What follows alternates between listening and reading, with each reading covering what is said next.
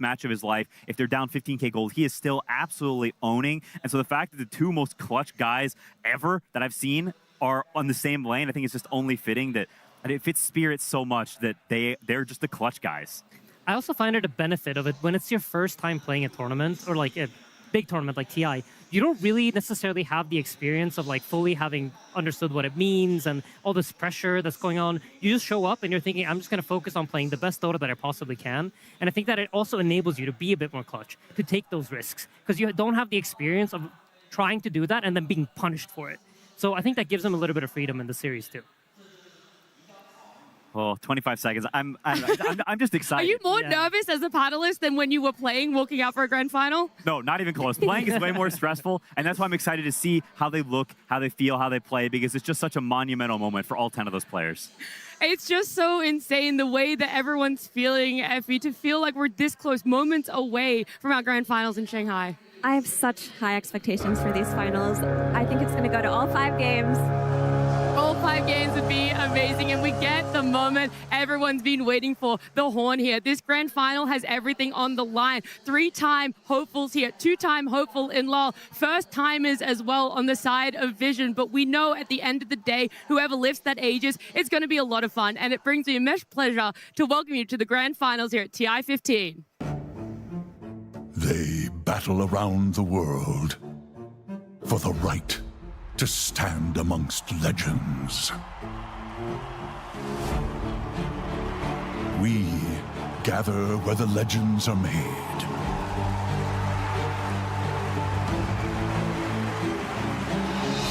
They overcome every challenge that stands in their way. We witness the final ascent to Dota's greatest stage. They carve their names into the pantheon of legends.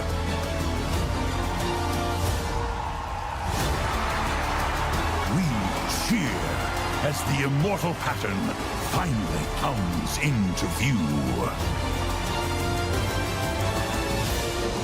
Now, at last, we can answer the ultimate question.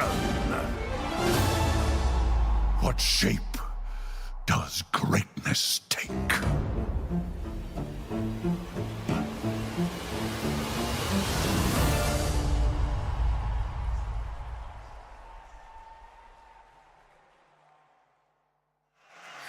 It has been 2 weeks leading up to this moment, down to 2 teams in Sania that are about to take to the stage and hopefully lift that Aegis for themselves. I mean, this gave me chills. This is honestly one of the most magical moments in any Dota player's career. I think, you know, on Spirit's side, they've been here before, they've experienced it before. For Vision, it's the first time, and I hope they really love this moment and enjoy their time.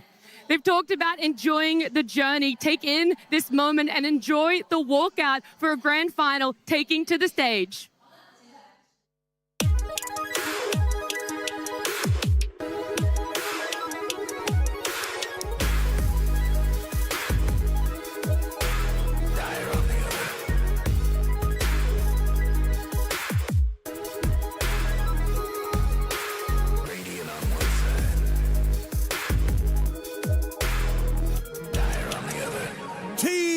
Vision! Not a single series has been dropped by this team. They have proven they have what it takes to make it to the grand finals through the upper bracket. They have everything that they need when it comes to preparation. And for a lot of them, it is the first time walking out here on a grand final. But the moment of truth arrives now. What sort of YATORO and Spirit will you be facing?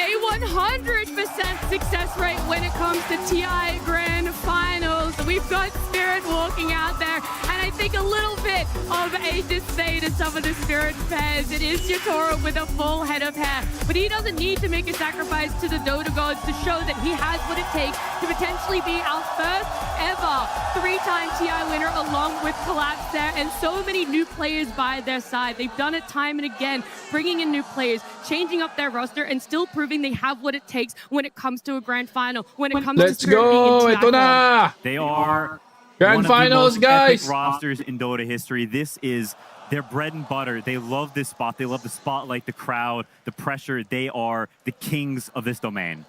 I remember a long time ago, once the TI prize pool dropped, them saying, like, we absolutely do not care about that. That it doesn't matter one bit. We want to win as many TIs as possible. TI is the most important tournament, and this is the only thing we care about. They also have the opportunity today to silence all the people.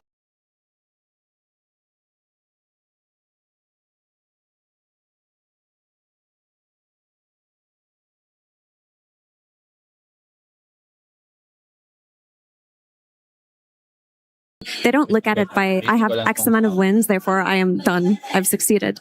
When you talk to Collapse or YATORO, they don't even think about things like that. They just want to play Dota and they want to be better than everybody. And I think that's the biggest factor that's led them to have such a long career on this team and get so many of those wins. I remember back in TI 12, that Seattle TI, the amount of times Collapse and YATORO talked about how much they wanted to do it for Lal, right? They wanted him able to lift that Aegis, and I think bringing on people like Rue and like Not Me, it gives them that extra bit of motivation again. Okay. Ayan na nga, guys. Grand Final TI 2026. Let's go. He shaved his beard instead. Little switcheroo. But I mean, to be honest, he's a rookie. You know, you gotta. Oh, medyo ano ko to, guys, ha. Ikakas ko to. Sa mga gusto ng English, alam nyo na. There is mixed reactions between the teams, to say the least. Pwede tayo sa ano, sa ibang tindahan. Ika nga. We've got the tone set by the crowd. Kanino kayo dito, guys? Teka nga, lagyan ko nga itong ano. Poll, lagyan ko ng poll. So, these players, they don't care about public perception. They play who's the better carry? They've shown it to us throughout this season that they are YATORO. the best. Can Team Spirit, the heroes, beat them? SATANIC. I mean, you mentioned how Team Spirit cares so Let's much about go! the pride and the glory, and I think Vision is the same Reister, way. Lukban, shout out, bro. J-Zone, thank you. Big shout out. It matters so much to them because they set it as a goal. This is what they've set their heart on. This is their ego, their pride. This is a battle of emotions, not of just gameplay. There's so much on the line. The pressure, how it builds, it's unlike anything else they've experienced in their lives. And now's the moment to show that you're truly worthy of it. It's so phenomenal Ayan to get na nga. to feel how everyone is looking at these players. We've all loved the journey that they've taken to make it to a grand finals, to see each individual player. Last day, guys. Last day na ng TI. Ito na yun. This is it. In Shanghai has been able to Meron kaya magti 3-time champ na. Ano to, ah? History in the making to, guys. Pag natalo ng Team Spirit ang Vision, 3-time champs. Hindi imposible. Hindi imposible, bro. Hindi imposibleng mag-game 5 to. Ganitong klaseng series. This is so exciting. Let's go. Shout out 39 viewers. Guys, auto-like na natin. I-auto-like na natin yung stream at saka subscribe na din.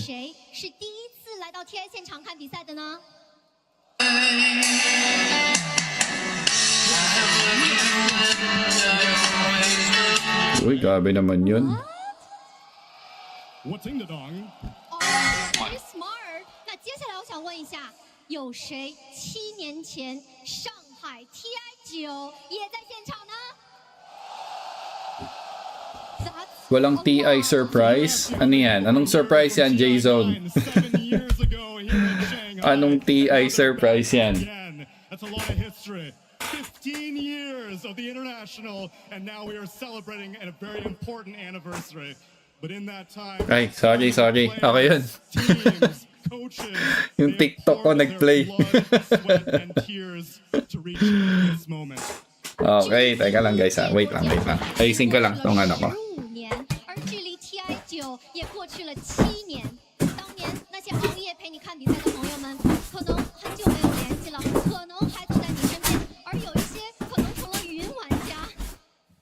This year, 80 players set foot here in Shanghai. Papakita ako sa camera. Kaya ayusin ko lang itong kwarto.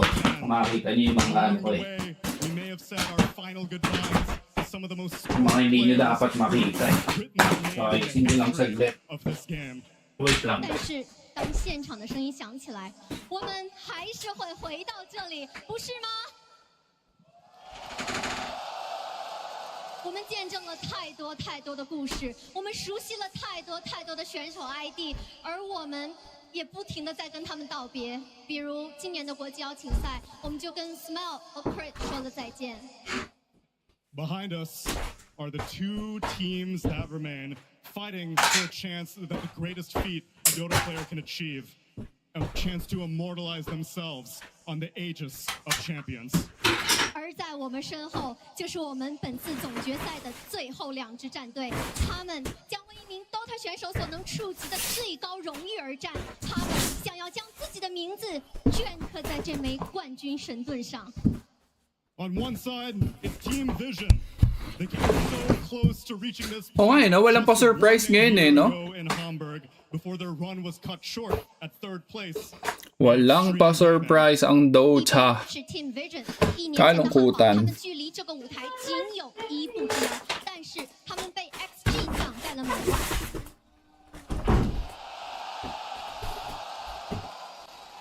Studio. Here to prove that second chances do exist. 而今天他们站在了这里，他们想要证明机会可以再来一次。 And on the other side, Okay, papakita ako mamaya guys. Hindi ako magtatago sa inyo. Papakita ako mamaya. Para what more mabulaga kayo. you aren't already.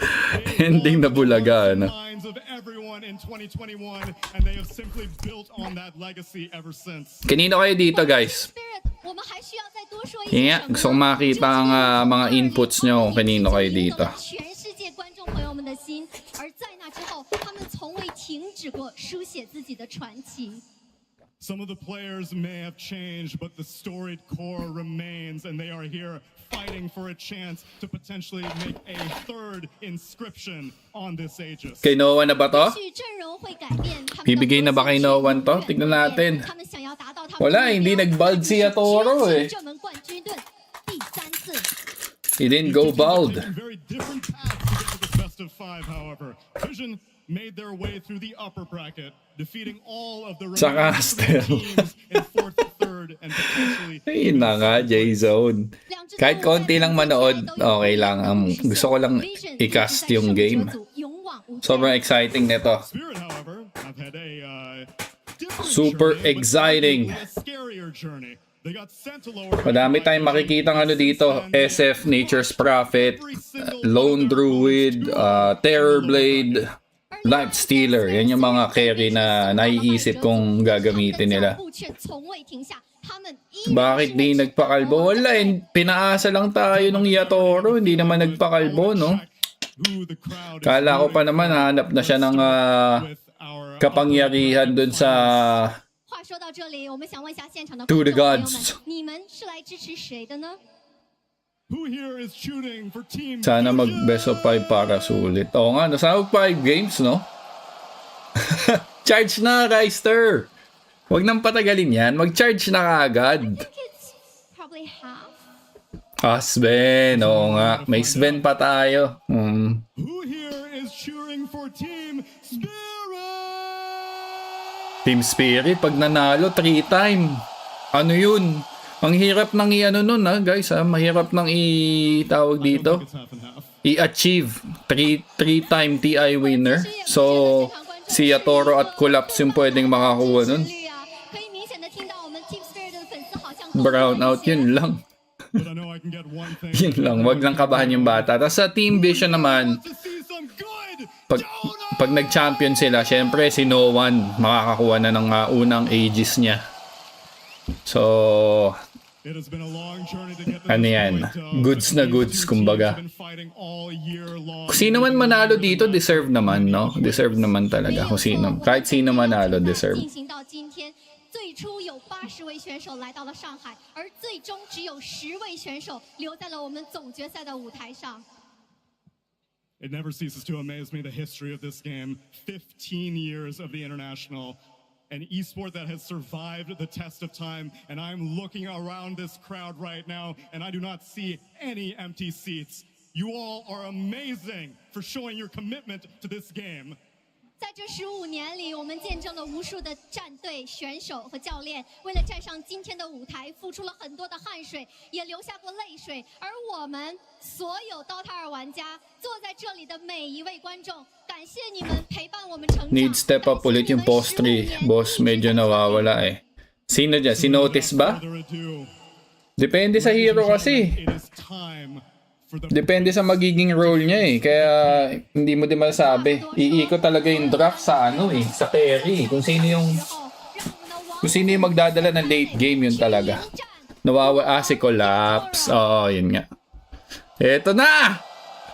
The one true carries! which legend The old god and the new god! game as a coach. My god, let's go! 是两位传奇以教练的身份再一次证明谁真正参透了 DOTA 这款游戏。 Pagpasensyahan nyo na guys, pag mamaya ha, mapapasigaw ako ha. To inscribe their Baka atakihin ako sa puso, kakasigaw nga lang. So, tignan natin. 进 DOTA 历史的时刻。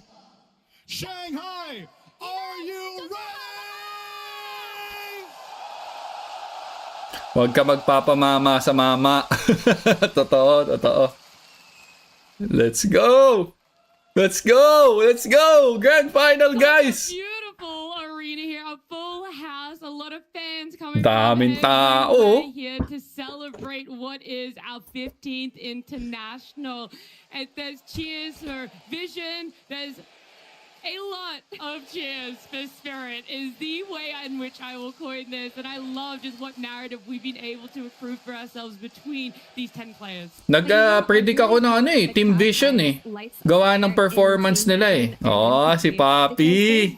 Makakuha kaya ng TI as coach? Tingnan natin. And may Posh ka, pwede din siya mag 3-time ha, but this time as a coach. The need to rise to the occasion to prove Okay din. more, and I feel like these grand finals are going to be exceptional. Pag nag-champion Pinoy sa TI, gagawin holiday sa Pinas. Naku po. Malabo pa, Dominic bro. Malabo pa siya. Wants more than to just silence all the haters. I think he loves this. I think it could be no better situation for him to be in than to have the crowd cheer against him and for him to end their fun. Kaya nga eh, TI, no, yung nanalo yung Team Spirit, galing lower bracket din yan. You best not miss. Daming tao. Let's go, Game 1! Versus Team Spirit. Let's go! And finals. Game 1. may Posh ka, adik-adik na. Si Papi Dasumpa. Tingnan natin, guys! Mahalaga, good Dota to, good Dota. With your best foot forward here, and it's going to start off with hopefully a strong draft. It is going to be Vision that will have our first pick. Hoy, Nathaniel! Welcome back. Okay, binana ng Team Spirit dito ang Bounty Hunter, Trend Protector, Earth Spirit, and Keeper of the Light. Uy, quick pick naman ng Ember Spirit ha. Itong Team Vision, nagban sila ng Bane, Clockwork, and Winter Wyvern. Ito yung mga BKB penetrating skills. Ayaw nila ng yung kailangan nilang gawin yung BKB TP pang alis. Kapag may ganito ka mga supports, hindi mangyayari yan.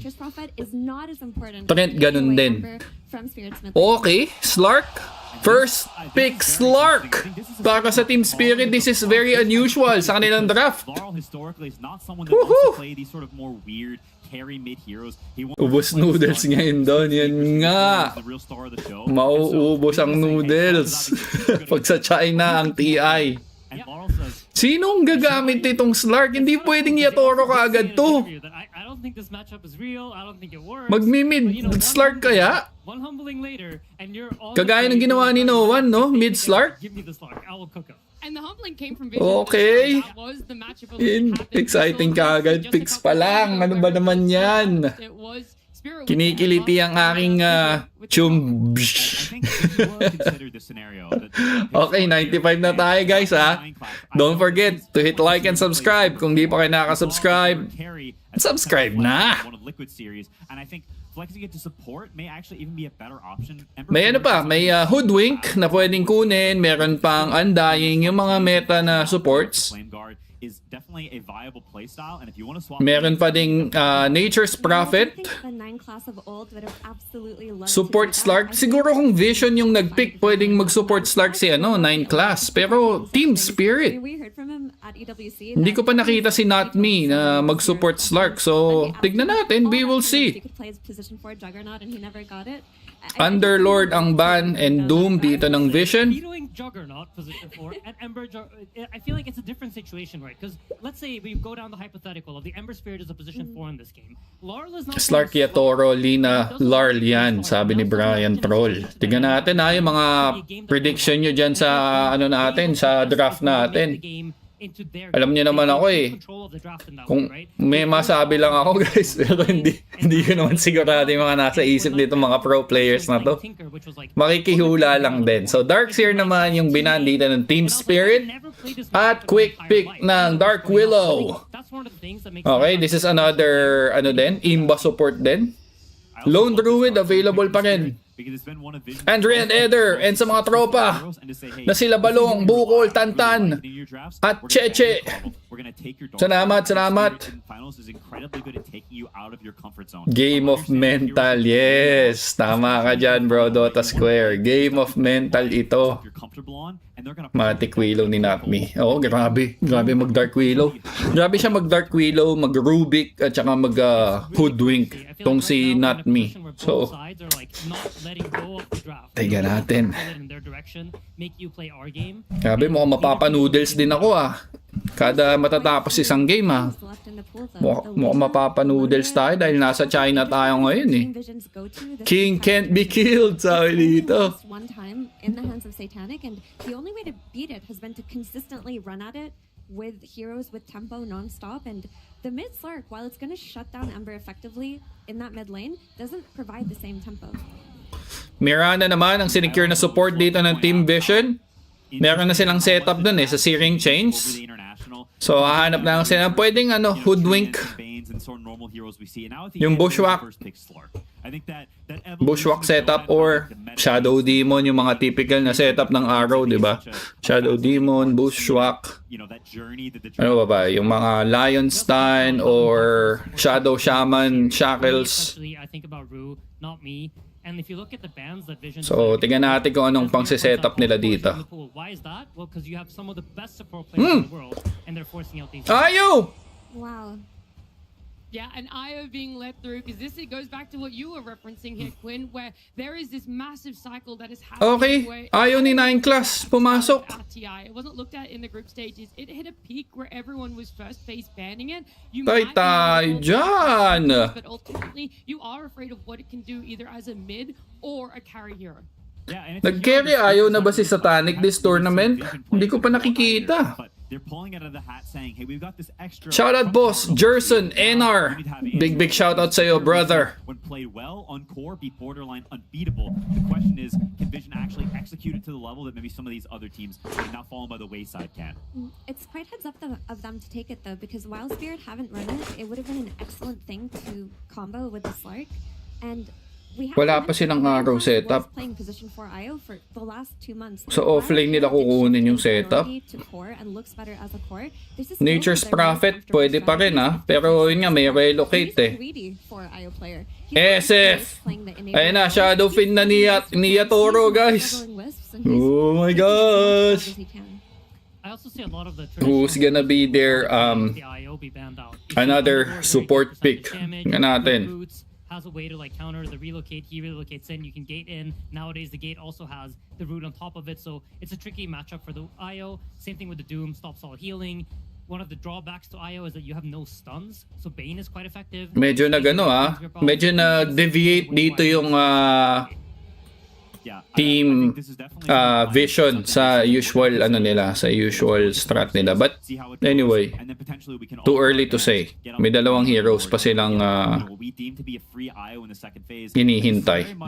Not something I think Spirit necessarily would have expected because they haven't prioritized it up till this point. Matik, madaming SF na lalabas this series, I guess. Some of it's out the window now. You're flying by the seat of your pants.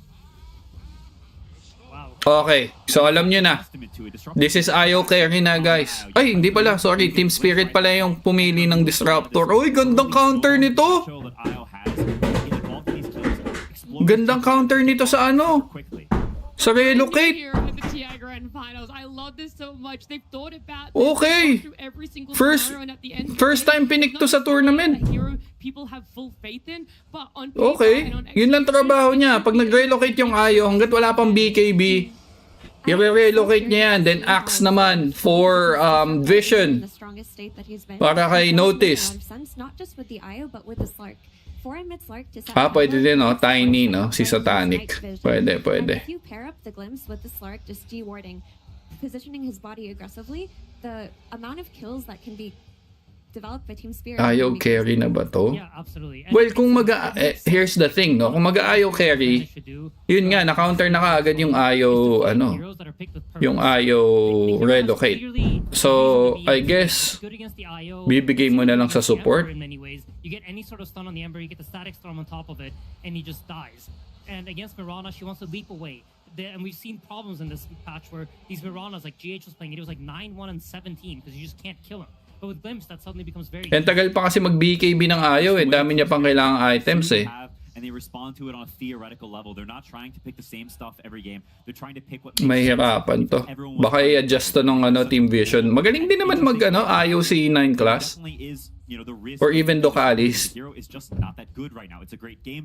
Hey, what's up, Zeus? Nandito ka na naman. Ayun, yung Balanar, Ayan, yan. Pag nag-pick ng Night Stalker, medyo mabubusit. Yeah, the game can get out of hand really quickly for a disruptor on the losing team. Matatagalan mag-snowball ang Vision pag nag-Ayo carry sila dito. So far, yung picks ng Team Spirit countered na kagad yung Ayo. They have no means of defending themselves. There really is no counterplay outside of being the aggressor yourselves on Team Spirit. Yun nga, mukhang Team Spirit talagang dive lang sila dito. Any of these heroes going? We still don't know. Is this a position for Ember potentially? Is this Ayo going to be a 4? They have a lot of ability to adapt their entire draft with this last pick. And I think Spirit, like we said, they like to conceptually beat what you're setting up for. And by putting themselves in this position where we're just not going to tell you what our draft wants to do at the end of the day, gives them that advantage. And I think old names ng mga hero, sino ba ang kilala ko dito? Si Mirana, Nightshade, Priestess of the Moon, si Ember Spirit. Kung na alam si Ayo, di ko alam si Axie, Mogulkan, Shadowfiend, Shadowfiend pa rin yan.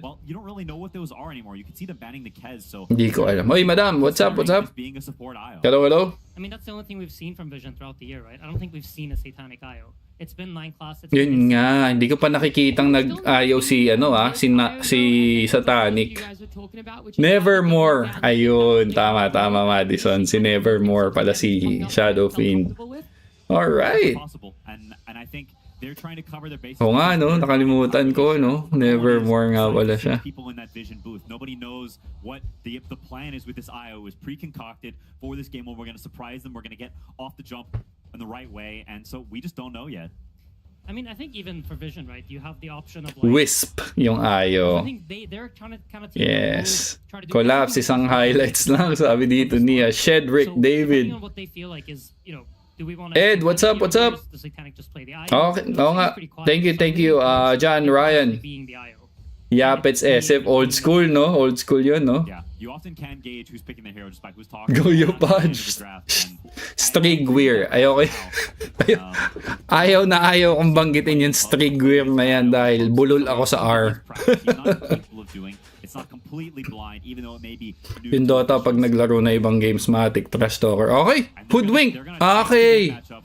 So Satanic Ayo nga, guys. It's fine. I can deal with the Slark. River. And so no one will have to prove if he's Basta yung 3,200. No, yung 3,200. Is still in the pool. Like now that you see this IO carry, you can just play for wave drags, farm on the centaur, and just provide the stun for your team. Okay lang, Bulol Sir. Nasa AU ka na, wala ng R. May point ka naman, Nathaniel.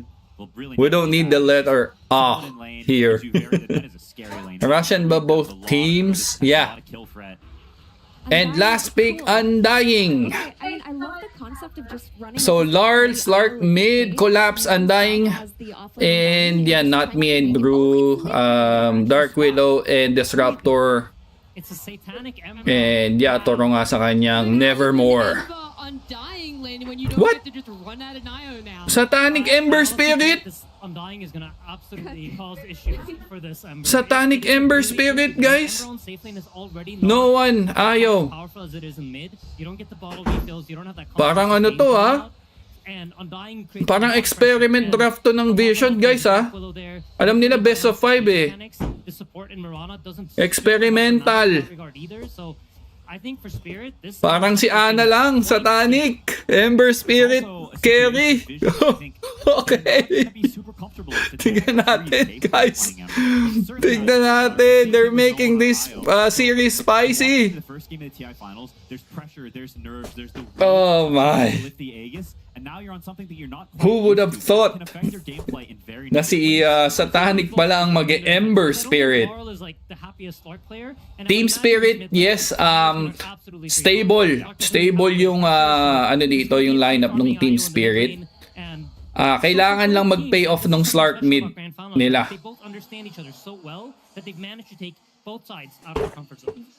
Marlo Ember. Loko-loko. Bakit Marlo Ember yan? Iba din. Exciting to. And if only there were a way in which we could get into their minds and understand more of their thinking. Well, we can't do that. It's Tsunami and Puppy. Thank you. Yes, I am joined. Sino si Rig Warl?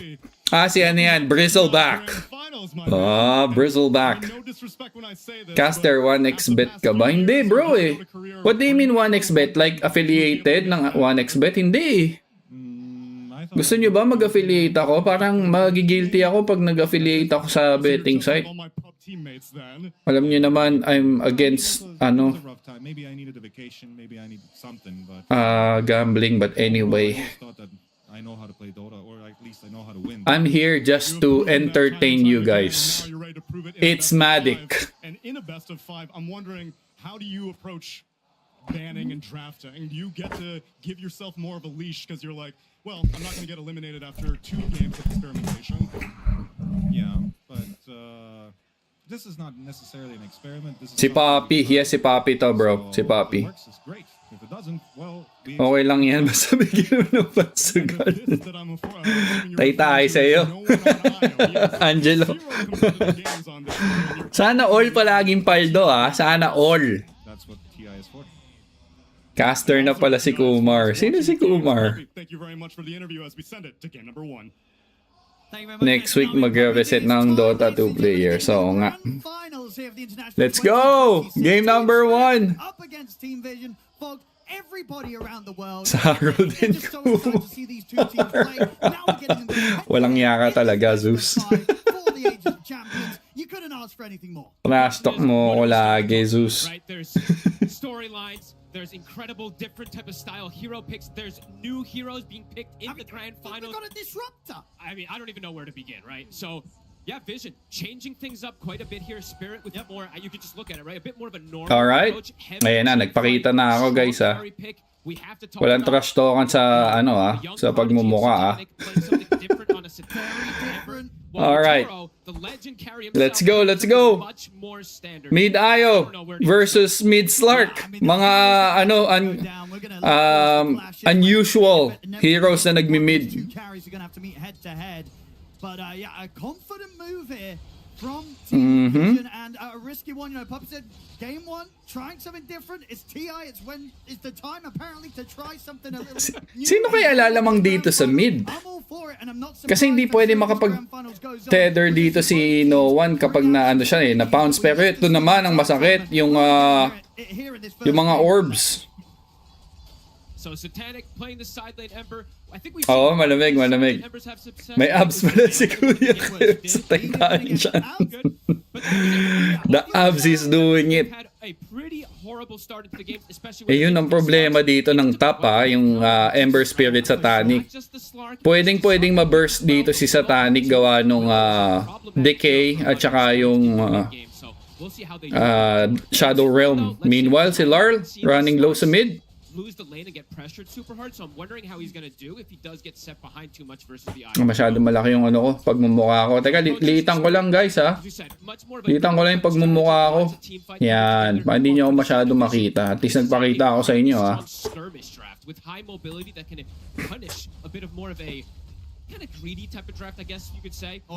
Oy, ayun na nga sinasabi ko. First blood, si Collapse ang nakakuha na takedown kagad. Yung Ember Spirit ni SATANIC, 1 minute and 50 second mark ng game. Okay, 9 class running low naman dito. Pero nandito si Notice to give a little bit of help. At ayun na yung blood grenade. 9 class will secure that kill. Vision will be able to get themselves a kill down on the other side of the map, but it's a pass your papers. And obviously Vision, they've got their star player, the prodigy on this. It's so much pressure. Mukhang professor eh, no? In game 1 of the grand final. 100%. Okay, yung mid Slark so far, 7 denies, guys. 7 denies dito si Larl. They have so many different answers. It does feel Shoutout kay Nilo. Sabi dito ni Irish Nicole Montepio. Okay, No One. Oh. Medyo punishing talaga yung ano na yun, no? Yung third skill ng Slark.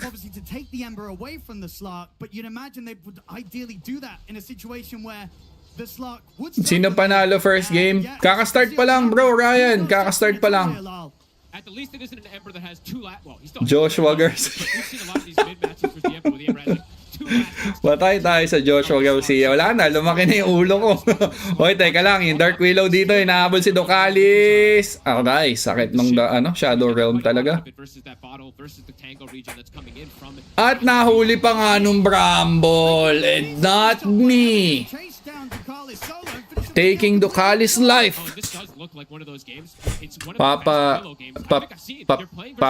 Papida yung Vision sa pick. Malakas naman sila pag normal lang. Yun nga, parang parang experimental tong game 1, yung draft ng Pari Vision. Tingnan nila kung uubra yung Ember Spirit na carry. Ayun, nahuhuli siya nung sakit! Aray ko! Buti na sleight of fist niya yung kaso may decay. May halak pa ako. Mark Joseph Sumegin, shoutout sa'yo. Wala, mahirapan si SATANIC dito. Hindi ito kagaya ng mga yung mga comfort heroes niya na nasa likod lang ng creep wave tapos right click lang. Ito kailangan niya humarap tapos undying pa yung katapat niya. Medyo challenging. Hindi naman imposible pero mas challenging to para sa bata. Huli na naman dito si Ducalis. Umaarap yung Mirage. Mary Ann, shoutout sa'yo, sabi ni Jesus Christ. Alright. Okay, so far naman Team Spirit, yung Slark mid nila medyo uy, teka lang, may early rotation si 9 class. Larl running low. Meron pa ba silang ibibigay? Wala na. At nandito din yung Disruptor to support. Wala nang nangyari dun. Wala nang nangyari.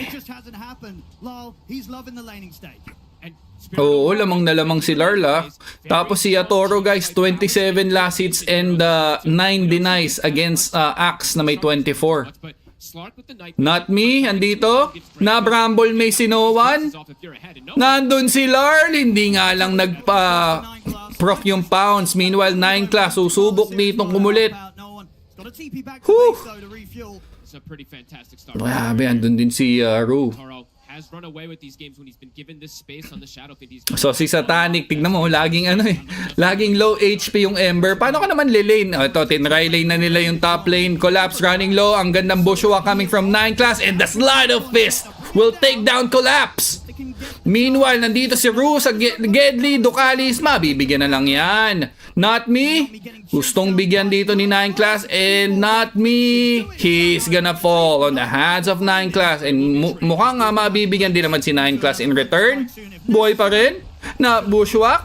Mamamatay sa mga creeps. Okay, nakakuha ng regeneration dito si No One, guys. Yatoro, 40 last hits, 12 denies.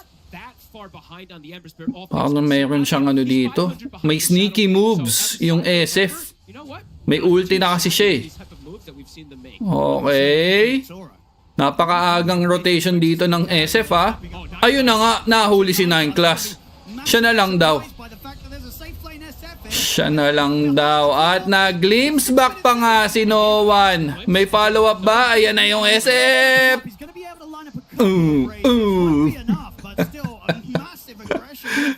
Ganito, 6 minutes.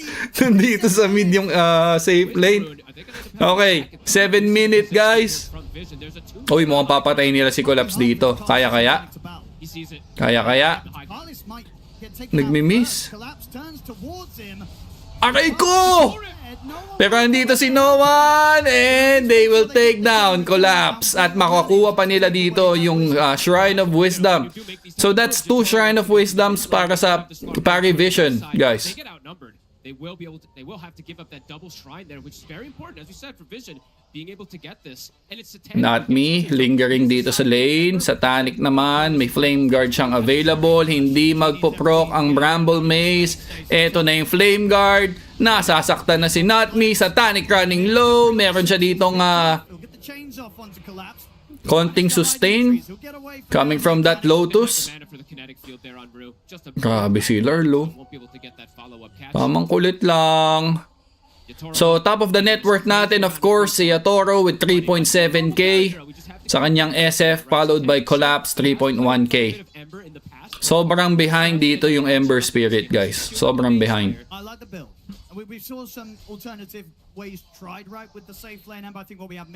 May double damage or amplified damage dito si Larl.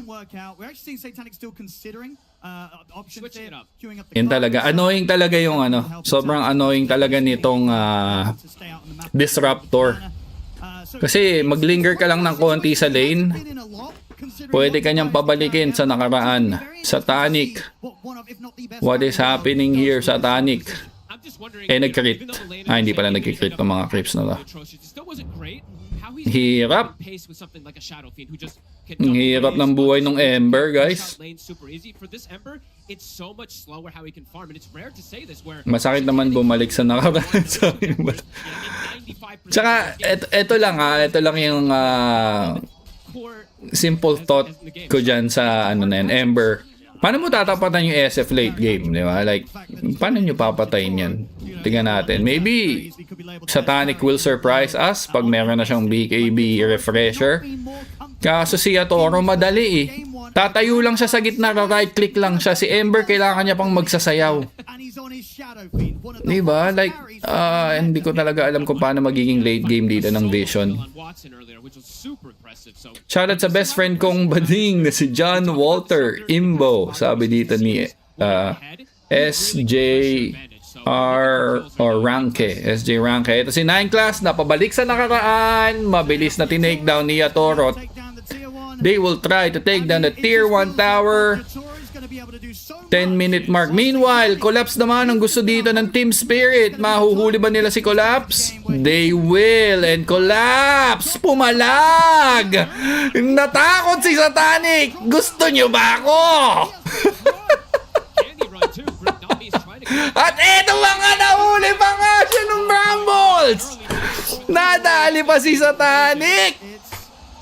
At nag-lives back pa yung Mirana Ducalis na stranded dun sa tree line. Oh my, napakasakit, Kuya Eddie. 3K na ang lamang dito ng Team Spirit, guys. Nadali nga. Pinalagan sila nung Undying, guys. Gusto nyo ba talaga ako, ha? Tatlo pala kayo dyan eh. Let's go. No one? Gustong bigyan dito yung Slark, and Slark will quickly fall on the hands of 9 class after using that sharpshooter. Tier 1 tower naman nakapalit nun dito sa top lane and collapse. Sitting pretty lang sa kanyang lane.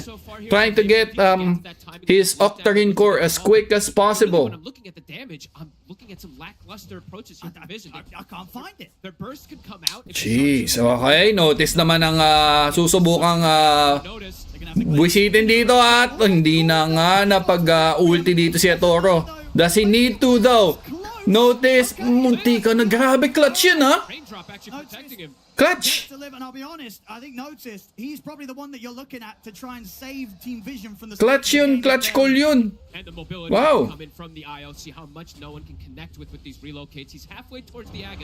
Pero ito, Mass of Madness na yung SF. Mananampal na naman tong Nevermore.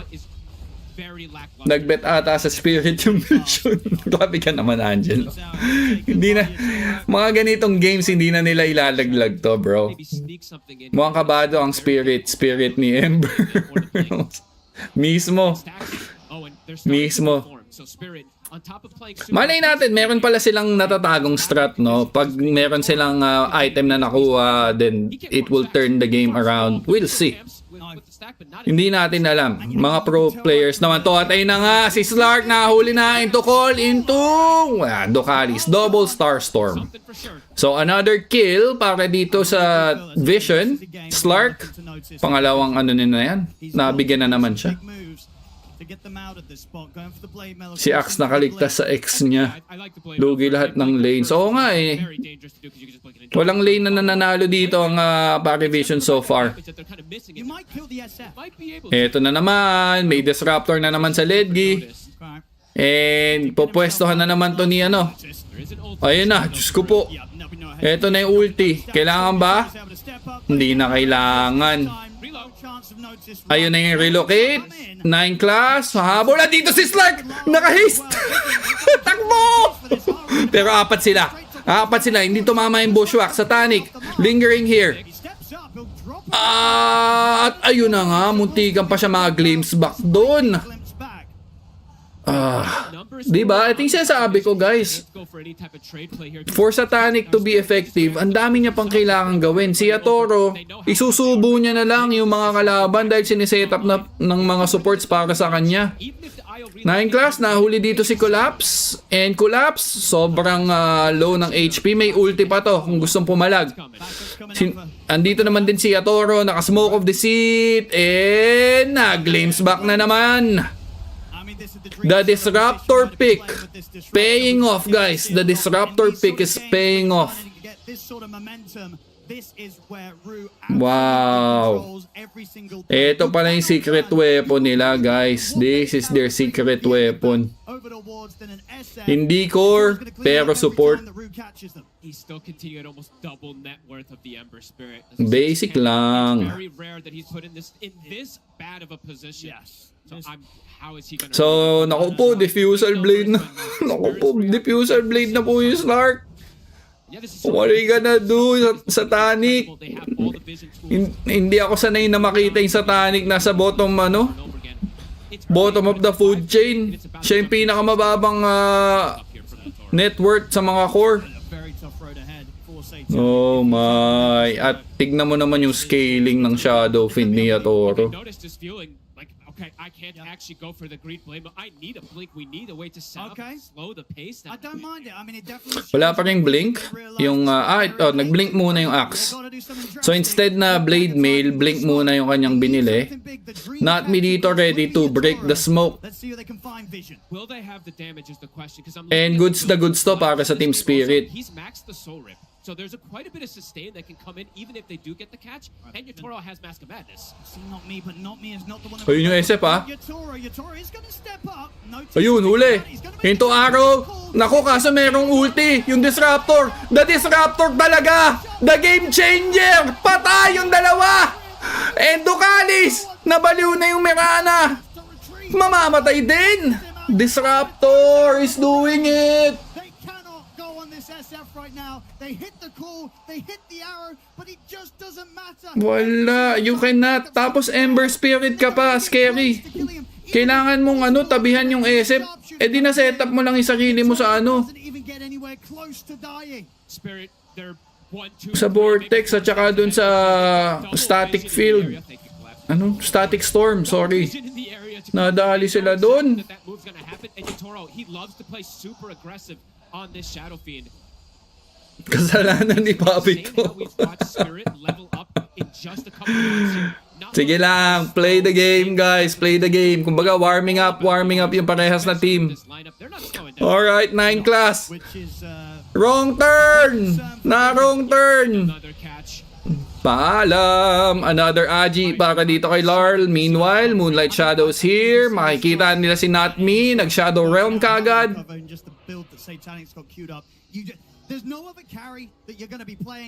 Wala pa yung Aganims ni Noah. Malapit naman na. Tingnan natin kung makakapalag sila once na may Aganims na yung Ayo. Kaso ang daming item ng SF. Like, ang hirap. What you gonna do? I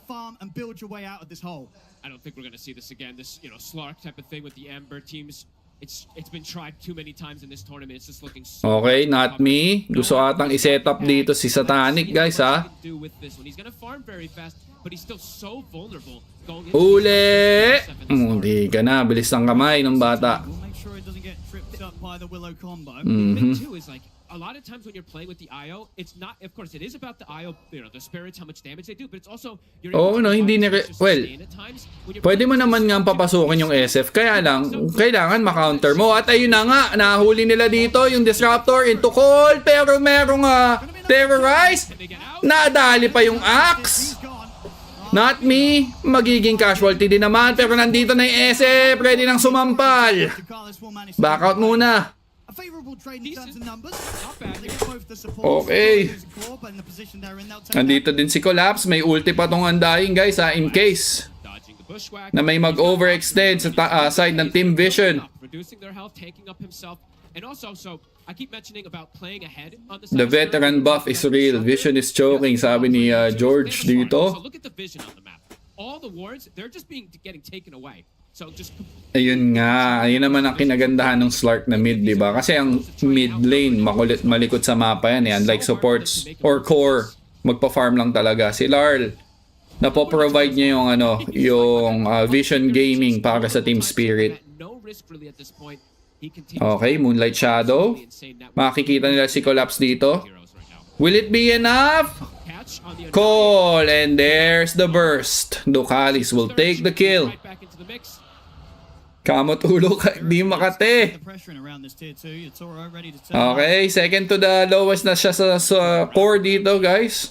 Kahit pa paano, nagtatry magbawi. Makikita si Ducalis. Quick TP out. Nahuli si 9 class. And may glimpse back ba? Uy, teka lang. Naku po, nag-glimpse si Noah. Yan ang nga sinasabi ko. Ayun na nga. Pinilit pa rin nila yung Ayo carry. Namera pa.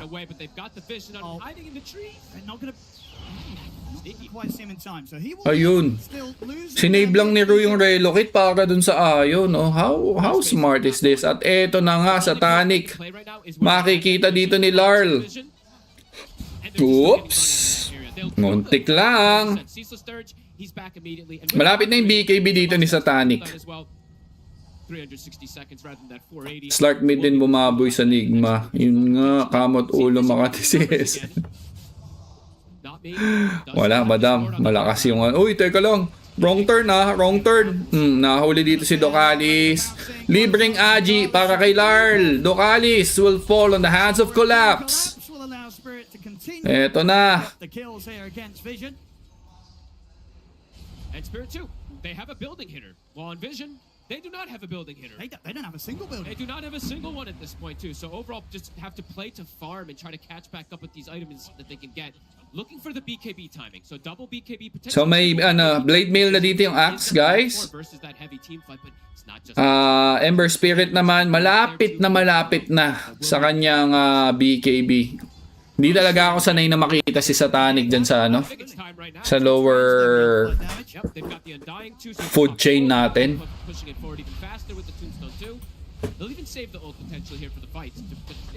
At kukuha sila dito ng Roche. Eto si 9 Class, susubok. Tingnan natin.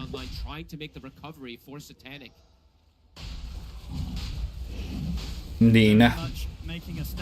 Na lang daw, Wisdom Shrine na lang daw. Naku, kailangan mong umalis. Makikita ka ng Disruptor. Ayun, nahuli.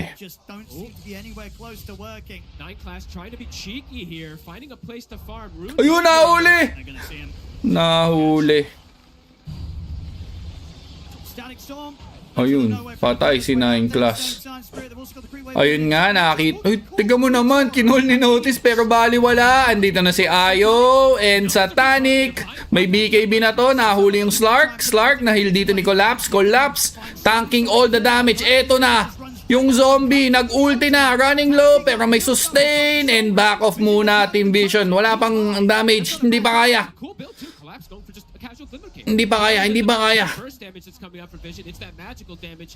Well, because of that, YATORO will take the tier 2 tower, holding his Aegis for 4 more minutes.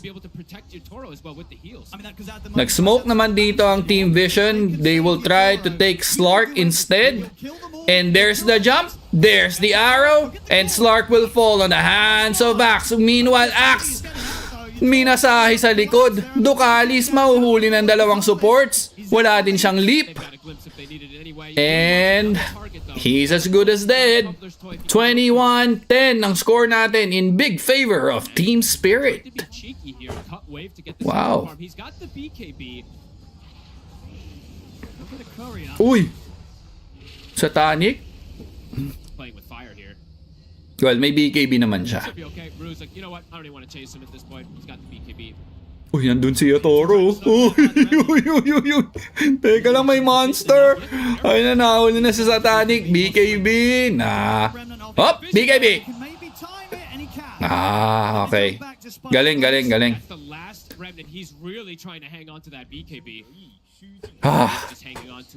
He's playing with fire, guys. He's playing with fire. This kid. 8,000 lead for Spirit, continuing to play super oppressive here. And Root, he is starting to huli na naman si Dukalis. Glimpse back. Walang vision. Notice. Yung call hindi tumama, pero nandito ang Team Vision, mamamatay yung dalawang support. Very much needed pick-off yun para sa kanila. Very much needed pick-off. Even with Aegis, guys. Kailangan nilang pumalag. They had to do it. Diyan si YATORO! There's a monster coming. May ano to May hurricane pike to si YATORO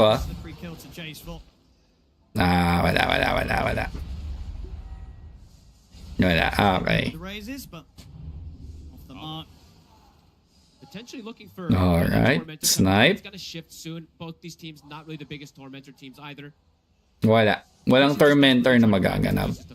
Ember Spirit naman, farming dito sa kabilang side ng map. Makikita ni Collapse. Probably their best option because they still are super behind at this point. They need to get the BKBs to counter that heavy team fight. Spirit's just chasing them all over. Ito na yung Flame Guard. Andun na naman yung SF. Nag-BKB-TV na lang siya. Ang sakit! Ang sakit nun! Sheesh! They also get noticed. Okay, tumama yung arrow.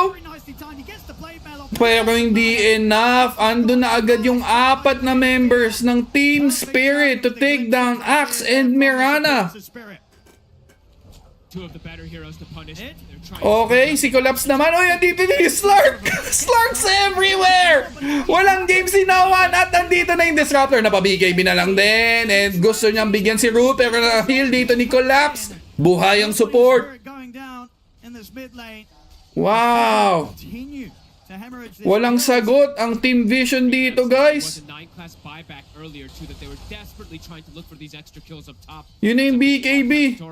Very close to having the silver edge. He is continuing to be double net worth of the Ember. I mean, he's just having a completely free game here. I can't imagine. Oo nga, dinoble na yung net worth ng Ember. If you're a carry than the one that YATORO is having right now, and he is making absolutely everything out of the situation he's been given.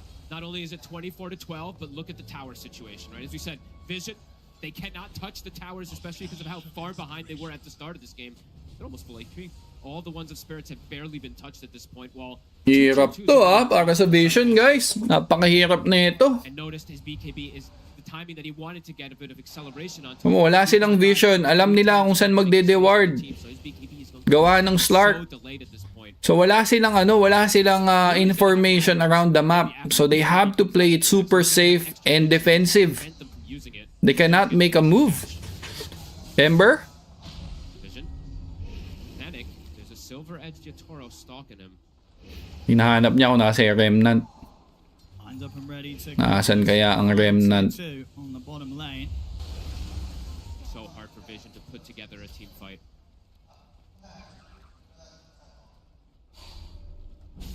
We'll take every single one of these battles at this point. Uy, Blink Dagger yun ah. Blink Dagger yun. Collapses on top of him. He's just following him, being super annoying. Nahuli naman yung Slark this time. But kinailangan nilang gamitin yung kanilang mga BKB. Si YATORO lingering pa rin around this area. Meron siyang Silver or Shadow Blade. Collapse jumping in. Andito na yung Tombstone. Ando na yung Glimpse back and the Axe. Masisave! Masisave din naman. Okay. Okay.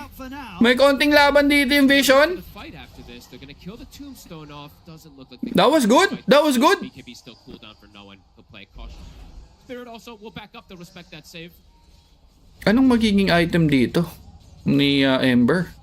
Space needed. No one is pulling ahead a good amount here. Nullifier? They have been able to find some nice kills on Laurel with the chain stuns. If no one can end up being.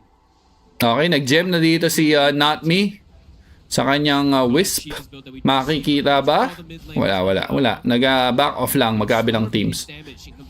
Uy guys shoutout pa rin sa 317 viewers natin. Magingay tayong lahat guys. Maraming salamat sa pagpili dito sa channel na manood ng TI Grand Final and YATORO. 3 hits si 9 class. Ginagawa mo dyan ha? Ginagawa mo dyan. May ulo pala si Ayo. Yung bagong ano niya ata yun eh. Skin niya ata yun eh. Thank you guys ha. Kung hindi pa kayo nakasubscribe sa channel natin. Guys, baka naman. Pwede nyo akong paunlakan sa pag-subscribe dito sa channel. Thank you. Thank you so much.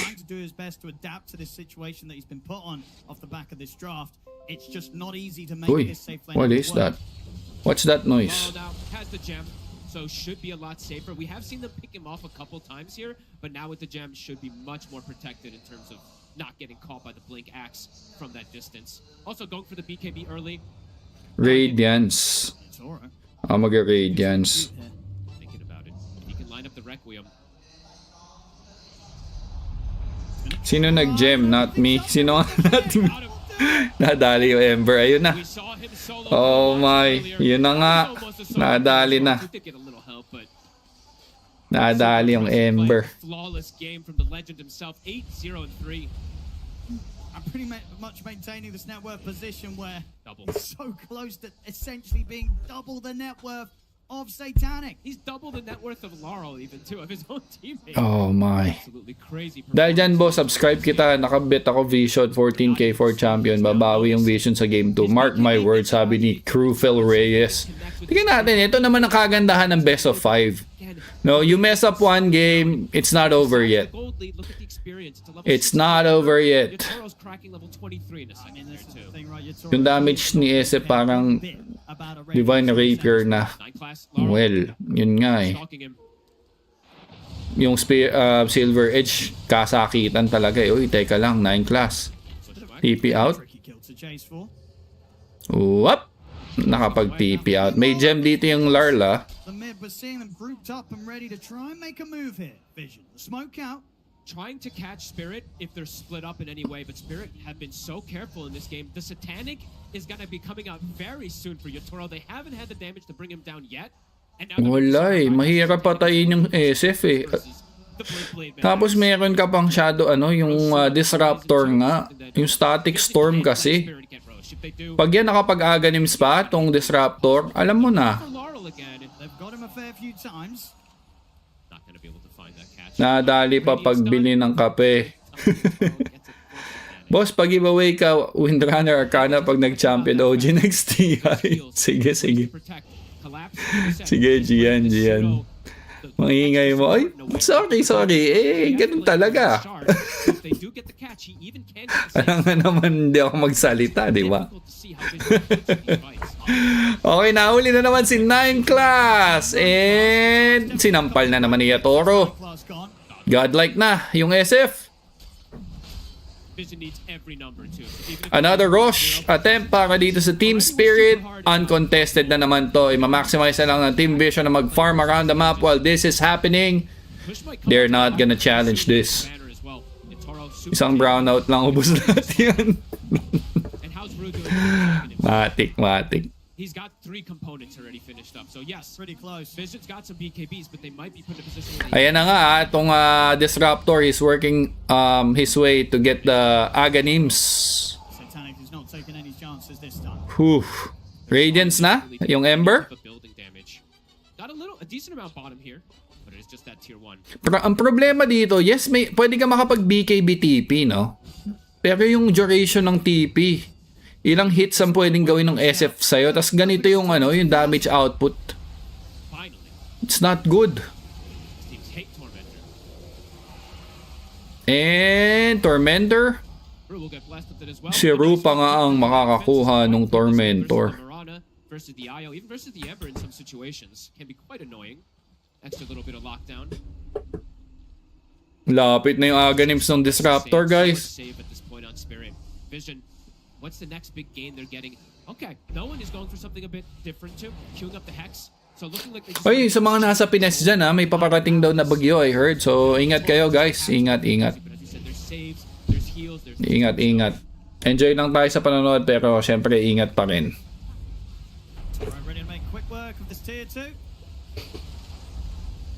So uncontested push coming from Shadow Fiend. Next item niya will be Daedalus. Malapit na din siya sa kanya, Daedalus. Yung Mirana, guys, naka-Aganims na nga. Yes. Nakita natin yung arrow, medyo may Starfall na yan, or Starstorm. The bold. Alright, eto na yung banner. May call coming from Notice. The arrow won't connect. Buhay pa rin si YATORO. Na-save siya dito ng Tombstone. Tamang right click lang ulit. Meron pang siya, Static Storm, guys. May Static Storm pa. Uy, 2 banner yun Okay.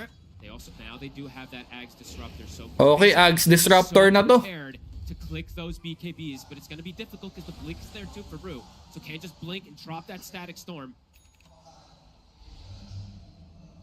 Mag-choke kaya ang Team Vision? Buong buong TI. Wala silang natalong series. Baka yung Grand Final pa matalo sila, no? So Satanic na si Shadow Fiend. 9-0-3 si YATORO, guys. Saw someone outside for a quick second here. They want to get a glimpse. Can't quite find the angle here. Not letting Vision get outside. Tanic's just trying to find some sort of Benta yan, Kuya Kebs. Dalawang manok para cut. Teka lang. 9 class nahuli. The arrow won't connect. Another death para dito sa Hoodwink. He's not having a good game. He's not having a good game. Dalawang manok para kay Poppy. Okay. Kakatok na sa high ground ulit. Ang Team Spirit. Ayaw nilang patagalin itong game na to. Teka, nahuli dito si YATORO. May heal coming from Collapse. Meron din siyang Satanic.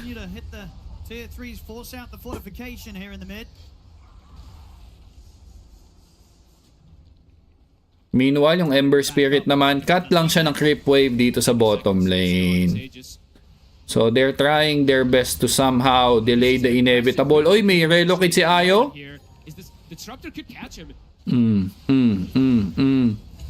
Patay. Ayun, napa-BKB naman. They're gonna try the glimpse timing, but he still has the BKB active, so he will be safe. Whew. Good thing he clicks that BKB when he does, so he's dead. Oh my. Okay, nagamit yung static storm doon, guys. A little bit of window para dito sa Vision, pero no... Uy, teka lang! Uy, 2 hits! Ang sakit! Kuya Eddie, teka lang, di kaya ni Satanic! Hindi kaya!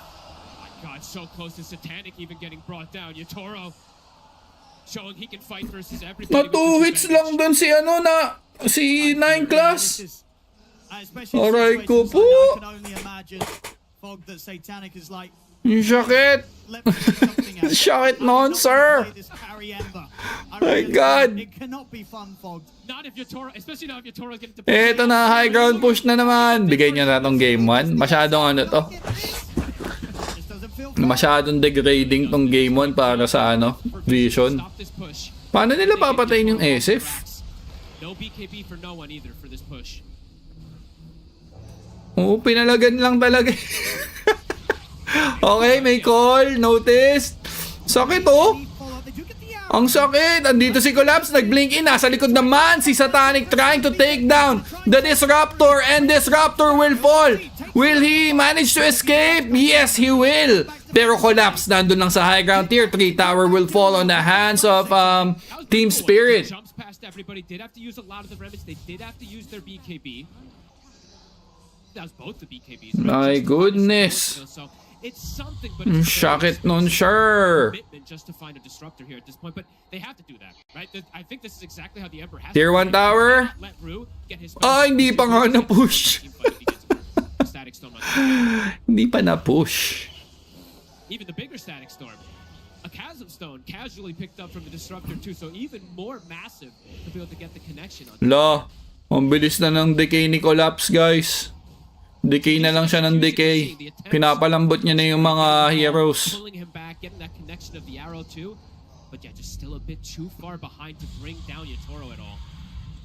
Hirap, men. You don't wanna see your Satanic doing like this. Notice. Uy. Ay!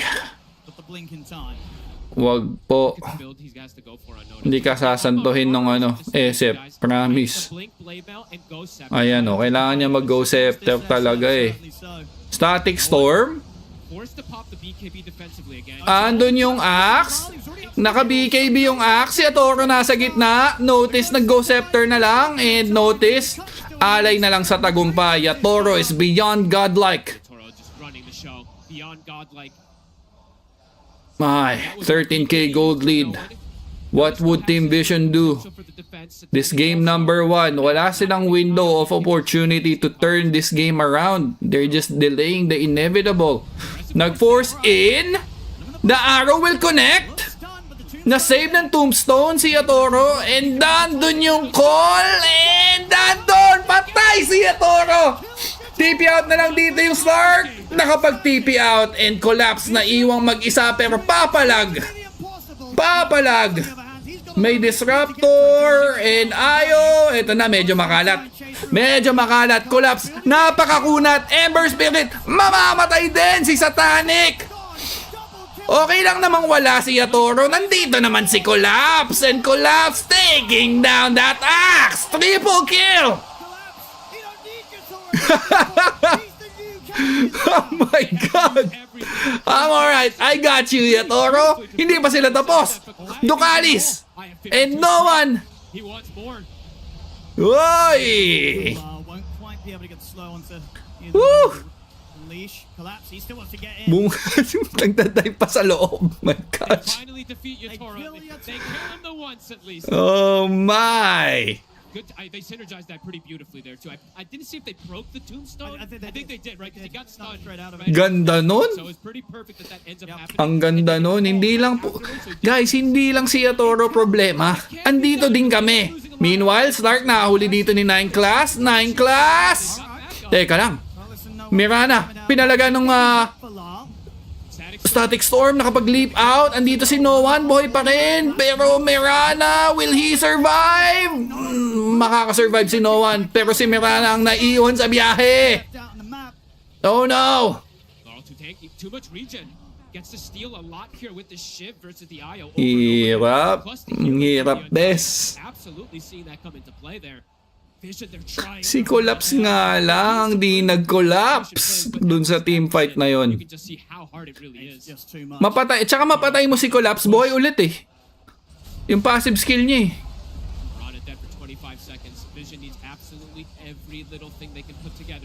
Instant buyback, tas may buyback pa talaga siya, di ba? So 3 beses mo dapat patayin yung Undying, tas ganun katagal bago mo siya patayin. My God. Tas sino carry mo? Ember Spirit. Walang right click damage. Burning lang. Burning damage lang meron. Mahirap to. Either the disruptor, they can put it onto the Undying as well too. Some really good options that they can do.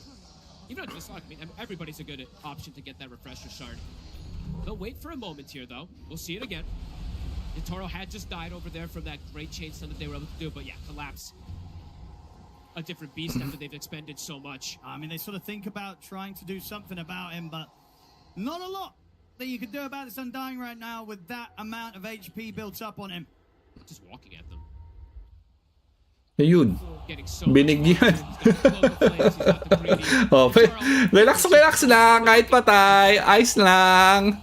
Ice lang tayo dyan. Absolutely loving it here on his Undying. Roshan time, 18k lead. Vision. Yung Disruptor talaga yon, no? Yung Disruptor yung game changer nila doon. Sobrang sulit nung Disruptor nung early game.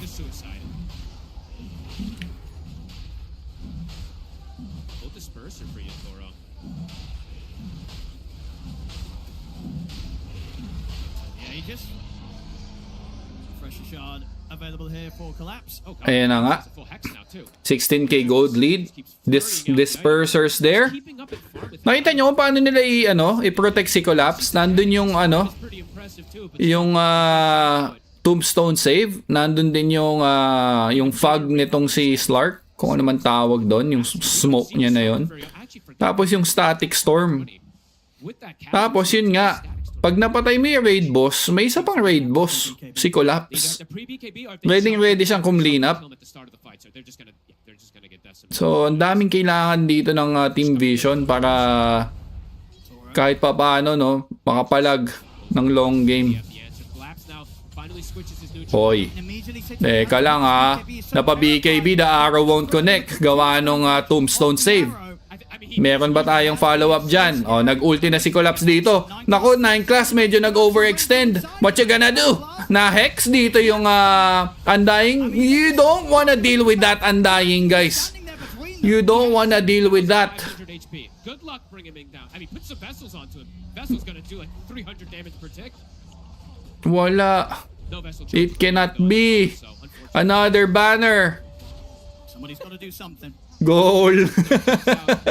There's no BKB for Satanic. How does it commit into Oh my, ito yung Hex. Is there a follow-up though? Walang follow-up, walang pakialam. Naka-ages dito. Si Yatoro may sustain na naman coming from Collapse. Bakit ko binabanggit si Solap? And another set of racks will be taken down by Team Spirit. Easy peasy. Ano ba use ng disperser? Pang dispel, bro, tas pang slow sa kalaban. Tapos pag dinisperse mo yung sarili mo, may extra movement speed ka. Yan. So, magandang item yan. Oy, teka lang. May bungguan. Yung call. Naku po. Nagkamali ng jump si Notice. Pwede na i-call yung GG. Patay na yung axe. Walang buyback. Na-glimpse back pa yung Mirana doon. Ayun na. Na-hex pa nga ni Collapse. Or ni Collapse. 9 class. Binrake dito yung Undying, pero Undying, not dying talaga. Satanic, diving in. Sino mapapatay niya? Wala pa siya napapatay. Wala na siyang BKB. Si Ayo, running low, and Ayo, patay sa sampal. And Collapse, mamamatay. Hindi pa rin, buhay pa rin. Nakapag tombstone save pa nga. Satanic na pa-buyback, or no one na pa-buyback na dito. Buhay pa rin yung Undying. Pwede nang i-call. Pwede na i-call pa ganyan. Huwag na ipilit. Wala kayong window. Alright, Mirana nahuli na naman. Yatoro got a double kill. Andito na si Noah na pounce and no one will fall. And GG. Game number 1. Kukunin ang Team Spirit. Dominating fashion. Okay, so break lang muna tayo guys. Game number 1, we will be right back. Game number 2. Don't forget guys to hit like and subscribe. Thank you guys, thank you. BRB. But the Slark was doing pretty fine. They did get some kills on Laurel, which was pretty impressive, but the biggest problem really was YATORO is absolutely massive. Yeah. Supports are getting a lot, and Collapse too. Love the build he goes for, knowing that he can play the pseudo kind of supportish style, get these extra heals. They run this one over, Owen. They really do. I guess at the least for Team Vision, we did it from Puppy at the start, right? They're trying. They already knew they were trying something, so they should be able to easily move past this into Game 2. But as for this Game 1 strat, it did not work out. It was a strat that we weren't necessarily sure how it was going to play out. We saw so many new things. Disruptor, it's its first pick here for TI-15. We're also seeing no one playing that Io for the first time, and Satanic playing an Ember Spirit carry for the first time himself. I know we've seen Ember carry so far in this tournament, but Satanic himself having their first competitive games on those heroes, and you're like, is it game 1 of a TI finals where you want to do it? And I give them full credit to having that confidence, but at the end of the day, what Spirit cooked, Quinn, was just another level. Yeah, I think the answer to your question, is this the place to do it, is no.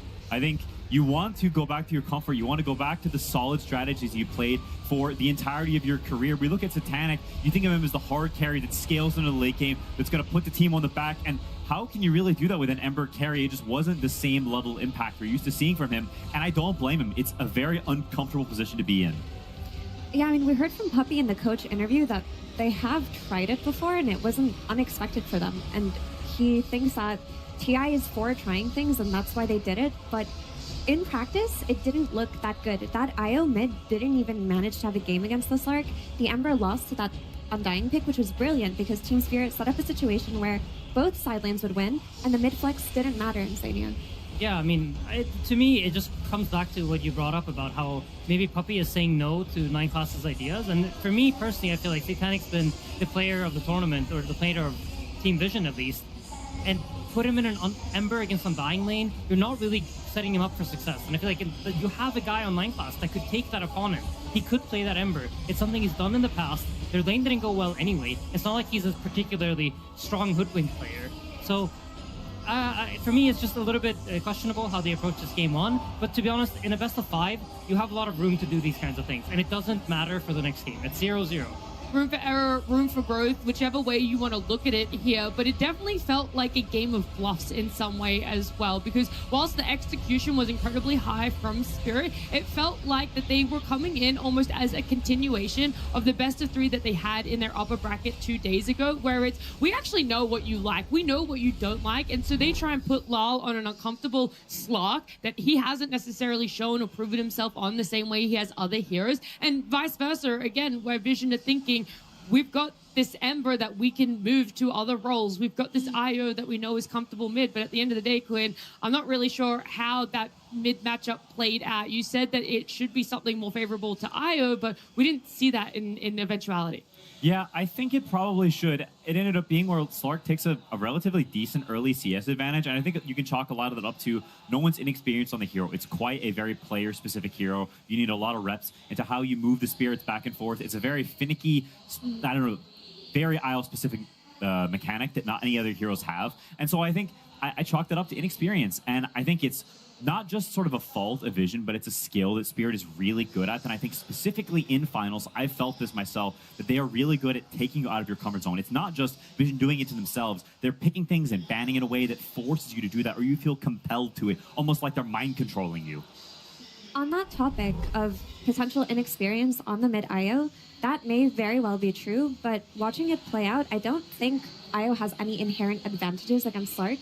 The way the hero functions in the mid lane is it just farms. You trade farm, and for mid heroes to punish melee heroes, they have to make it so that if the melee heroes walk up to hit a creep, that they take absurd amounts of damage, and that just doesn't happen with IO until later levels. And I think fundamentally the concept there was also wrong.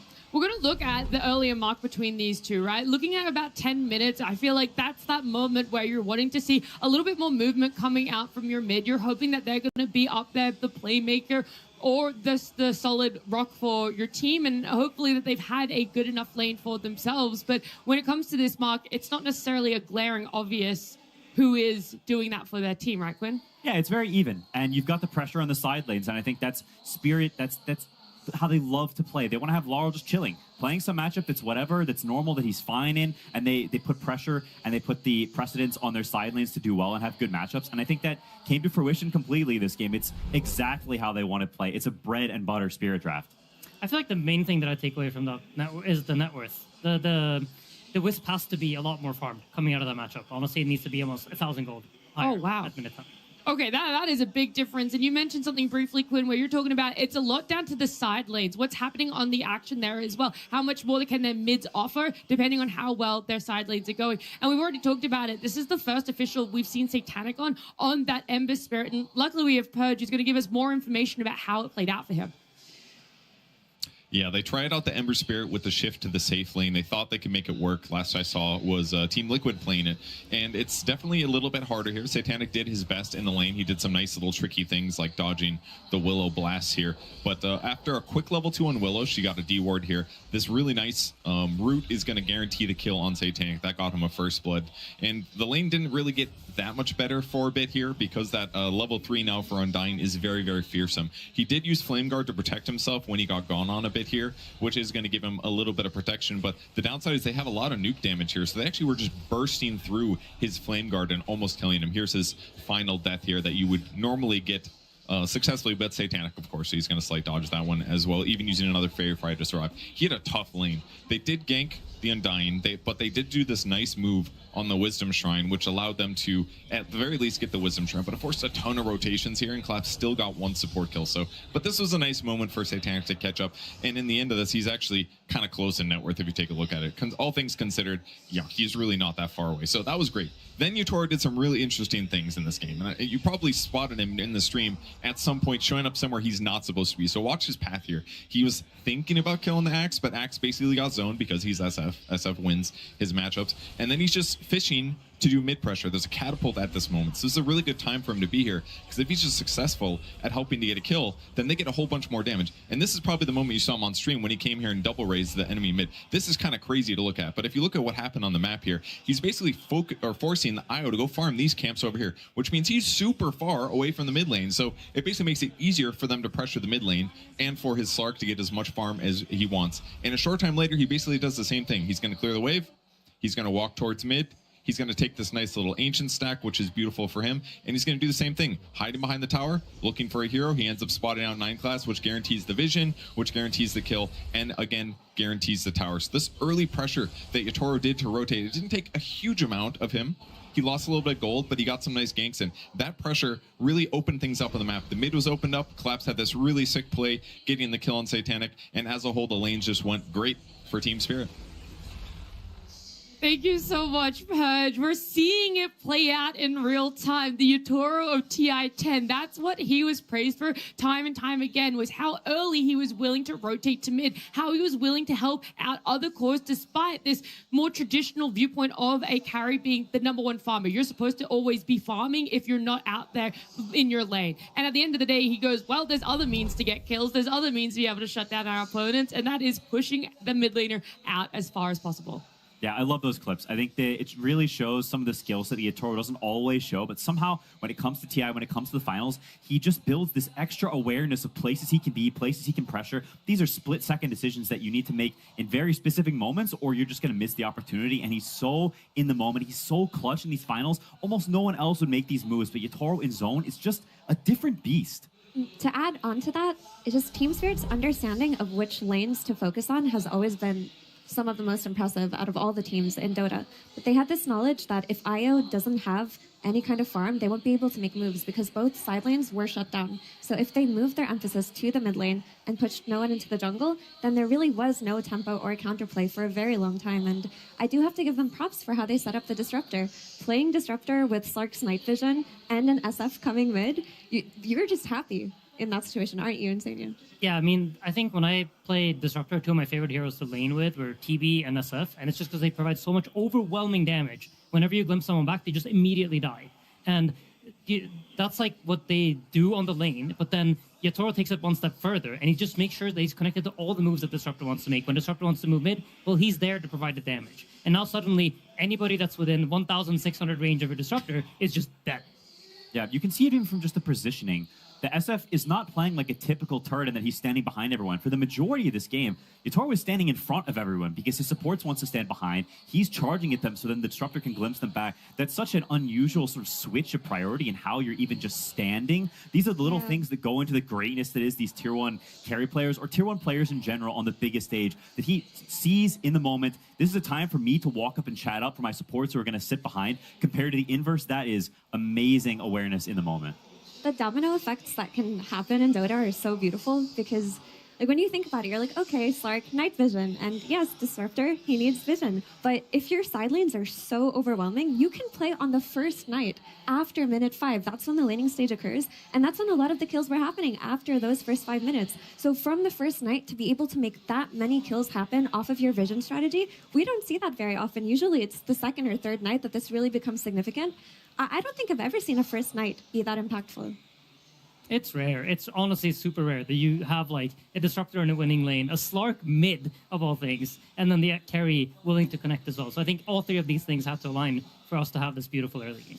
I just love it. The way that the draft played out, well, like, this is one of the biggest cooking sessions that we've seen Miposhka be able to do. A Disruptor that hasn't been picked at all in this TI, like the fact that it goes 2 whole weeks completely overlooked, even though SF, even though Slark have been gaining traction. SF was definitely one of those things that in this patch coming in, people were first phase banning. And so we talk about this cycle. Now it's back in the hero pool. Now there is adjustments that need to be made. And more importantly, that pressure is on Vision. We've seen them lose games, but they're in best of 3s. And it's normally a game 2 that they're losing when they're already up. So now they're going to be starting the best of 5 on the back foot. Yeah, there's room for experimentation because you need to be able to have 3 games to win, but you've done your experimenting in a game #1, and so when it comes to a game 2, even though that experimenting didn't work, do you still have faith that you need to go down that route?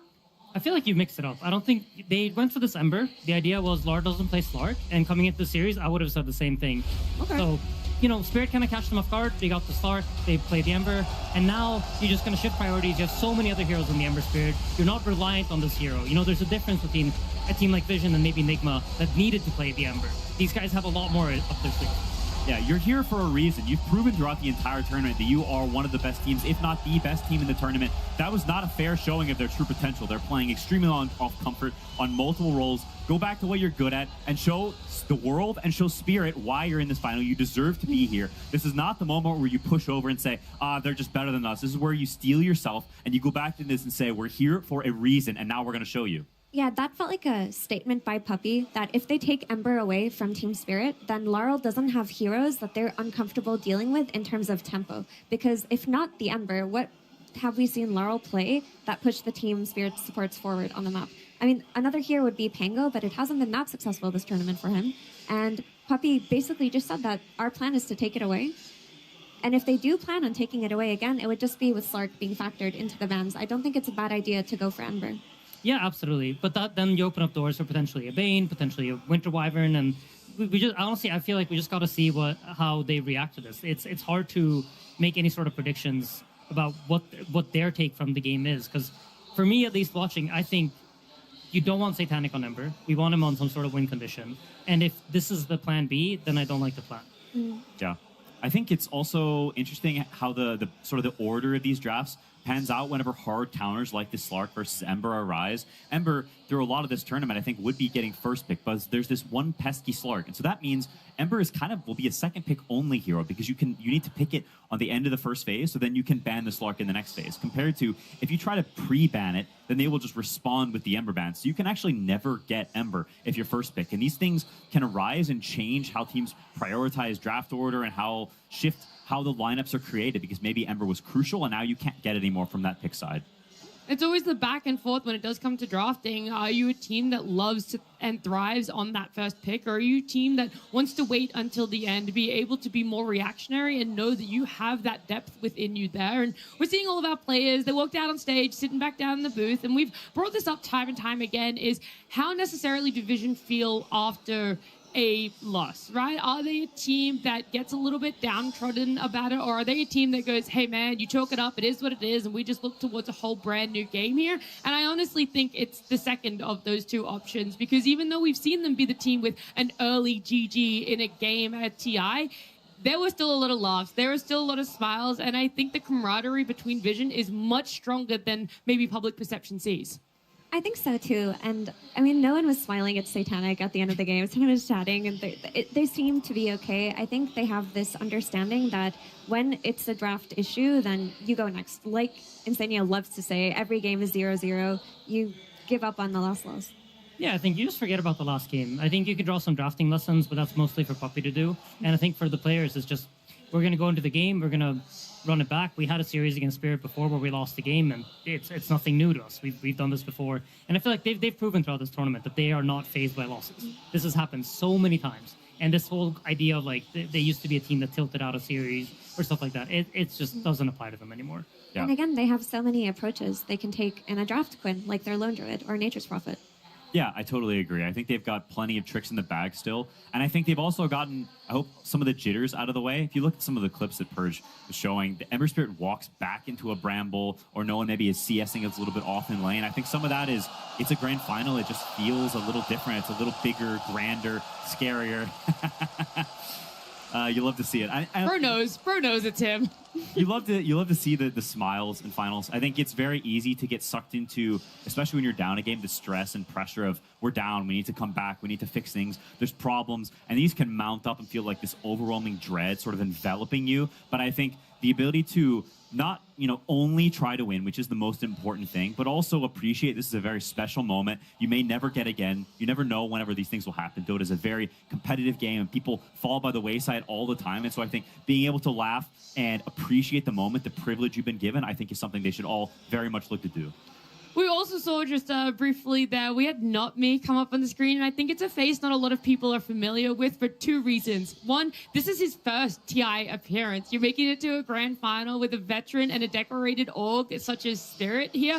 But on top of that, he shaved his beard off. And I know coming into the grand finals, we were all discussing, is it going to be YATORO? Well, over on the Chinese stream, Delph was talking to Maposhka and asked Maposhka about, oh, did you guys consider shaving YATORO's head? And he goes, it worked twice. We don't really think it's going to work a third time. And as the rookie, Not Me had to tank it, and he was more than willing to shave his beard instead.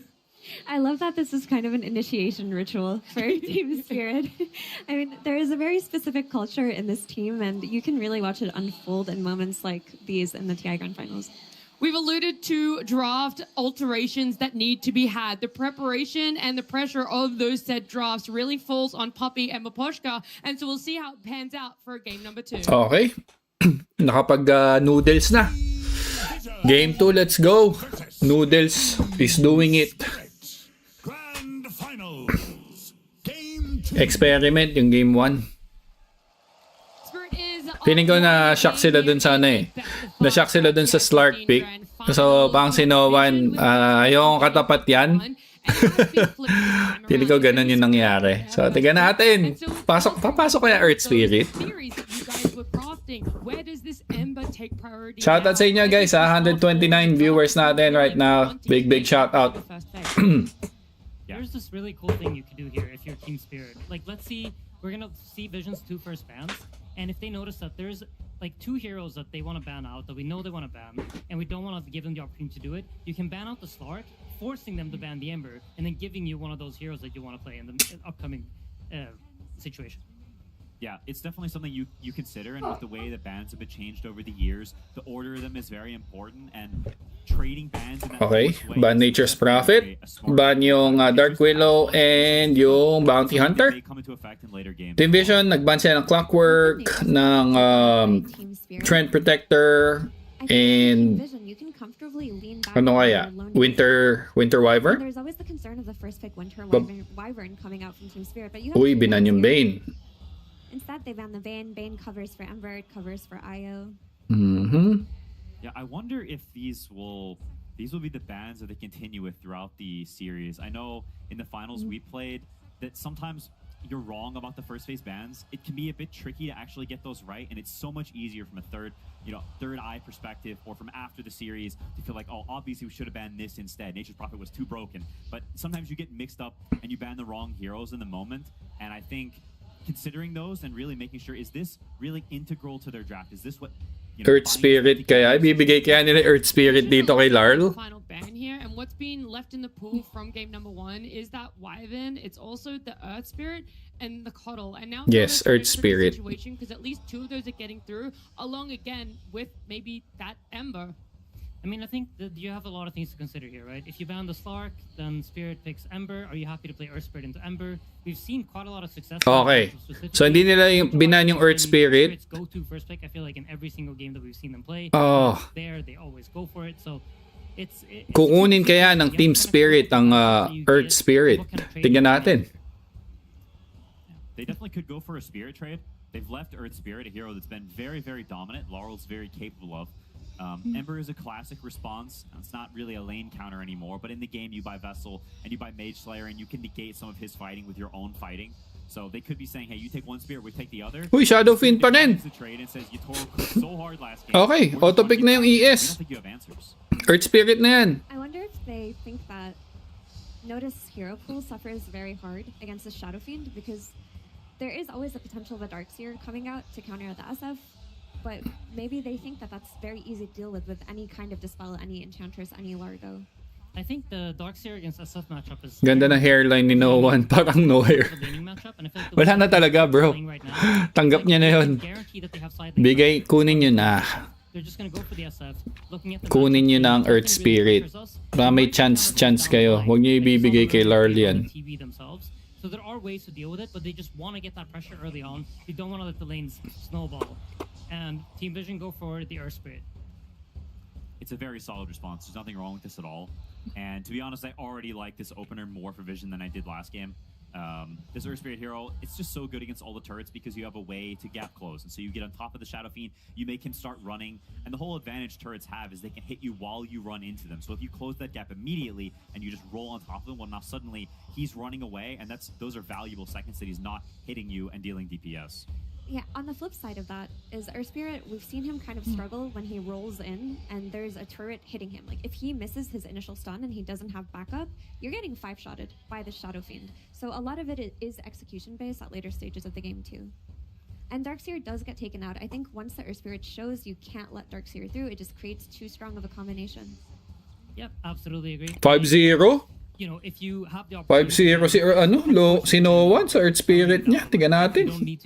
Kapag nag-Lone Druid, pwede kaya Spectre. I'm trying to think because we've talked about how important the supports have been in this. Matagal mag-scale, madam eh. Yung Spectre, kaya hindi masyadong napipick.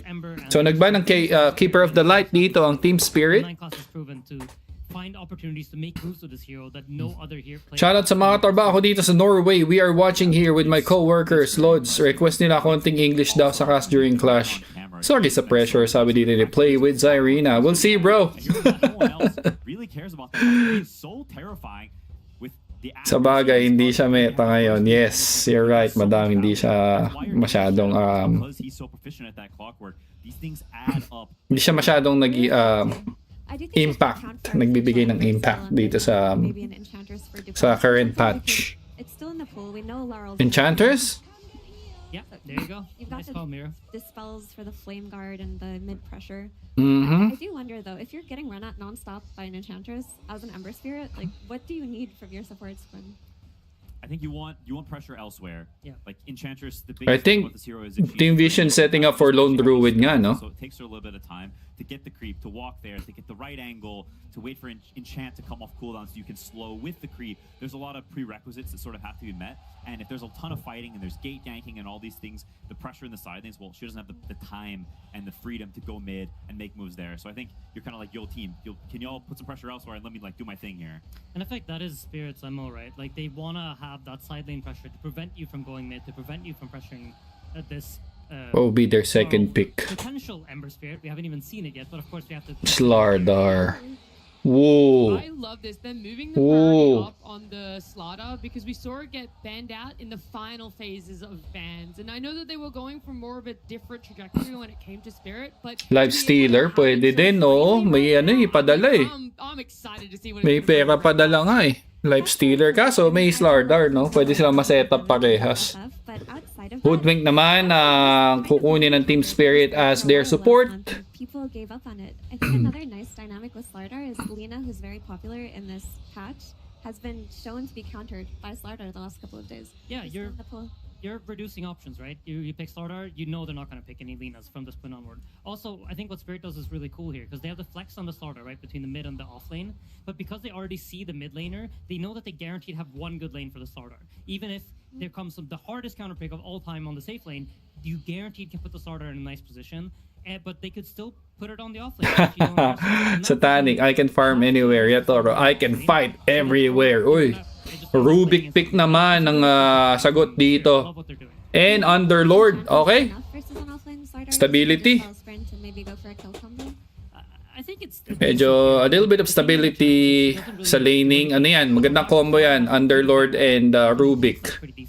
So, yung Pit of Malice into Telekinesis, medyo marurut ng medyo matagal ang target. You want Phantom Lancer, Terrorblade, you want Illusion Bros that can outscale the Shadow Fiend, but it's tricky to actually pick it on 16-17 on the Underlord Rubik spots because you're going to get counterpicked by the offlane because of that Slardar flex. And so because he can go in either lane, if you pick that carry there, well, suddenly a bunch of magic damage is getting slapped down right after, and you don't have as good of a matchup anymore. And so as it goes to the last pick, they have the option. Oh, may Wind Ranger pa. Tiny, no? Tiny Wind Ranger. Sven, pwede. Slark for Vision daw, sabi ni Jeremiah. Sabi naman ni Dominic Bear for Vision and Undying again. And again, it still keeps a lot of things open. Okay. We know how strong of a lane an SF and Undying can be together. Undying again. Number one, Collapse won't shy away from picking up that Undying too. Yeah, there's absolutely the potential for Collapse to play it. I mean, we touched upon it earlier in the tournament, but this Undying has some purpose when playing against Earth Spirit, where if Earth Spirit rolls in, and nowadays Earth Spirits tend to have a very low level roll, max out the other two spells, Undying can slow you, drop a tombstone, and you just can't get out of that fight. And all the Spirit heroes, they love to kite, they don't like getting slow, they don't like being rooted down into one place.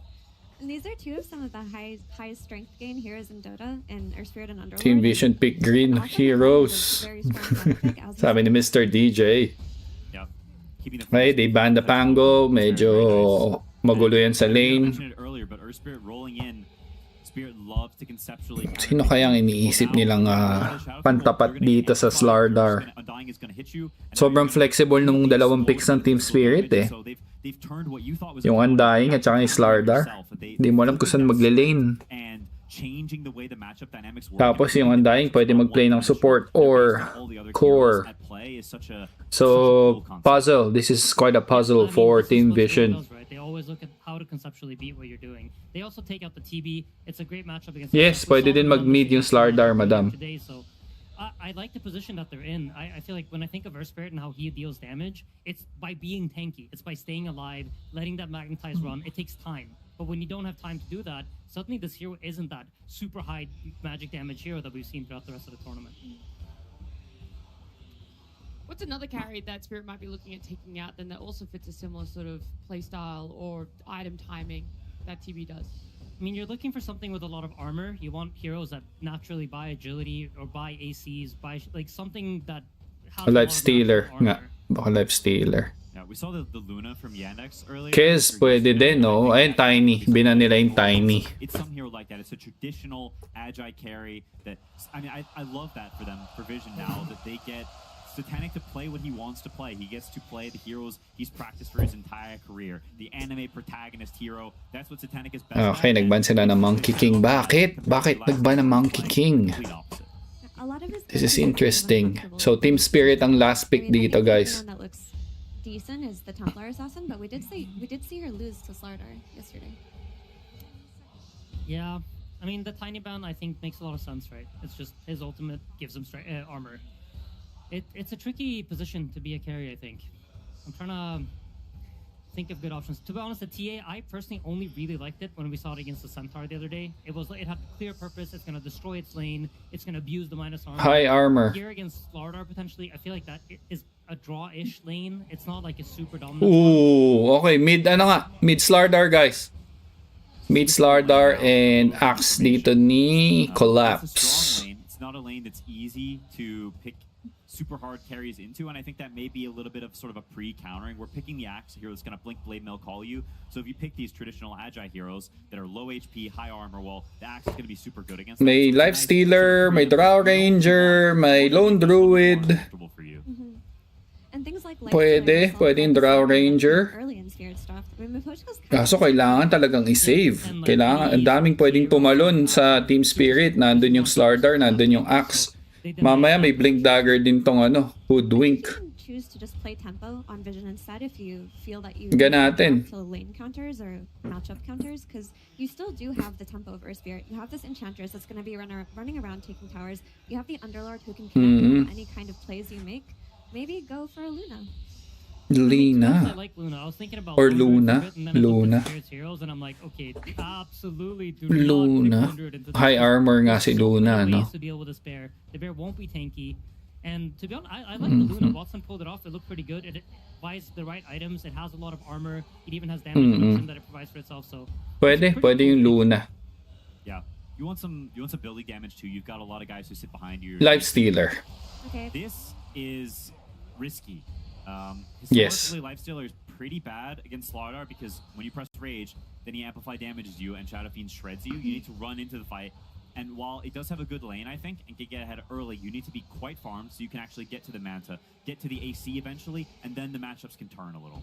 Yeah, and we mentioned how this Earth Spirit needs to stay alive in order to be able to deal its damage. Life Stealer is one of the few carries that can actually amplify his mid hero in that way. So I think Vision are trying to then once again answer concepts, not focusing so much on individual hero matchups, but try to look at what does our draft actually need to be able to win this game. We need to keep Earth Spirit alive, we need to get value out of Magma.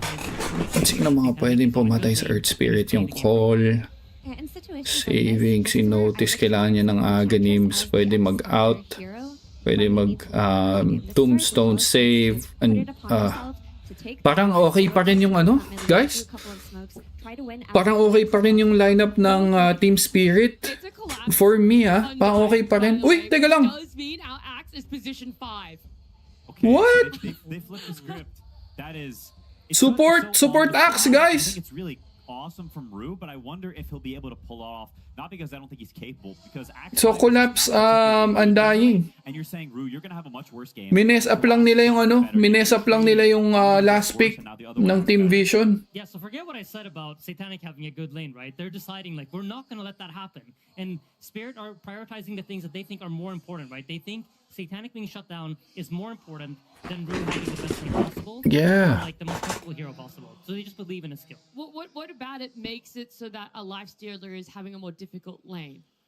I mean, to be honest, you're just getting decayed. You're a strength hero, and so every time he presses his first spell, you're losing 4 damage. You're losing 4 damage, and that just keeps happening, and you're getting out-traded, and it's an 8 damage differential swing, right? Undying is getting 4, and you're losing 4, and so you keep getting out CS, and it keeps bouncing over time, and it becomes a big problem. So you're either losing the damage or you're getting pushed out of lane is essentially how we are going to see Satanic play this. Yeah, pick your poison. You're just going to get outlasted, unfortunately. I do want to comment that the 5-axe, I think, will have a good lane too, because Rubik Underlord aren't going to bother him so much. You're just going to press Throttle Hunger, SF's going to press Raises. It's not that difficult of a swing either. Yeah, I mean, the lane is really strong. Tamang sunog nga lang yan. Battle Hunger. Tsaka maganda kasi may SF siyang carry. So, hindi naman mag-overextend si SF. So, hindi nila kailangan somehow ng control early in the game, of course. So magiging kahit pa paano magiging passive yung lane ng safe lane ng Team Spirit. So hindi bothered yung Team Spirit having position 5 axe. Talagang mines up lang nila yung last pick ng Team Vision. So we can flex them between both roles. For example, they pick Max. And we just decided that Dynamic would be much better at line up against like Steeler. So interesting yun, So, but Axe is still just under. So the Fiend is anyway will be useful. He anyway will get his brink. And conditional din. Kailangan maganda yung maging for first 5-10 minutes ni No One dito para makatulong siya sa team. I'm wondering, you are now on a 7-game win streak right now at TI. Obviously from players I hear what a hot streak feels like, your clicks feel better, you always know where the enemy is, but as a drafter, do you also feel like, oh man, I feel hot right now? Okay, so 2-4-2? Maybe in that grand final I would say yes, because I feel like also support from my players, like they believe in my ideas sometimes, like they trust me. For example, we let our Spirit enemies, but we choose to pick Shadow Fiends. That was my idea, and just wants to play very tempo and just kill them until he get his items. For example, Ni Poshka matalino din, no? Ang galing, no? Nilalaro niya talaga yung draft. Yan ang kagandahan sa coach. We just has a very good synergy right now. Hindi yung hindi yung mga typical na counter pick Mind games talaga. So ito nga, game number 2, guys.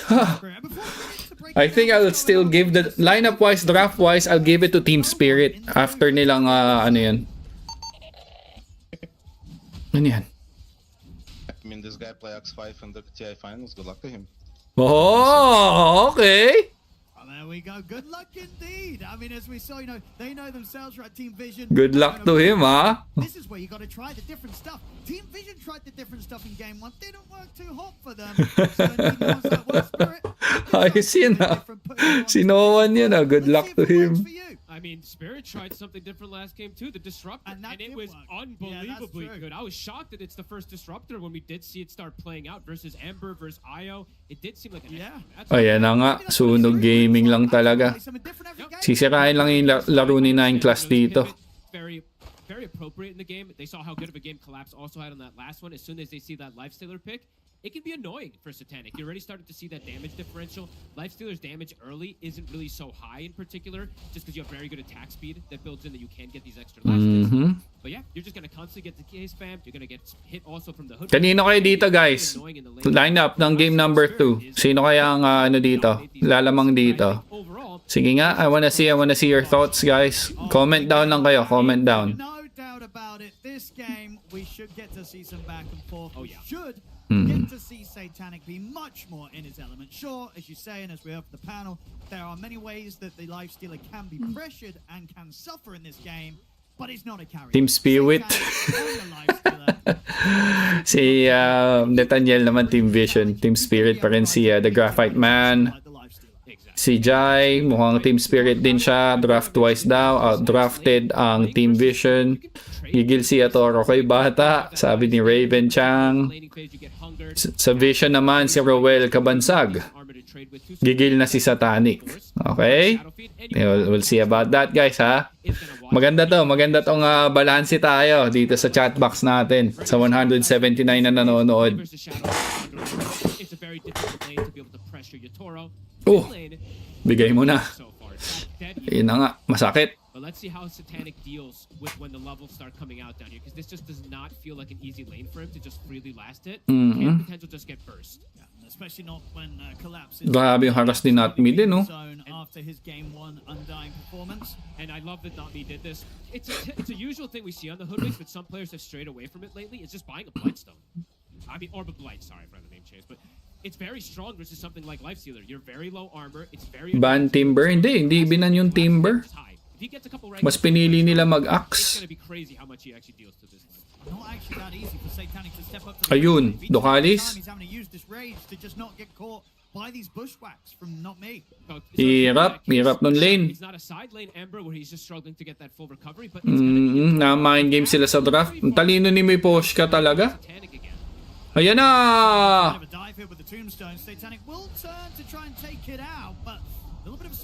Oy, teka lang! For first blood nga, si Satanic. And Collapse, buhay na buhay. Ang dami ng creeps, sayang. Ang dami ng creeps. Kailangan nila ibigay kay Satanic yan. Kailangan nila i-pull out. Talking about the Lifestealer as well, too. They went for this last pick, but by no means is this a free Lifestealer game by any means, right? They're playing into the Corrosive Haze from the Slardar, the armor that comes up from the Shadow Fiend, the axe that has the call. Adrian Paul, what's up? Kamusta? Naligaw ka dito, bro, ah. Kamusta? Long time. Absolutely can punish these side lanes if he's off to a good start, and he is off to a good start into a counter. Ayun, nahuli si Nine Class. Bye. He's dead. Blood grenades on him. Decay. Nalugi din sa one wave ng Crypsi Collapse sa likod ng tower. Wala naman yun. Oy, mid lane natin, ha? Larl? Whew. Close. Kaso dito yung axe. Oh no! Ayan na nga! Patay!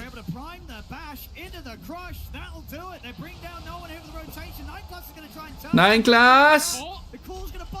Oh, buhay! Kaso patay din siya! Oh, yun na.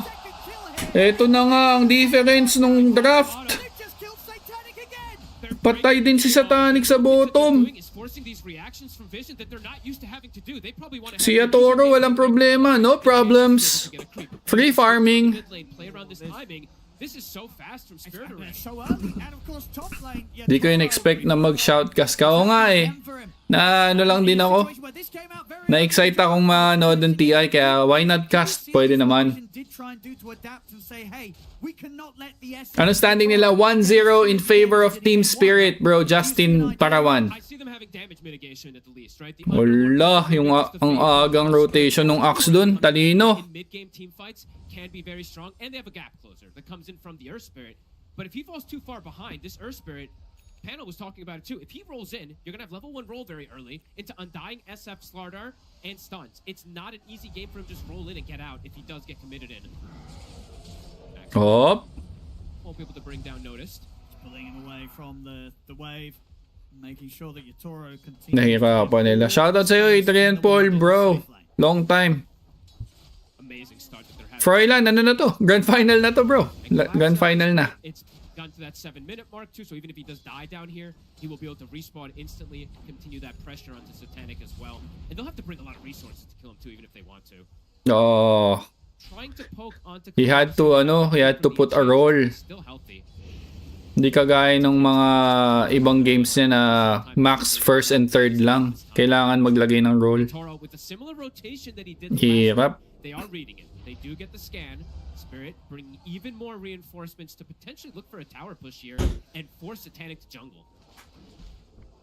He's not going to want to step anywhere near the lane whilst he's aware that this they was looked towards. Spirit know that they know though, and will return Yatoro back. Pag di nag-snowball, Team Spirit talo, sabi dito ni Jai. Pag ba nanalo Team Spirit dito, advance na sila.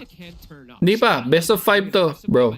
Ano na to, last series na to. So, grand finals na. Oy, teka lang! Larl! Uy, pumalag! Buhay pa rin! Pero mamamatay naman siya. Nandito na si Notice. Sumali na din ang maaga. Mamamatay din. Si 9 Class 2-for-1 exchange in favor of Team Spirit, guys. thing I didn't really look at either about the game is they don't really have the best ways to hit this tombstone. Lifestealer doesn't want to range and commit for it. There's double supports that are ranged, but not the Talino ni Miposhka doon. They'll be able to finish it off here at the least. Mas okay yung Undying offlane nga. Kesa mag-axe offlane sila. Ang talino. Grabe. Alright, Yatoro, gusto nilang bigyan na route. Andito na din papunta na yung axe. And Noah, nandito din si Larl. Naku po, patay na naman si Noah. And notice, being chased by 4 heroes of Team Spirit, and he will fall as well. Meanwhile, 9 class, a little bit too late from that engagement. And looks like Team Spirit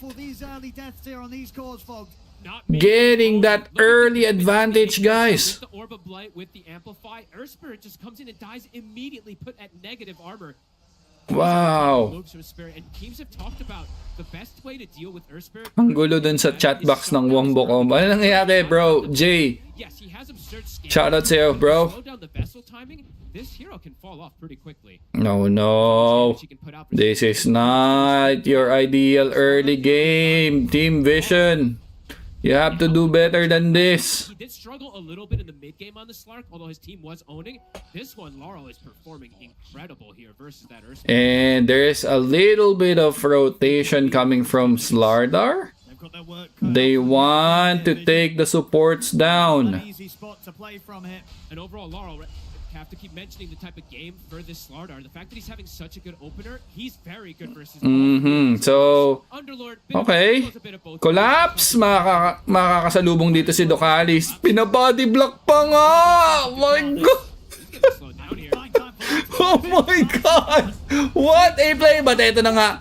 Ang Earth Spirit trying to take down Undying, and no one will get the dominating streak there. Ceaseless Surge immediately is going to be able to rejoin the fray, so they cut their losses instantly. And now potentially okay. Ayun mag-cast ng bias eh. Gusto mo maging ano eh. Gusto mo maging tabla eh. Uy, teka lang ha. Not me. Invisibility rune. Sa lahat ng nangyayari right now, Shadow Fiend free farming, guys. 6.1k. 10-minute mark. Lifestealer farming, yes, but he's like 2k behind.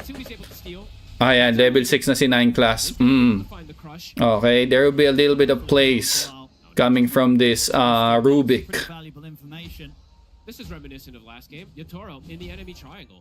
Farming Ancients already at this point. Lifestealer not in a position to be able to do anything like that. But the important thing for Satanic is... Pag Yatoro, hindi pa nagpapakalbo yan. Go Yatoro. Oo nga, ito. Satanic will try to harass this Undying. Too much strength, guys. Not me is here. Oy, gusto niya i-solo kill. Dito yung ES, but I don't think it'll be enough. The roll will connect. Not me still alive, and not me will fall on the hands of Docalis. Lifestealer, tamang infest out lang after makipag-engage dun sa Undying, and we'll go back to farm. May pag-pull pa nga, di ba? Pag di nila nabigyan ng kill Yatoro, mag-snowball na yan. I am pretty sure about that. Medyo mahirap pigilan ng SF na nakapag-free farm ng first 10 minutes. At ito, meron tayong konting kaguluhan. 9 class, nakakuha niya yung decay, but it doesn't matter. There's the blink coming from Larl with his Slardar. Lifestealer being hunted by Slardar. Is Team Vision ready for this? Tier 1 tower. He's playing the 5-axe. He got away with it completely. Now able to just sit back, get some jungle creeps too. Gonna build toward that blink dagger. And Yatoro, now they're looking to push Satanic off of that lane. Yatoro's there to secure that tier 1 tower sa bottom lane. Radiance is done. He's making decent timing on it, considering everything that's going down around him. There will be a big team fight, guys. There will be a big team fight. Magbabanggaan sila. Both are under smoke of the seat. Collapse will be left alone. Uy! No! Couldn't get the courier either. Tried to get the finish off onto it, just can't. They know, they know. Step ahead, Spirit. Reading the movement. They know. No one really trying to get involved in a move. Okay. So, wala ata. Walang banggaan na magaganap. The record's been pretty flawless so far from no one on his Earth Spirit. It really this has. game, he's having a tough opening. There's so many ways to kill him. Just so much damage that they're building up. And again, the aggressive wards. They put the same ward they had around the triangle before. Just really limiting the moves that Vici can make. Oh, the warding. Yung warding yung nagbibigay ng difference. We're gonna see Spirit get both of the Alam ng Team Spirit yung galaw dito ng Vision. Moves aren't connecting. Spirit reading them perfectly. Level 8 now on the supports. Not me. Almost the same level some of the cores on the side of Vision with this type of start. Collapse deviating the build this time around is going to go for the Lotus first rather than going for the Octarine. It's a very good Lotus game when you're playing versus the Magnetized versus the Silence. He will be able to get these saves off potentially. And it's the same build, at least in terms of skill build. Maxing the Soul Rip is going to have that extra sustain. Life Stealer, meron na siyang 4.1k guys. Para sa kanyang tawag dito. Radiance. Kaso yun, grabe yung farming, yung farming dito ng ng Shadow Fiend, 9.2k na. This is not looking good. At nahuli na naman nga si No One. No One. Taken down by Collapse together with Laurel. Need magpakalbo ni Satanic sa next tier. Mukhang kailangan niya din ng ng basbas ng kalbo, no? Such great responses versus this hero because he goes in and just dies. So much damage, they have so much control. Tower now, can Vision protect? Oh, kita niyo naman ang aga tapos hawak na ng Team Spirit yung map kaagad. He'll have the radiance. Okay, see what he can do when he turns up to the fights with it. He's TPing over. Maybe see if they can do something with the radiance timing, but Spirit, they're already away. So, Radiance na si Satanic. Even though he died, one thing that he does gain from a death, he does get a Spirit Vessel charge. Sure, it's not that big of a positive, but it's something slight. So they're gonna look for a move here to connect. I don't think they can just let Spirit do whatever they want in this game. I actually see running in the smoke. Okay. This would be huge if they can get YATORO. YATORO's there. Took them a long time to do in game Woo! Grabe naman yung sense. The spider sense. Look at the line. Hey, look at the line drawn. That's YATORO reading the move. He knows exactly where they are. Not going to get the connection. No one will at least get an arc. Wow. Again, just continuing to get slowed down. Wala, basang-basa sila ng Team Spirit, guys. They're getting crazy farm on the supports and crazy levels. That makes it pretty hard for you to play this. Basang-basa. Teka lang, No One and Larl. Hindi magtatagpo. So noticed, we do see a lot of these Underlords do this, buying that shard, but I was surprised. Ay na! Na-silence? Na-slow ni Doc. Uy, nakapag-blink out! At nandito na si Collapse. Docalis medyo nag-overextend. Satanic, papalag. Larl hindi mahuhuli dito ng roll. And eto si Collapse right in the middle of the fight and Collapse will fall. They had to make Underlord get involved sa mga team fights dahil ma-outnumber sila. Brew now, that blink, it is done. So much easier for Spirit to make these moves around the map. Yung mga tumaya daw sa Parivision, basang-basa din ng pawis. Okay, let's go. Let's go. 6-12 guys, 4k gold lead so far. Ang hawak dito ng Team Spirit. YATORO, naka na to, Manta. Wow. There is a chance. There's absolutely a chance to no, wrong turn! Ayan na nga! Nahuli dito si Life Stealer and Life Stealer. Where are you gonna go? Nice call coming from Rue. Boy pa rin naman. Kailangan natin infest. Nasa na ang team? Where's the team? Where's the team? Carl blink in 2, 1. There's the call coming from Rue and Life Stealer! Tinalo na ni Lord!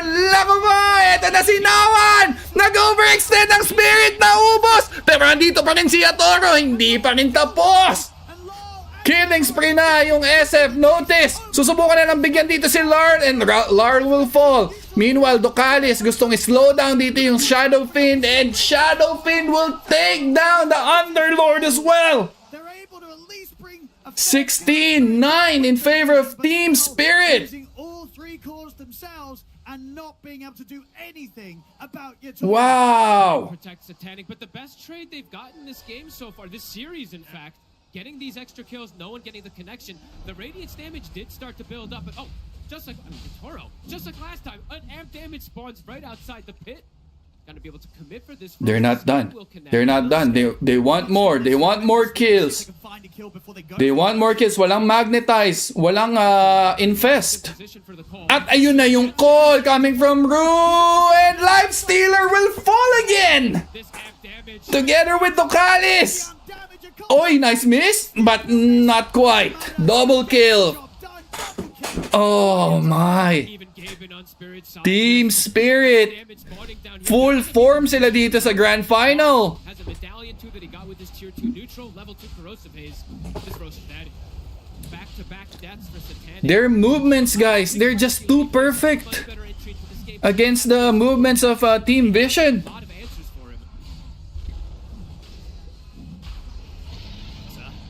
You don't give SF to Yatoro. Oh my gosh. Team Spirit in Game 4, pag hindi nangyari yan, papakalbo yung tropa namin na si Hey Jay Bado, sabi ni Angelo. The scaling. The scaling of SF, guys. They can't do about it. They can't stop Yatoro from farming. Yun pa nga, Team Spirit pa rin talaga ako nung sa draft pa lang eh. Talino ni Miposhka. Ang talino ni Miposhka dun sa draft na yun. Yung last pick na Axe, akala nila yung Axe yung mag-offlane kaya pumili ng Life Stealer. Ayun, may farm tuloy yung Undying. Mas masakit yun para dun sa mas masakit para sa Life Stealer yung Undying na may item. Hard for them to make these moves aggressively. YATORO, they want to try and ayan, eto na yung setup. Okay. May Aegis, pero wala na yung magnetize. Rue, he's ready. He's ready. He's ready for the call. Isa lang yung na-call. Life Stealer. Ayun na. Na-take down ni no one. Meanwhile, hindi pa tapos. Rue will daya ng creeps late. So that's 2 heroes down for the side of Team Spirit this time. Na-secure nila yung kill kay Yatoro with Aegis. A little bit of a breather para dito sa Team Vision. So trabaho ulit, SATANIC, maximizing the farming time. This time, not having collapse, absolutely crucial. They see that on the side of Vision. They bring all 5 heroes with the Fiend's Gate. Yung Fiend's Gate na yung magiging difference dito. Dahil Aganims na yung Underlord, guys.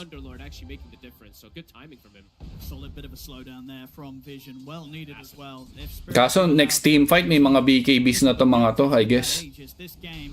Uy, teka lang, sino nahuli? Enchantress? Yep.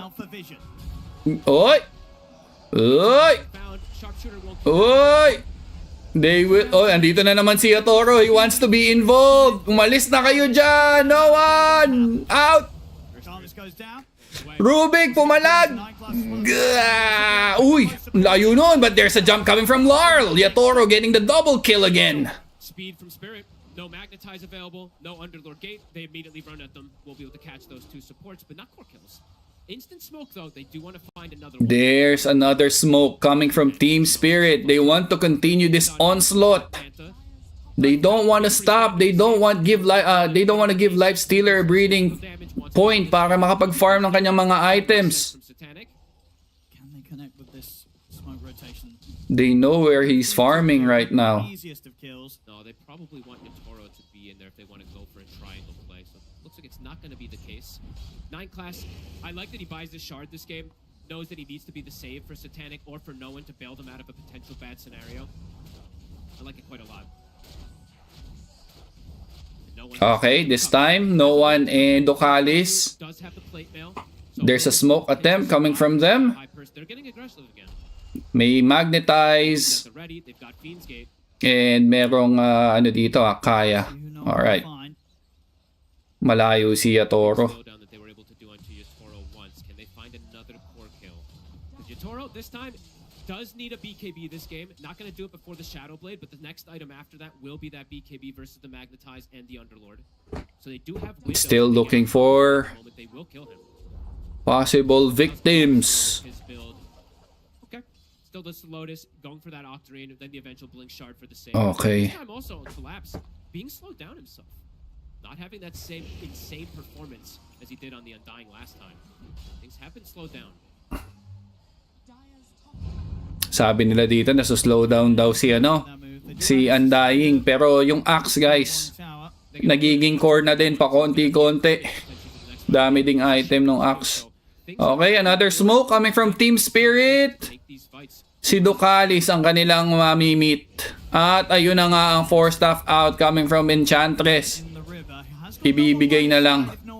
3 na yan. Oy, teka lang, may setup. Hindi nga lang tumama yung roll. Andun na yung magnetize. Hindi pa nakapag-magnetize. Dahil sa call. Na-save naman. Eto na. No one will fall. There's YATORO trying to right-click everyone. 9 class. Notice, being held. Andito pa rin. Lumalaban. YATORO, susubok mag-right-click. Masisave na naman ni 9 class. But nandito si Not Me. The layers. The layers. And here comes YATORO. Killing spree. SATANIC. Susubukan pumalag. Napakadami niyan, brother. You cannot. Ducalis buhay pa rin. Collapse. YATORO. Oh my god. What god? There's a lot of things happening right now sa mga team fights nila. He's level 16. He's higher level than all the core, like almost all the cores. Oh my. Level 16 na yung Hoodwink. It's not me, it's no one. SATANIC, hindi pa rin tapos. Ang Team Spirit dito, gusto nilang bigyan. Napakabilis na rage at Not Me. Mapapatay ba? Mapapatay ba? Hindi. Baback off na lang. I mean, Not Me is level 16. He has 25 armor. At meron pang Guardian Greaves. Etong Hoodwink. Okay, there's a call, but may save naman. Another layer. Laurel blinking in. YATORO gustong bigyan dito yung Underlord. There's another jump coming from Laurel. BKB ginamit niya na din. And 9 class mahuhuli. Eto na yung blink. Andun yung magnetize. No one. Ayan na. Masakit na. Ayan na yung damage to magnetize. Patay yung 3. There's the ulti coming from YATORO. Buhay pa rin si Ducalis, guys. And no one. Hindi magkoconnect yung kanyang stun. He's trying. He's trying so hard. There's the root. Where's the silence? Wala na atang bato. Si no one, wala nang ang bato. SATANIC's there. My gosh. Kailangan talagang kailangan lang talagang mag-land nung roll nung Earth Spirit into magnetize. Whew.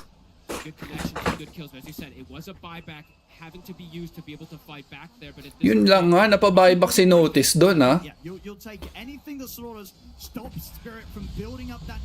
Eto na, Shiva's guard na si No One, guys. He'll be working on his way to get the BKB. This game, they do have some great scaling. In that last game, you can see they don't have that scaling. Tropa ko daming bato kaso nakakulong pa. Benta yan, bro. Benta yan. Alright. So, Lifestealer here will try to go for Assault Keras para lang hindi maramdaman yung ulti ng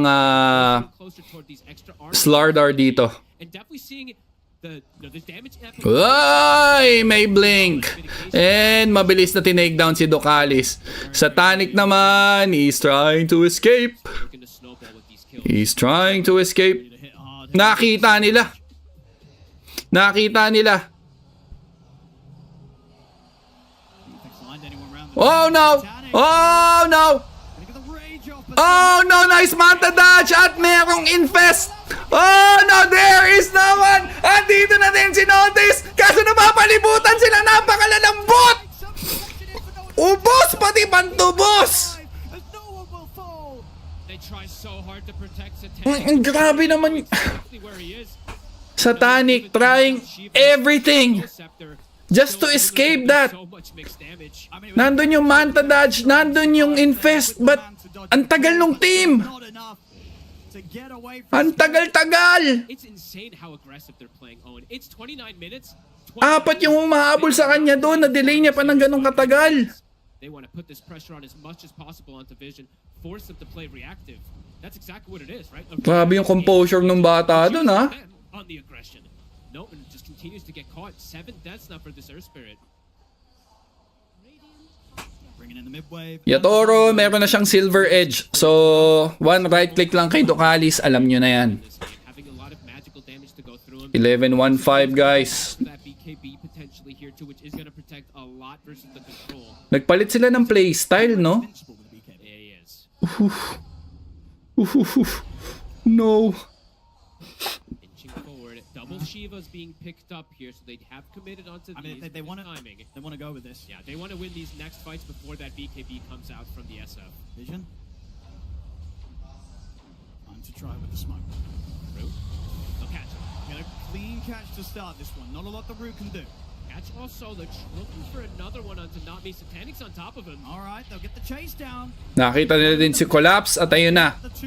Two supports. It will open the rush. I think it will open the rush for them. We'll see. Oh, wala pa. 20 seconds pa. But they have magnetized for the upcoming fight. They're gonna buy gem as well. Looking to constrict some of that vision. YATORO. Ayun. Nag-overextend. Teka lang ha, may buyback. Not me with a buyback coming in. They know want to Roche's coming up. Yeah, they do not want to let Vision get that opportunity. Oh, and not me also. He has a greater healing Lotus. Something to always watch in these fights. We did see a crazy one the other day from Lorenoff with that Enigma play. These Lotuses can be pretty massive in this game. Look how much he can heal. Right, 1,400 heal that he's going to be able to apply onto somebody, plus the soul rip they have. Kailangan lang hiintayin yung ulti ng Underlord dito, guys. Kailangan lang hintayin yung ulti ng Underlord. At lalaban tong Team Vision sa Roche Pit. Assault Keras, malapit na din yan for Satanic. Vulnerable versus the disables. ES nag-Gem of True Sight na dito, si No One.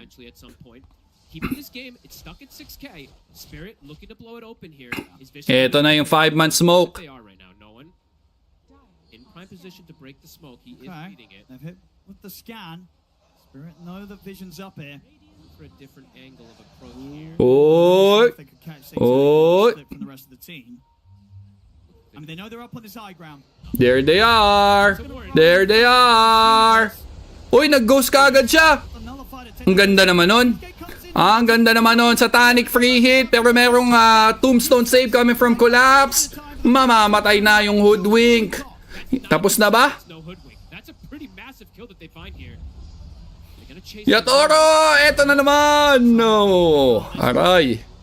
I'm not getting nearly enough hits off. YATORO going more greed. I like it. He's going MKB. It's a very YATORO style, trying to stall out that BKB as long as possible. See if Vision can punish that. No one.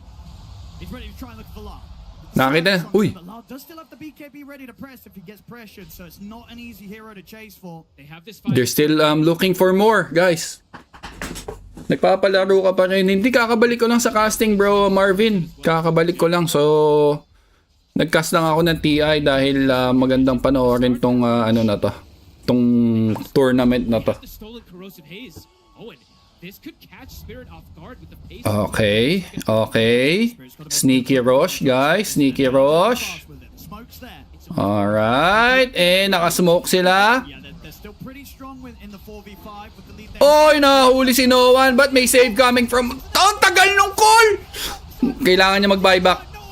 Oy, Yatoro! Running low! Yatoro! Mamamatay kay Satanic, guys! Satanic boy pa rin! At nag-buyback na nga itong si Noan. Pinatay niya yung ibang mga heroes. And here comes Axe trying to suicide. And Axe will fall. That's a team wipe para sa side ng Team Spirit. And looks like Vision will gonna get this Aegis. Oh, focus lang si focus lang si Satanic dun sa sa SF. Wow.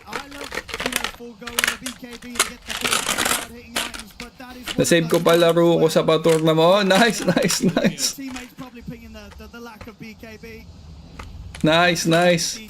Eto, medyo tumabla na yung laban, guys. My gosh. Ayun, tagal nung cold yun. Na-save, pero cold pa rin siya.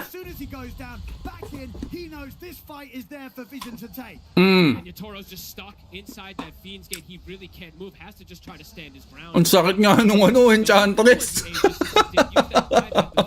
Tumayo lang sa gitna si Ducalis, guys.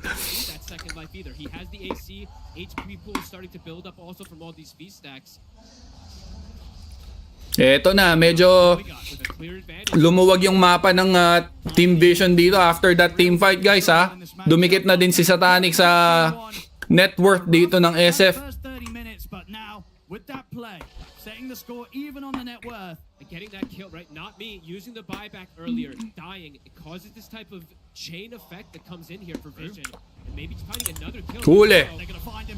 They'll be able to live, but they do find room. Sinibat na naman ni Ducalis. Pero dami nilang dami nilang ginamit doon for support kill. Aghanim's nearly done on Satanic. 500 gold and he's got the point booster. One of the dream answers versus these turret heroes. Just jumping inside of them, it gives you multiple different lives essentially on this life stealer to play with. Getting aggressive again. Satanic starting to beat on these towers. Uy, shout out, bro. Crestel Joshua, thank you sa paglipat. And sa mga galing sa Wombo X Combo dyan, guys, welcome. Sana ma-enjoy nyo din yung nonsense na casting ni Kuya Kev. Ako naman I'm just here to be amazed, how these players perform. We'll have to see what the choice is from YATORO. Great strike back here from Vision. Now having a gem for themselves. Ducalis also getting close to a BKB himself. Can't write off the Enchantress's scaling. Does have this Hurricane Punch. His damage is going to start to build up. Such an important moment for Vision to be able to find this connection. A Hex soon to be picked up also for Notice, so they're gonna have these chain disables. May 2 minutes pa sila dito sa Aegis. They have to do something about this. Maximize this advantage, and they na nga, Satanic will try to take down the tier 1 tower dito sa top. Satanic, these items, they are quickly flurrying in. Like you said, that Ags is done. The Basher started to get queued up next. Uy, teka lang. Uy, hindi sila nag-connect dun. Teka lang. Hindi pa tapos. Sige pa. There's more. Yun, sinipa pa balik. 3-point shot. And, uy, daming heal, Ang tagal, Medyo matagal, At Ducalis pa nga ang naka-takedown nun, guys. So, another possible push dito para sa side ng Team Vision. Just on even footing, you're seeing how much stronger. Salamat salamat sa paglipat, guys. Thank you. I appreciate it. Subscribe na din kayo, guys, kung di pa kayo nakasubscribe, and don't forget to like our stream. Tier 3 tower running low dito sa mid lane ng Team Spirit. What are they gonna do? Meron pang 1 minute and 15 seconds ang Aegis dito ni Noan. Satanic matapang na puma-frontline for their team. Satanic, he's just taking the barracks. Posing the question to them. How do you push him off? Okay. Corrosive Haze. Hindi. Sprint yung nakakuha. Kailangan makuha yung Corrosive Haze no? Pampalambot ng karne. Satanic, tinake down na. First set of racks. Masesecure ng Team Vision. YATORO, BKB is done. He sells the Mask of Madness, so why he doesn't have that lifesteal to stand his ground, but at least has the magic. Si Spoiled Brat, shout out sa mga barkada ko natalo sa Liquid sa Davao, naghahanap ng bagong Lord. Drug Lord. Patay tayo dyan. Yeah, thank you Badong. Thank you. Alright, so somehow, na-maximize din ng Team Vision. Having that Aegis, nakakuha nila dito yung almost 2k na gold lead. And nakakuha din sila ng mga items na kailangan nila, having that advantage. Shout out kay Kuya Dick! Parang nanood ka ng MMK. Patay tayo dyan. Teka lang, may nahuli sila dito. Napa-BKB na lang si Larl. Notice. Uy, teka lang, nahuli yung Rubik. Patay ka agad yung Rubik. Meanwhile, Satanic gustong bigyan yung Axe. SF na lang daw. Why not? YATORO nagmanta style. Satanic nag-infest in dito kay Ducalis. Ducalis magpo-force up out. Naka-BKB! Yung Enchantress Larl nasasaktan. Patay! Patay din yung Axe. YATORO napa-BKB na lang din and force staff out. Patay kayo doon, collapse. Naiwan. My God. Hindi na mahal. Iniwan ng team. The call is there coming from Rue. Nandito na si YATORO to right click, but that ulti won't matter. And YATORO, sinintensyahan na. Nakapag-force staff out mga and Manta. Collapse. Running out of HP, running out of mana. May Hex coming from Notice. Yung Axe na lang daw. Slardar nandito din. Room nag-call. YATORO, Room might click. Buhay! Patay yung Life Stealer. Meanwhile, YATORO, tamang kiting lang and right click kay Notice, and that's a team wipe! Wow!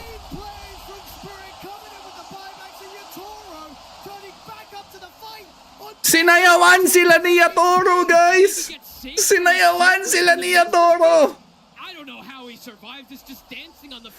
My goodness! Woo! My God, YATORO! Bakit ayaw mong basta mamatay? Jeez! Akala mo Team Vision na yung team fight. Well, may mga buybacks naman na naganap. But again, your main goal is to kill that that Shadow Fiend, and it didn't happen. Oh. Hey, the fight is not over. We're getting back in there. And YATORO, he says, okay, he's ready to turn, continue to fight. He does not run. My God. Absolutely insane. Ayun ando na siya sa ledgi Wala, Yus. Kulang na kulang. Mahal ka sa akin. Boy pa rin siya. Nakait niya na ang lahat. Oh my, nadali si Life Stealer doon. Oh my. Oh, the disappointment from the kid, the Wonder Boy. Oh. Satanic now finished up for YATORO, so he does have a secondary life collapse, surviving that whole fight too as the BKB. So akyat ulit sa 4K gold lead, guys. Ang Team Spirit dito. It is a roller coaster game dito sa ating Grand Final, game number 2. Si Collapse naman, ang tagal niya din. Ang tagal niya ding nag-last doon sa team fight na yon. Though alam naman kasi ng Party Vision na it will take a long time bago mo ma-take down yung Undying. So nag-decide na lang sila talagang i-force si YATORO, but ang daming tricks. Ang dami niyang tricks. Breaking ankles. Dancing around the team fight.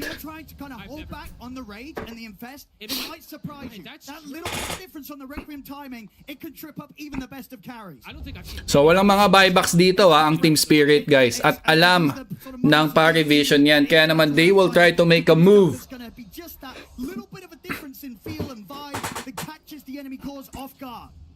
This is such an amazing game. There's the high ground ward. Far here for me.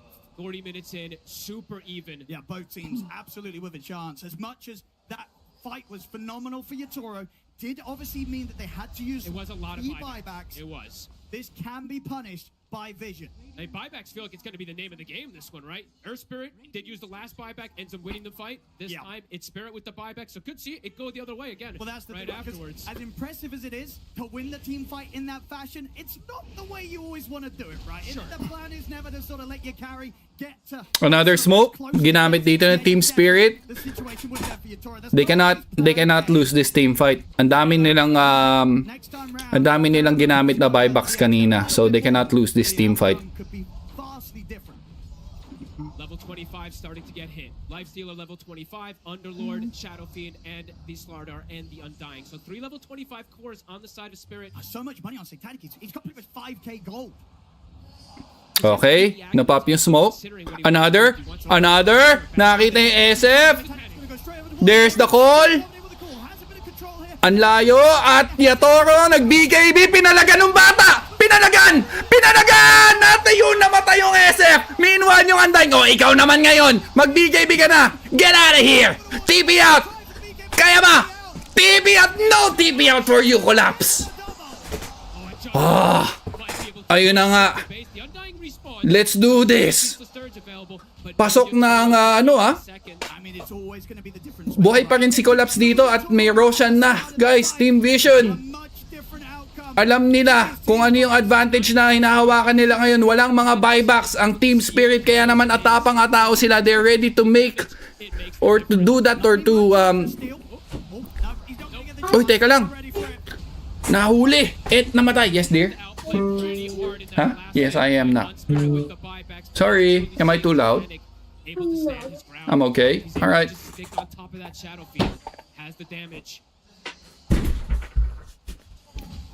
Ayun na nga, napalipat na ba sa Vision? Nasabi ko ba na nasa Vision na siya?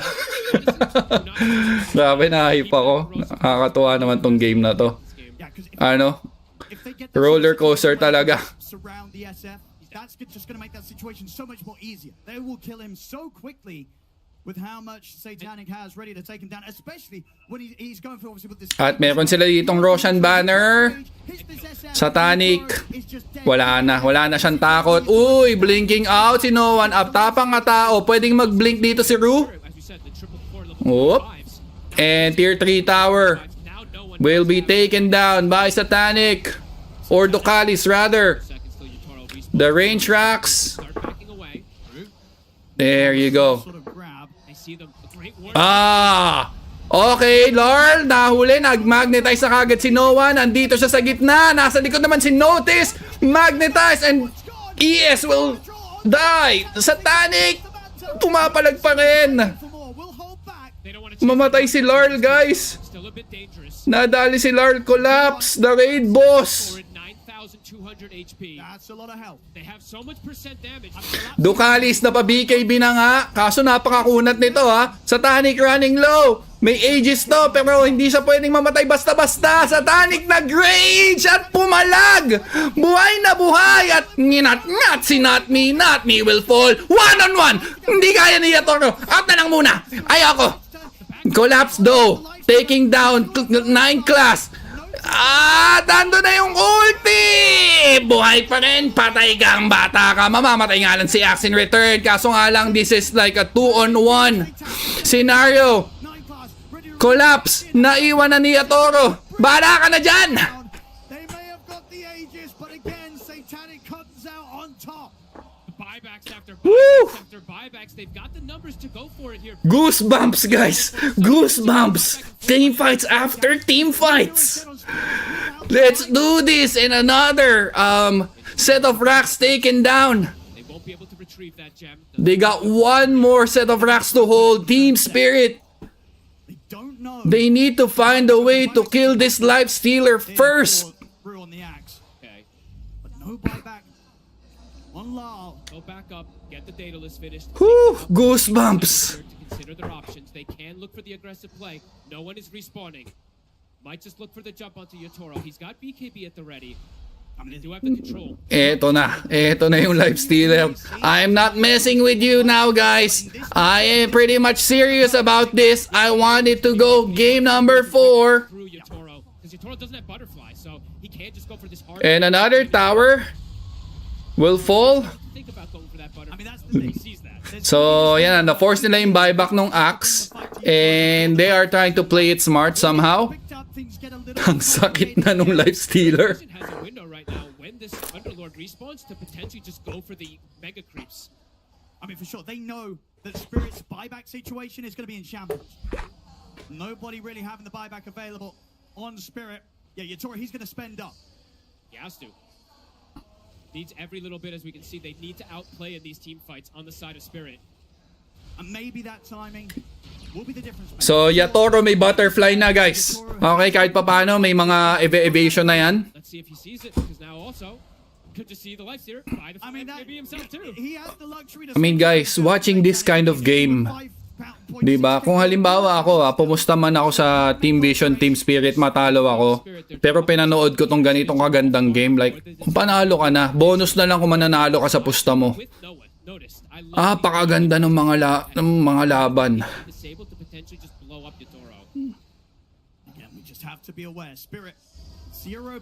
Tingnan natin kung anong gagawin ng Team Spirit dito. Both teams under the effect of smoke.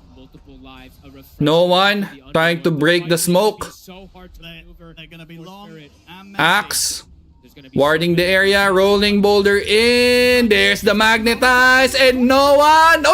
Oy! Teka lang! Buhay pa rin! Andun na yung life stealer sa loob! Learn! What are you gonna do? Right click lang si YATORO na pa-BKB din and tabang out lang dito yung life stealer. I don't know if that's a good play coming from Team Vision.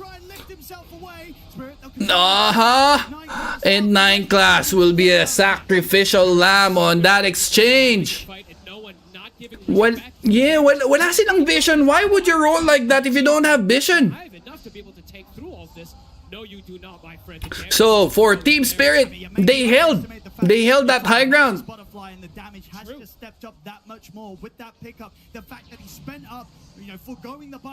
My goodness. 5,600 in just a 4-second window. Nagpakamatay yung ES.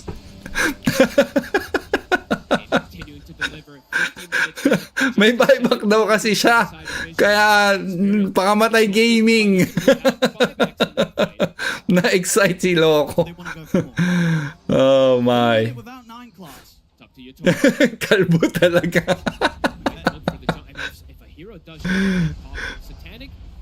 Yun nga, totoo naman Badong na kailangan ng frontliner, pero that's a blind roll. Ready yung Team Spirit doon.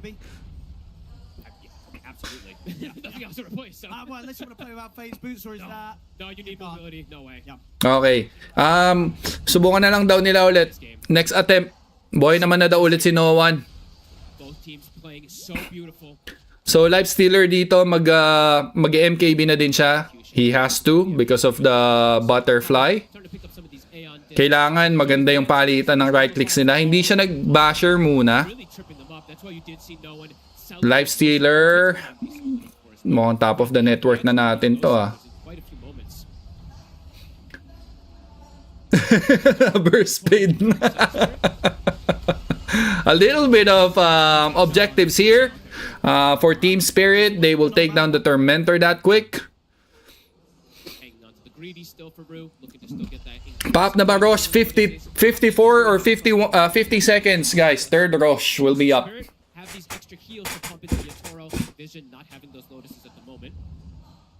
Ano yun? Lesson learned yun. Oy, amplify. Let's go. Amplify. No one? Okay. He wants it, bro. I wondered if maybe they would have given it to Satanic, but not going to be the case. No one, of course, has this Spirit. Still does a crazy amount of damage. Yeah. He doesn't die at start of fights, right? He needs to be a little bit more careful how he just rolls in. Either that, or Ang sakit ni ang sakit na ito ni Ducalis pasundot-sundot lang siya doon sa likod pero ang sakit nung niya Impetut. The Impetut is doing massive damage. Okay na yan kaysa sa magmukhang talong. Okay, tignan natin. Op. It's just an illusion. And there's the setup coming from Notice. Nahuli nila si Collapse dito. Nanlalambot kay Ducalis. Kinailangan niyang mag-tombstone save for himself. Where's the axe? They're waiting for the axe. Collapse will fall. Buhay na naman ulit siya. Gawa ng passive, but again, that's a costly death para dito sa Undying. Kaya nga para Vision, parang Vision pero tatalino nyo talaga, guys. I'm loving this chat box right now. Enjoy talaga ako mag-cast. Na-miss ko talaga mag-cast, guys. Na-stop ako ng 5 years from casting. Gawa ng life hits really hard and I had to do something about it. So I had to let go of it. But binigyan ako ng chance ni Mrs. mag-cast and I'm very grateful for it. And Larl! Nahuli. Ang sakit po ni Ducalis. Ang sakit niya. Uy, may nakuwang tombstone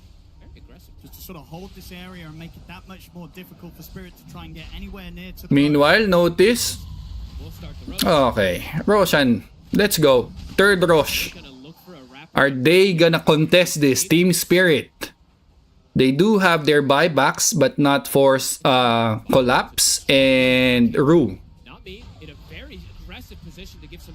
He's super deep, but he's kind of getting away with it. I like that play from Notice. Tanks the sharpshooter just so they don't see how low that Roche is even.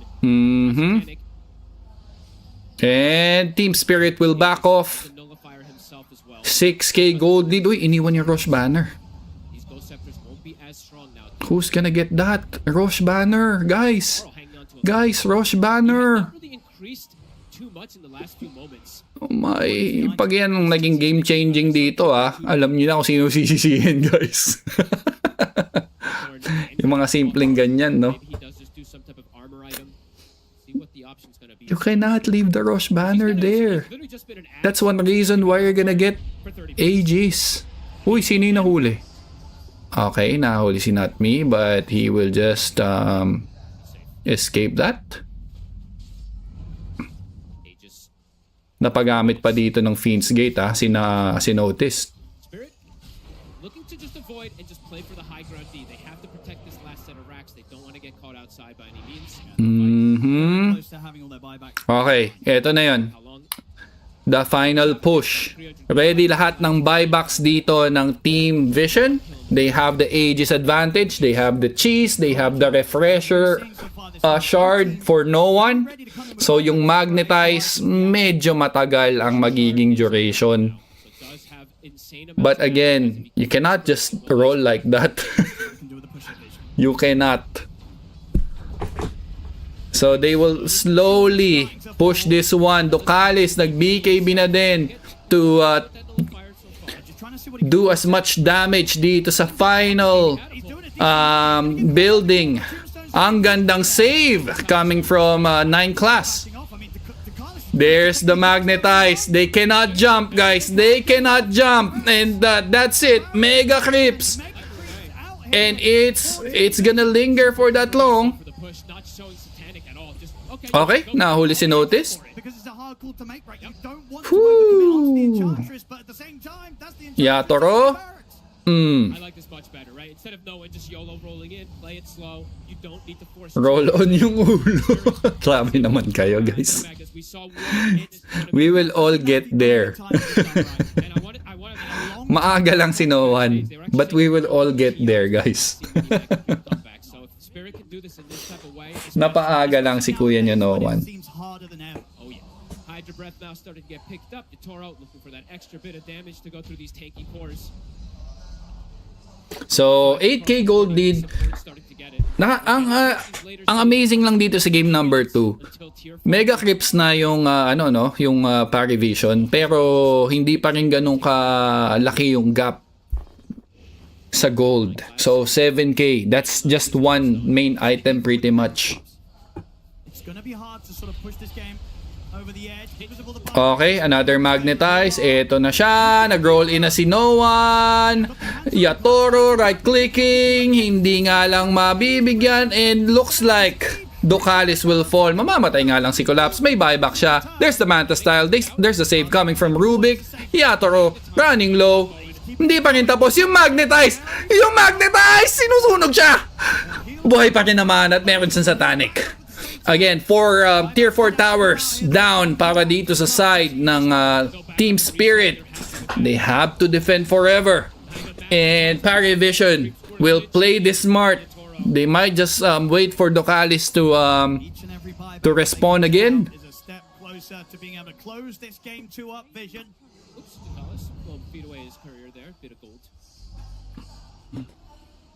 Minute left on Aegis. The buybacks have been the name of the game, so Collapse not having it. He will, fortunately though, 30 seconds, he does have Ceaseless Third, so he has that kind of built-in buyback for himself. That's a rough one there for Lal though, spending up for the heart and losing the courier, so won't even get the benefit of taking this risk to put the buyback to the side. He lost his heart? It's gone, the courier sniped. That's 3 minutes without it. Oh no. Now his inventory looks really sad. Sulit yun sulit yung refresher shard doon ng ES. Eto na, dito na mamamagay lamang sa gold ng Parry Vision. Hawak na nila yung buong map.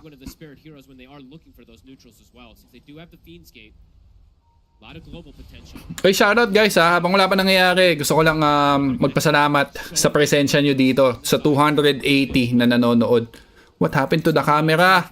Nakakahilo, cameraman. Ayusin natin. So, yun nga. Yan, big shoutout sa inyo. Thank you for tuning in dito. And kung di pa kayo nakaka-like ng stream, guys, baka naman pwedeng maglambing ng isang like and subscribe dyan. Thank you. Against the mega creeps and against the items now that are online for Satanic, the matchup's not easy to play. Because he's all the damage. While for Vision, there's a lot of... Oy, teka lang. Nahuli na naman si Collapse and Collapse. Pinatay din kagad. Buhay na naman siya ulit. Pero yung magnetize ni Noan dito, patuloy na nananalasa Yatoro. I-right click si Rubik. Nag-Ghost Scepter din kagad. Uy. Teka lang Vision already out. They're trying to take fights on their own terms on Spirit. Vision, they're trying to take fights on their own terms as well too. Shout out kay No Hair. 60 minutes.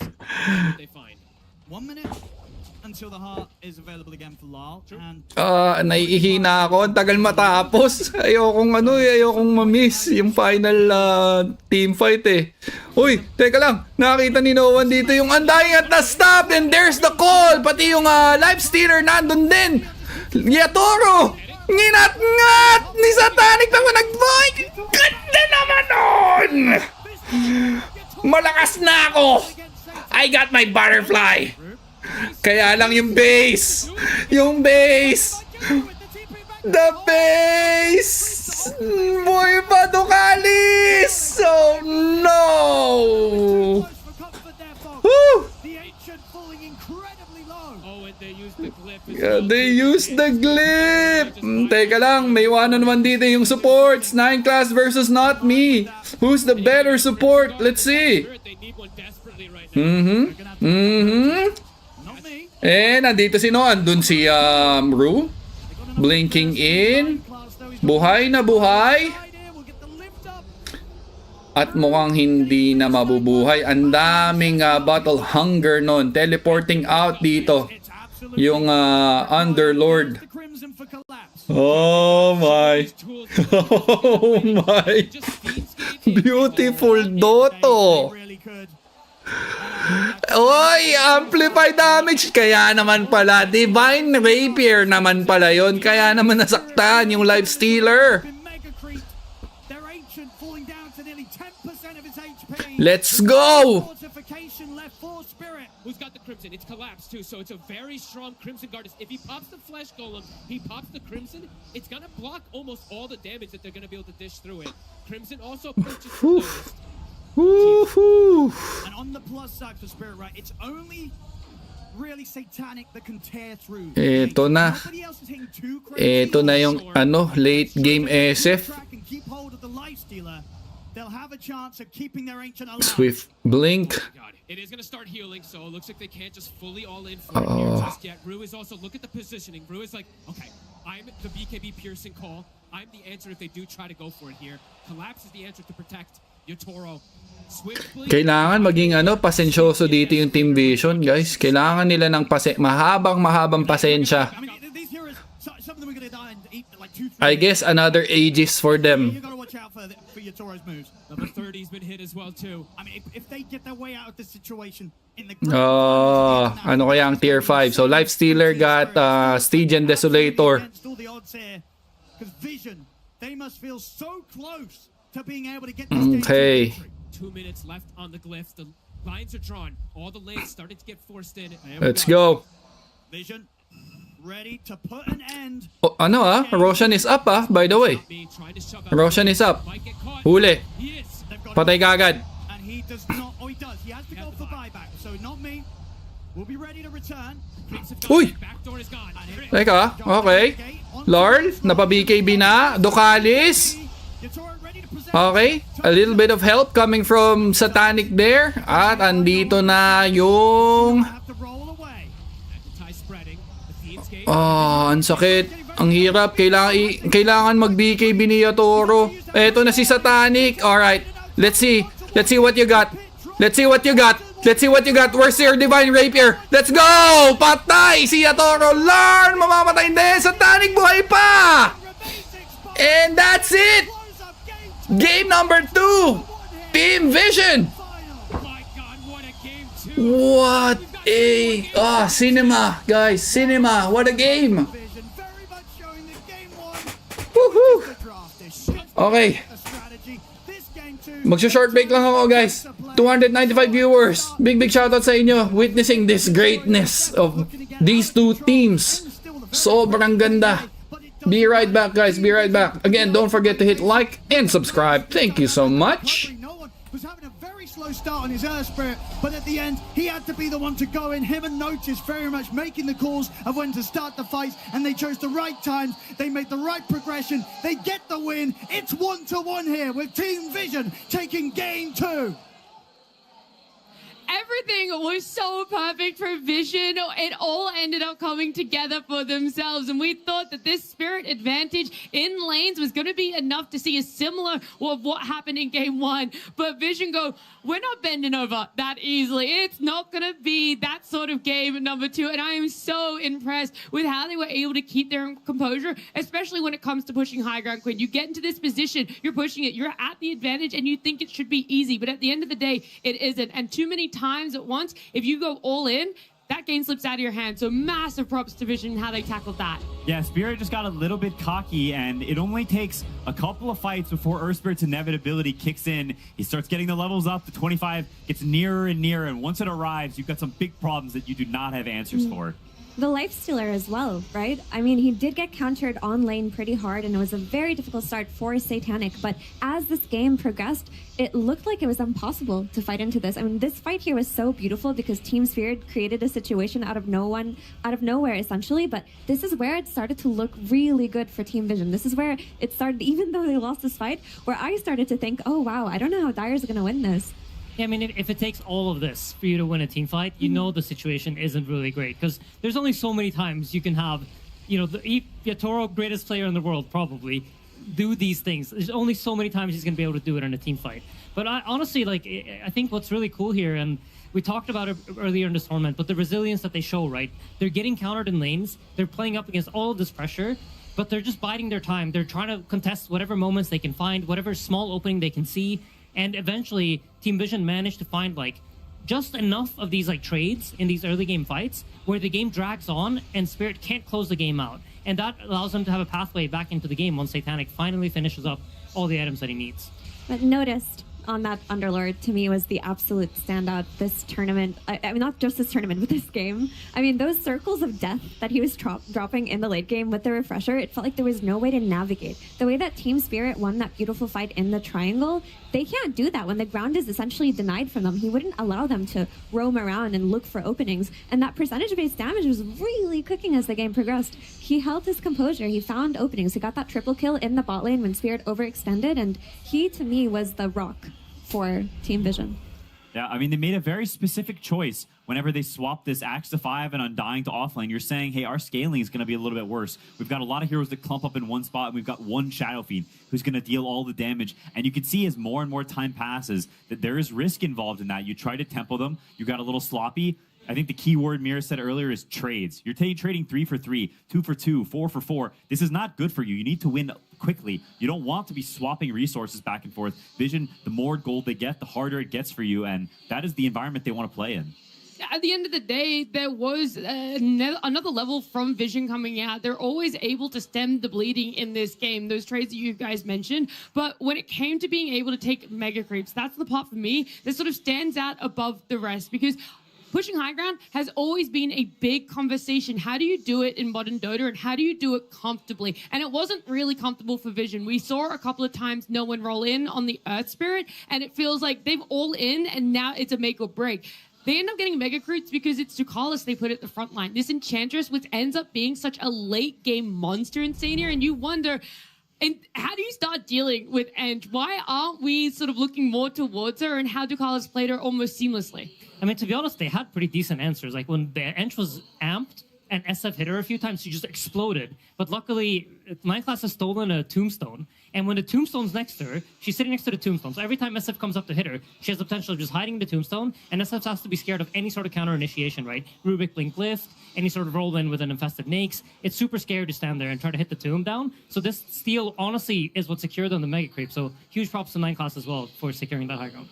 Yeah, it shows a lot of in-the-moment presence of mind to be like, we're not going to siege them the typical way. Our carry is not going to hit the high ground. That's not an intuitive thing to do. And so to me, it says they've recovered completely from game one. The nerves are gone. I think especially at the start of this game, you see a little bit of that shakiness still. But as more time passes, they start to win fights. I think they regain that confidence, that belief in themselves. They remember what got us here in the first place. And that is incredible individual skill. It's excellence from all their players. And they show that and they bring it back. And I think that is very hard to do, especially against a team that is as terrifying as Team Spirit is. Yeah, ultimately, Vision were able to do that for themselves. We see the run-up that, Vision has been throughout the upper bracket here, and they really take it to Spirit. But the early game wasn't necessarily that easy. Again, we talk about it. Spirit getting their hands on this slaughter was incredibly impactful throughout their TI run, too. And this time around, it didn't really feel like it was much different, but Purge is going to give us some more information on how that happened. Thank you, Nat. Yeah, Laurel had a lot of bad matchups today. Almost every single game that he played, he had to play losing matchups, which made his lane tough. But in this game, he had an incredible performance here. I love how he went for this trade here, leading up to the gank that was coming. He pops his salve, knowing that the gank is about to happen, and he's going to run into this fight low HP, but knowing that no one has no mana. So when Rue ends up rotating here, and they go for this pressure, he's going to get a full healing salve under the threat of enemy heroes, which is crazy. And this TP by 9 class, which was fantastic. But unfortunately for him, he barely killed the Axe, and he ends up giving Laurel a double kill as a result. So Laurel gets to run with this game a little bit, no pun intended, as he TPs to the top lane, sprinting all the way towards No One. Now he lowers the armor here of No One, and what happens next is Nami is going to shoot his Acorn that's going to bounce a bunch of times, doing a ton of physical damage to No One. So despite after getting killed in the lane for No One, his next immediate rotation was shut down by Laurel as well due to this great rotation. Now he gets Blink Dagger, he goes to gank the safe lane. Very easy ultimate. Blink Crush is tons of physical damage against these supports. They've really got to worry about this. And the next couple of minutes was them basically just controlling the map,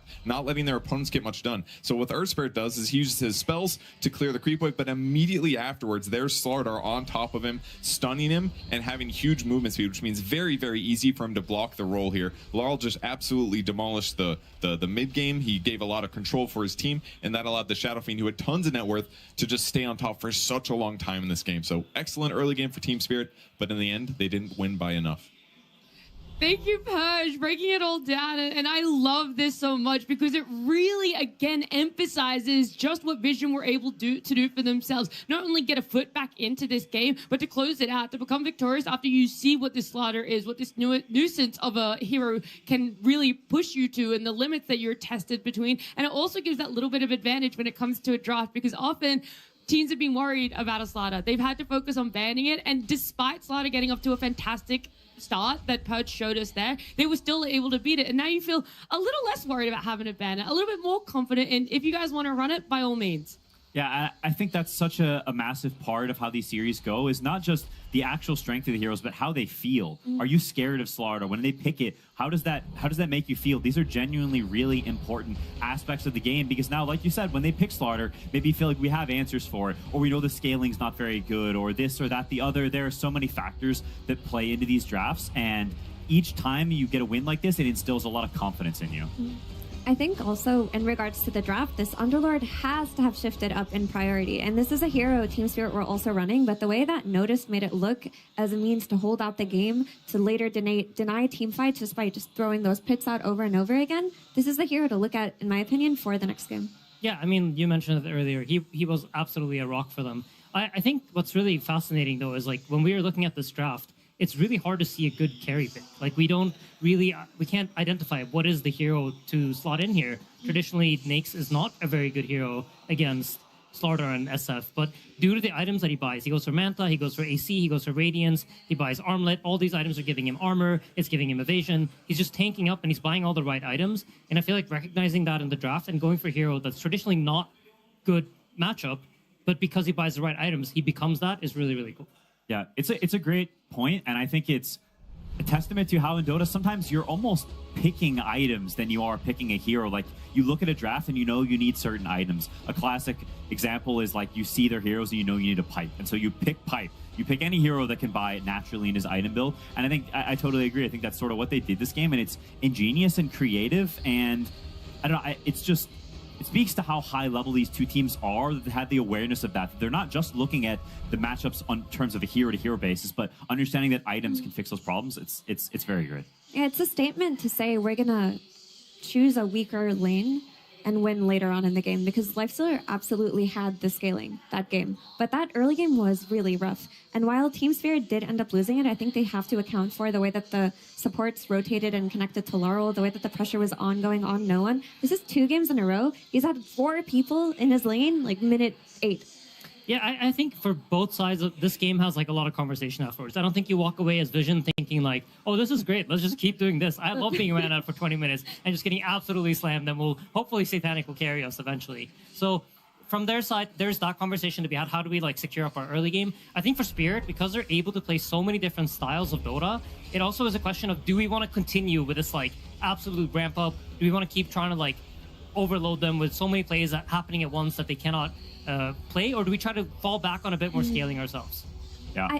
Sorry, Quinn? I think I tend to believe it should be somewhere in the middle. Like, I think for Spirit, you don't want to go full into pressure mode, because I think that's what this game is. They're full into pressure. They're all committed on, you play early game tempo, and the late game is very bad for them once the items come out. I think something in between, still good lanes, but better scaling so that you have at least a chance if there are some trades and things aren't totally clean, because immaculate gameplay in a TI finals is just somewhat unreasonable. Absolutely. I do think the pressure thing is very important, though, because the only times that Team Vision have dropped games this entire TI is to heavy pressure and heavy tempo lineups. So I think that identification is correct. And you can just iron out, like you said, pick some more scaling, maybe take away something like an Underlord that can allow them to hold the game out for longer with tower defenses and with team fights. The vibes were looking phenomenal for Vision there, by the way. We saw a brief glimpse of them before they were about to walk back out on stage, and a lot of smiles, a lot of jovial energy. And I feel like after what we got to witness in game number 2, it's very similar for us and everyone else at home. And to put it into a time frame that people can understand is that this is the second longest grand finals game we've had at a TI. It's also the second highest in kills. The only one that's beat it was a game 4 between LGD and OG. Like, that is the privilege in which we're getting to witness between the high caliber teams and how closely matched both Vision and Spirit are today. That's so cool. We were screaming in the green room when the team fights were happening. Yeah, that game 4 is also probably the single most iconic TI game, and so for this to be just below it, I think is a testament to the caliber, like you said, and I'm just so excited to see the continued adaptation. You also mentioned how they looked backstage, and I think it's a really important aspect of these long series that you don't get too excited, you don't get too amped up or too sort of in your own boat that like, yeah, we did so good this game, we own them, this is easy, because it's not. You did win this game, but like Aiden said, you did not run them over. This is not some dynamic, complete beatdown. You came back and you played a good game, but you need to, reel it in and understand that we still got a long way to go. Yeah, and I think honestly, this is where the upper bracket advantage also might start kicking in. Now Spirit is on their fourth game of the day, sorry. Whereas for Vision, you're just on your second. And eventually, the longer this final goes, the more that drain is going to come in. And it is a factor to keep in mind. I do think that Spirit feel good after that game, though. Like, it feels bad to lose after a start like that, but at some point in this game, the Dota Plus probability came up, and Team Vision were only 5k ahead. There were no racks taken, and it was 95-5. I mean, if you can make a game competitive when Dota Plus is saying in 95% of the time, those heroes on Radiant will outscale those heroes on Dire, and it was taken that far, I think they can take away exceptional play from it as well. It's not like they're like, oh, we messed up, guys. Maybe there were 1 or 2 moments, but that really wasn't the end-all and be-all.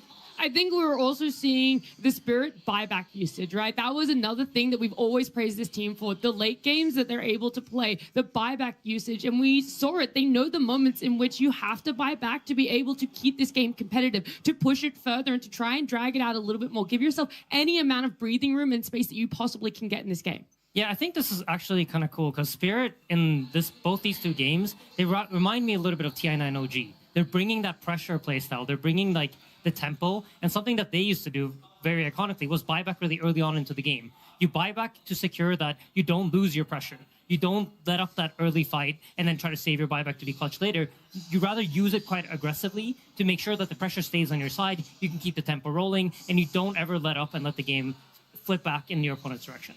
Yeah, I think winning lanes in a TI setting is also, like, it can be a very, like, sort of damning feeling for the other team that, oh, we're falling behind, and it can weigh on you and be kind of spooky in a sense. It maybe takes you out a little bit more than it would in a normal series where, I don't know, the feelings are loose and you die a couple of times, but it's fine. But if you lose lanes in a TI Grand Final, suddenly it feels like things are crumbling and it's harder to push back, I think. I think teams are way more susceptible to crumbling, which is why we see a lot of 3-0s in TI Finals. You lose a couple of lanes, you lose one game, suddenly you're just mush and the other team walks over you. I mean, I can speak to that. I feel like the feeling when you're falling behind, the timer just starts ticking slower and slower and slower, and you have so much more time to just get into your own head and think about like, oh, I should have done that differently in the lane. And obviously, you should not be thinking about these things at all because you can't go back in time and change it. The only thing you can do is like try to think forward, but it's so easy that that happens when you're falling behind. Obviously, it's up to each individual to have that in mind and to push themselves to not fall into that. But does it help if you have a strong presence, if you have a strong person that's willing to almost be that hope in the team that goes, it's okay, we're getting trades. It's okay, they're not invading this part of the map. Do you almost need someone to be that silver lining at more pivotal times? It can definitely be useful. I think some players, you know, they just don't get into their own heads. You've gotten this far so many times that you've learned the skill, you've developed it. Other times it's really helpful to hear it from someone else. I would imagine in the Spirit booth, like having Collapse or YATORO be like, I'm going to carry this game. I remember actually quite iconically at TI9, the practice rooms were all on the same floor. Mm-hmm. And as you finish your game, there's other games going on inside of the practice rooms. Walking by the old Team Liquid room, and I'm just hearing Miracle yell at the top of his lungs, like, don't worry about this. I'll carry this game, guys. Just buy me 5 more minutes. I'll carry this game. And having something like that, it inspires confidence. That is so cool. Because I can't imagine a better player for Team Vision than no one to take that role upon himself too. I hope they're in their booths, building up that energy because they have a whole nother game to get into. Team Vision versus Team Spirit. Grand Finals. Game 3. Game number 3 for our grand final, where we've seen one apiece right now. Both Time Spirit have gotten off to a strong start for themselves. And so having first pick again for the side of Vision here, just like we had in game number 1, are they going to fall into that trap of trying to call Spirit's bluff again? They did that with the Ember Spirit. This time around, I feel like there could be a little bit of back and forth or toying, not necessarily with that hero though. I think Vision want to steal SF, actually. I think that's the hero that they're focused on with the Darkseer van. And that's a cool concept because the first 2 games where we're talking about Ember Spirit, but now they're like, wait, Shadow Fiend is the actual problem, guys. Yeah, it's a cool adjustment, and it's another testament to how these finals shift and change over time, priorities move, and I do like that Spirit banned the Earth Spirit. I think this hero is just too stupid, and they gave it a try. I think they experimented in a sense, saying, can we beat even this hero? And they'd lose, and they're like, okay, that's fine, we can ban it. We had sort of space here. We decided that this ban is sort of free, so let's see if we can get an extra free one in there and beat this hero. Yep, absolutely. We have, however, seen Team Spirit beat Shadow Fiend today, right? They did it earlier today. In that game, they did it with a Terrorblade. I think here they're realizing that either we have to pick the TB now, which we absolutely don't want to do, because then it's going to be playing as a ton of counters. So, or it's going to get banned out, so we might as well pick a carry that we actually want, or a hero that we actually want, that we know can match up well against the SF. That isn't a TB, but it can be picked early. I do think that they place a lot of importance in the Nature's Prophet against the Shadow Fiend matchup, because when they opened the game number 2 with that SF, one of their bans was the Nature's Prophet. And whilst at the time I looked at it, I thought it was just maybe taking it away from Satanic. I actually think it's deeper than that. They really do believe in that carry-to-carry matchup being favorable to Nature's Prophet now. Yeah, it's another ranged hero that sort of gives you the similar turret thing of you have heroes that can go in and now you stand and hit, but it's got the extra added wrinkle that Nature's Prophet is a very fast hero, and he's very good against these ranged heroes that need a little bit of time to get online. So not only does he have the ability to stand and fight you, but he can TP on you early, take your tower, and add the momentum on top of the scaling. And so I agree. I think it is a sort of game read counter that they believe in, and I think it makes sense. It's also a hero, I would say, if you just look at these 2 heroes objectively, you put them in a demo lobby, you let them hit each other to death, SF will always win, right? So you're looking for Spirit. How do we amplify this? How do we amplify it either through gold, by like getting him ahead with these quick moves that Quinn talks about, or what heroes do we pair it up with in order for him to be able to outscale the SF? Because something is going to be needed. The support bans would have fit the build that you're talking about. Like Clockwork and Undying, heroes that can get on top of SF, dive him with things like Tombstone, that enables Nature's Prophet. Another hero that comes to mind is Tusk, but he did fall off a little bit during this TI.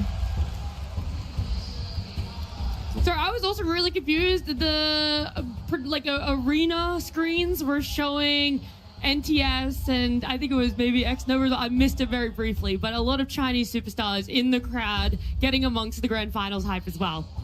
I mean, if it's happening, you've got to watch it. It's the biggest Dota event of the year. It's so incredibly special, and I think especially like those players have, when you've been in the finals, it has that extra layer of meaning because you put yourself in their shoes. You know what it's like, and I think anyone who's had something so important to them, big, and something that your emotions are tied to, knows what it's like to watch something that holds so much gravity.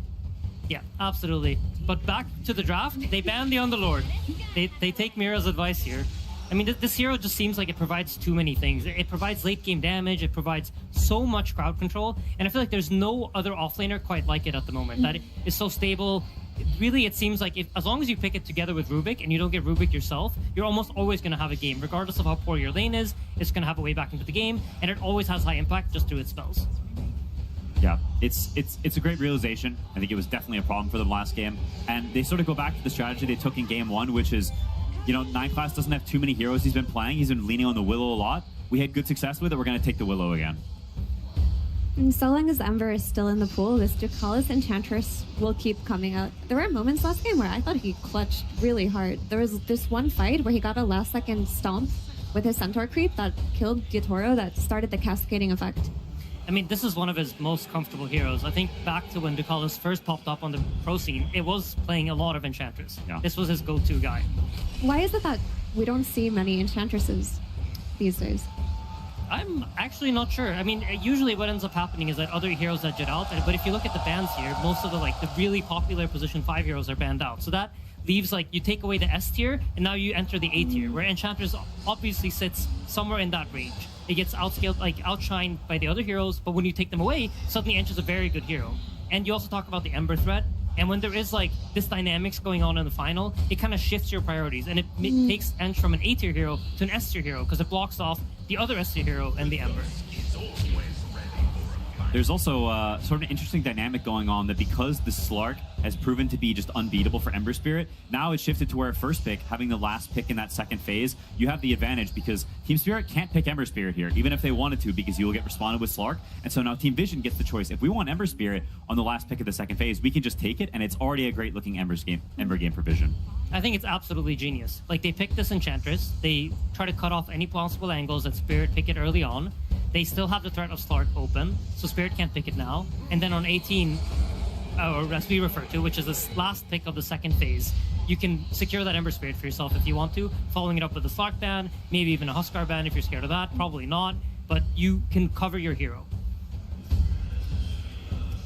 The Tusk, to me, is very good because I think you need some way to prevent this Nature's Prophet from getting bursted by Slardar Shadow Fiend. Like, they're presenting this problem similarly to last game. All right. It's all this physical Game number 3, guys.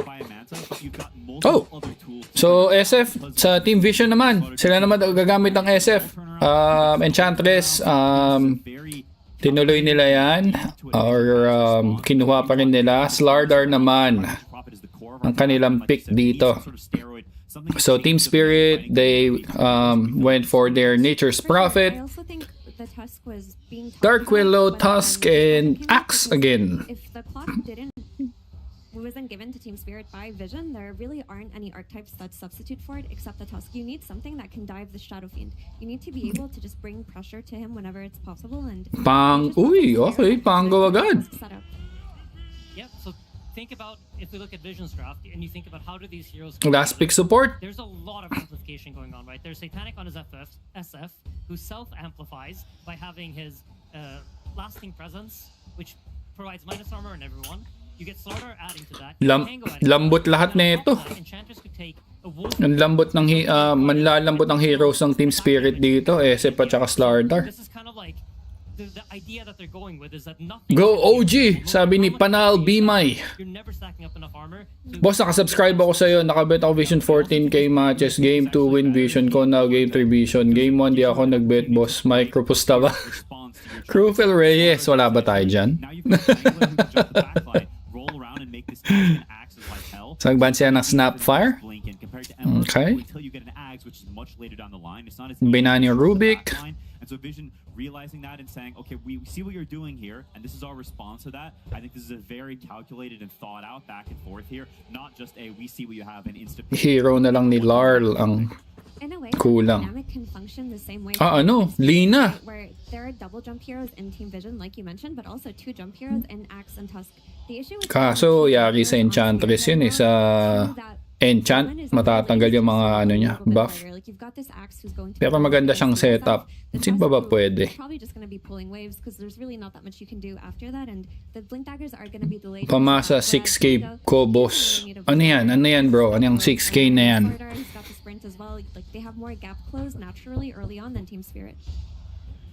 Yeah, it's definitely true. They may consider swapping lane supports, putting Tusk in the safe lane to help with that a little bit, or Sarap naman ang hero ko. Yan ang Satanic ko, boss. FPJ lang yan. Kaninang game 1 ang Vision ko. Ginaganama yan kapag talo sila ng game 1. Pa-shoutout sa asawa ko masungit habang nanonood ako ng live. Molod, sabi ni Unnamed 4092. Sino ba ang misis mo, bro? Malaki natin yan sa ating 182 viewers at marinig niyo din ang kanyang pangalan. Ano pangalan ni Mrs. bro? Okay, nagba ng Monkey King dito ang Vision. Ano kaya ang ibaban dito ng Team Spirit?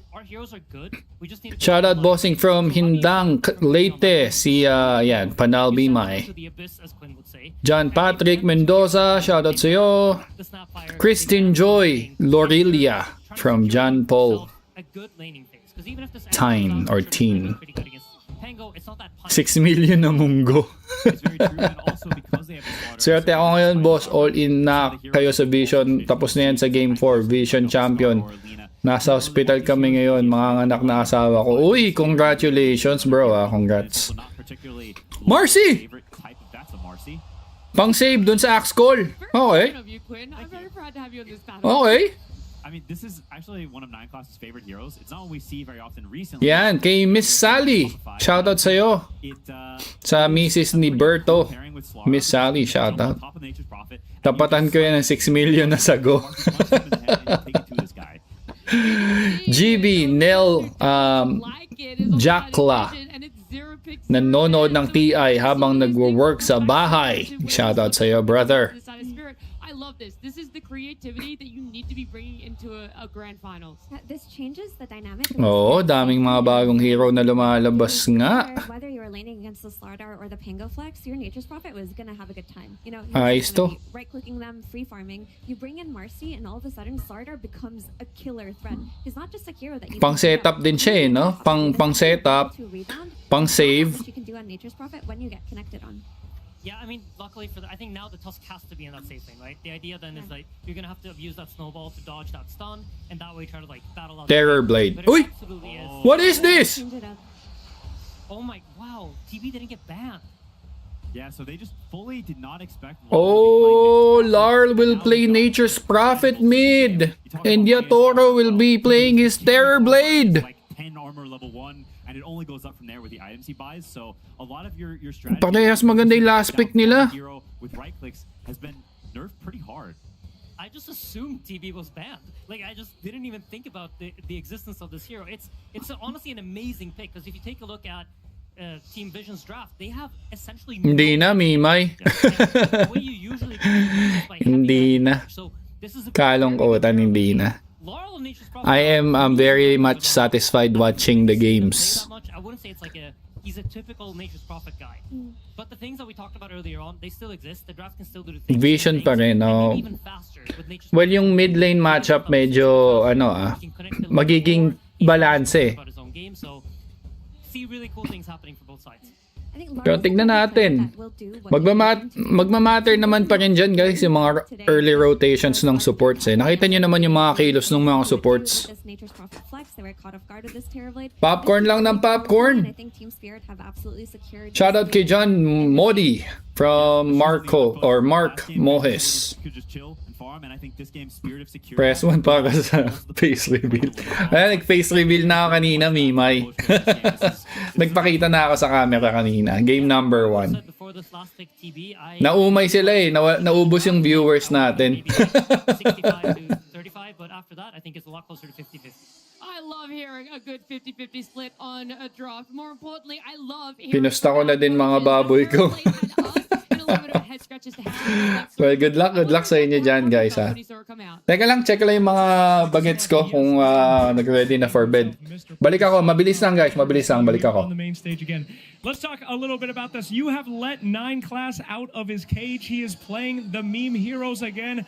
Where did this Marcy come from? How do you have the balls to pick a hero like this on the main stage of TI? 9 Class has a lot of balls. That's all I can say. Fantastic. Was this his idea or yours? It was his idea. I completely approve of it. Okay. I was about to say maybe you were distancing yourself from that, but no, you fully support. Whose idea was it to let the Terrorblade through? They already had Furion, and we basically guessed if they're going to swap this Furion somewhere, they're going to just lose their team fights everywhere. So we're not afraid.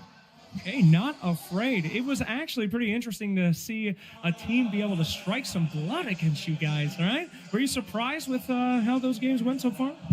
Not necessarily. I think they won the drafts 2 games in a row. This time, I think we have the edge. Okay, that's what I like to see. Now, last question here, Well, are they ever going to get another one, my friend? Or is this the end of their ride? Is it going to be the full reverso sweep? I hope so. All right. Thank you so much, Puppy. An absolute pleasure to see you again on the stage. We'll throw it to our casters to get ready for this game. Game 3 time, ladies and gentlemen, here in the grand finals of the International 2026. Team Vision against Team Okay. Let's go. Game number 3, guys. Marcy being thrown into the mix. Another new hero for this international. And I tell you what, one that I kind of like. I think this hero's got a lot of potential. And of course, especially when it's in the hands of 9 Class. And when you've got something like a super hard carry to play around, right? Sure, you don't use that sidekick. You don't notice the bodyguard as much as it once was. But it still can be a very strong tool for some. Uy, nakatatlo dun, ha? Nakatatlong vision dun. Definitely can see some type of potential from it. And what do you make of the switch up? Obviously, as Puppy talked about, they weren't too fussed about banning the Terrorblade because they considered, well, if they do go for this spirit, we have overwhelming Map 3. it's going to be this Nature's Prophet mid, and that might leave some openings that Vision can punish. Do you think they can, or do you think it... Pang gusto ko yung ano eh. Gusto ko yung Marcy pick eh. Kung magpe-pay off yung Marcy, mag-Vision ako dito sa game 3. Tamang nood habang day off, si Mimay. Shout out Mimay. Knowing when to just always take the team fight advantage. I've seen them so many times in this tournament having team fight advantage. So let's see if that position for them is going to be working for them. While for Spirit, much more scaling draft, right? Looking for the MP to get that scaling. I'm curious to see how active Laurel's going to be, if he's going to TP to safe lane, because I could see him make those moves, right? You want to punish Satanic, you don't want this Nature's Prophet to have a free time, and the lane overall for Laurel, it should be good. So I want to see him play pretty aggressive on this Nature's Prophet. TPing in, shut down Satanic, even potentially going for the TP plays on the safe lane if they do overextend into YATORO. Because that's what it would have to be. If they do try to go for these kills onto YATORO, it's gonna have to be out of these overextensions. And we're seeing the lane switch ups, right? Ayan, oh. Shoutout daw kay Madam Divine. Madam, kung naririnig mo man to, pinapa-shoutout ka ni Mr. mo sa akin. Payagan mo na kaming matapos tong grand final, Madam. Big shoutout po kay Madam Divine.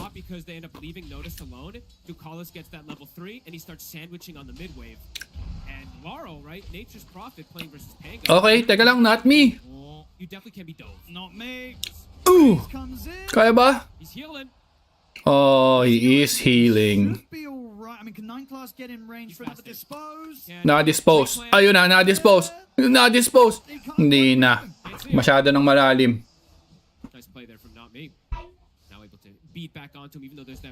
Kala ko maaabutan eh. Parang nahihirapan si ano ah. Satanic dito ah. Is ready to do on the SF last two games. He's been watching YATORO play the hero. Sure, YATORO didn't win the last game, but still individually. Name ko sa Facebook. Hindi ko pwede sabihin, Mimay. Yeah, shoutout sa misis naman ni J-Zone na si VC from Qatar while watching. Are you done brushing your teeth, boy? You peed already? Okay, go to bed na. Go to bed with ate. Huh? Shh, don't make noise. I'm casting na. Thank you. Sige na. Go ahead. Oy, teka lang, bottom, Ru. Napapalibutan siya ng mga ta.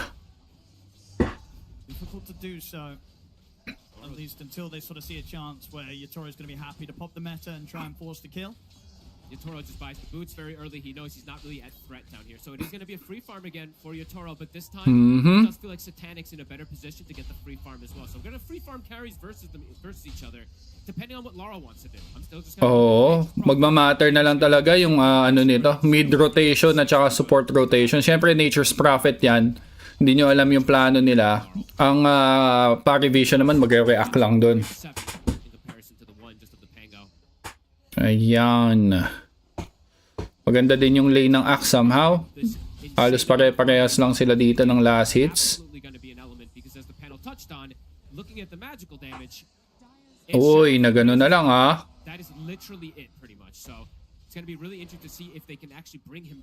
Nakakanood pa ba sila muna? Hindi na memes eh. Tagal ko na din hindi nakapag-cast kasi. Sobrang tagal na. Okay, Metamorphosis used. Meanwhile, etong dalawa nakukulitan lang pero may Shadow Realm to. Naku po, delikado si 9 class. Patay. First blood makukuha ni Not Me. Siguro si Kerry buntis na. Hindi ko. I'm not sure. Ayoko ng chismis, Mimay. Okay lang, balik lang. Panel Bimay. Balik lang, bro. In the matchup versus the Nature's Prophet and keep securing these last hits. So top lane for Spirit can definitely see them have easier ways to get aggressive versus Vision, while bottom, it's going to be Tukala's making movements around with that level we've seen. So already seeing him shift toward the mid lane, Brew is anticipating okay lang. No one? So now you just, I guess as Rue, you just follow the Enchantress, right? Leave the Terrorblade in this 1v1 matchup. Si Muning pusa na. So yeah, medyo annoying talaga tong ano, no? Battle hunger. Does have the level 2 rebound now. You actually usable. The first level. Naku po, Ducalis. Na wrong move. Aga din nawala sa linya Toro, no? Tas pinarm pa yun. They've seen this play before from them, so they're reading it pretty beautifully. CS though, the fact that they are leaving the bottom lane, Noticed is now just starting to get that free farm, even though he is versus that Terrorblade. 3 lanes for Vision, getting that CS. All in all, very close start. Very close. Not too much of a difference there. Nobody getting Amplify damage. Kinuha ni Ru. Meanwhile, sa top lane, collapse. Mabibigyan ba? Buhay pa rin na! Buhay pa rin si Collapse. At ayun na nga yung rotation coming from Larl. May snowball pa from Ru. Nabigyan pa nga doon si 9 class. Nanggigil ang kuya mo. Actually saves out clicking around like has this neutral item already. It's the Willow. The barrier actually saves Collapse there, I'm pretty sure. That was pretty crazy. You can't calculate for that on the side of Vision. Nice attempt to dive, but responded accordingly there from Spirit again. Nice attempt, nice attempt. Might try for Ru. It's hard though with the snowball. Always be able to disrupt the combo that 9 class will try and catch him with. They want to dive Laurel here. No one doesn't have the roll, but does have the 3-3. Does have the skill points for the damage. Trying to apply some pressure here onto the tower. Laurel can track the wave though with this tree safely. Hefty stacks being made. Vision definitely has potential to walk in and go for some type of steal plays as well too. 3-time memes. Si Collapse at saka si Yatoro. Sila yung kauna-unang 3-time champs. We talked about it a lot. I mean, it builds up the damage of the ult very effectively. Like daming stacks para dun sa Axe. Or Terror Blade din. It means it effectively does max damage on all the rest of the bounces all over the map. So they have to calculate that in on the side of Vision. If they do scout those stacks, I don't know if they did see them just yet. But it's a lot of extra burst damage that could catch some of these heroes off guard. But cool to point that out. Seeing the item build cube from Laurel right now too, it's just a drums. So he's looking to be aggressive early on is what that tells me. Not your usual pickup from these Nature's Prophets. I mean, that should allow him to turn up and ensure that you turn. So top of the food chain natin dito si ano? Yatoro, guys. Right, just being able to beat on them with the treants, with the drum. How annoying is that? Dinidinay lang ng mga summon treants ni Larl dito yung power runes. How annoying. Ducalis, makikita si Notme dito. Ando na nga ang teleportation coming from Larl. And Ducalis, looks like, yun na yun. Sakit. Nadali. Crunchy, Kuya Kepso. Kinakain ako eh. Crunchy ba? Uy, teka lang. Collapse, kinukulit dito ni 9 class. May Rolling Thunder ba? Uy, hindi na nakapag-Rolling Thunder. Ayun, ang Rolling Thunder.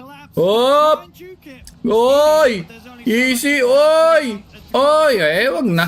Okay na yan. Ang tagal. Uy, nakapatay pa nga!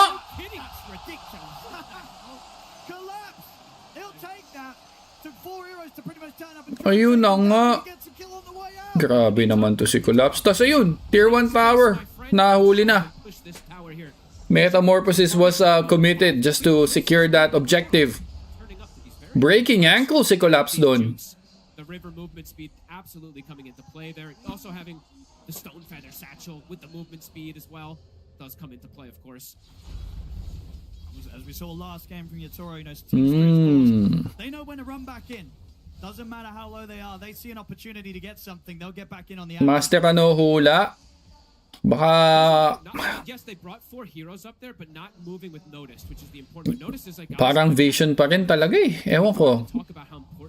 Kasi pag nakapag-blink dagger yung Slardar, eto na yan, umpisa na ng ano nila yan, ng power spike nila yan.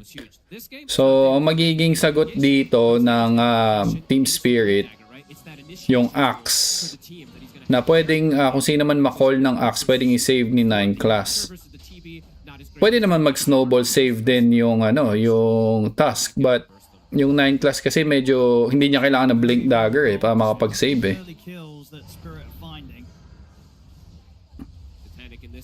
Shoutout daw sa girlfriend ni Zerid Droil Reyes na si Amelia Ripari. Bias yung host, patay tayo dyan. Ako naman nagbigay lang ako ng insight sa nakikita ko. Bias na agad. Si Adrian Paul. Baka nakalimutan ka na ni Mima, Adrian. Teka lang, notice hindi na eye shard block doon.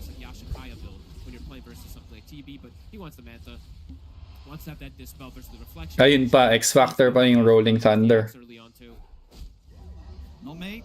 Oh, ayun na nga. Andun na yung setup. And, makakapag-TP out! I don't think so. Not me. Nice try though. Nice try.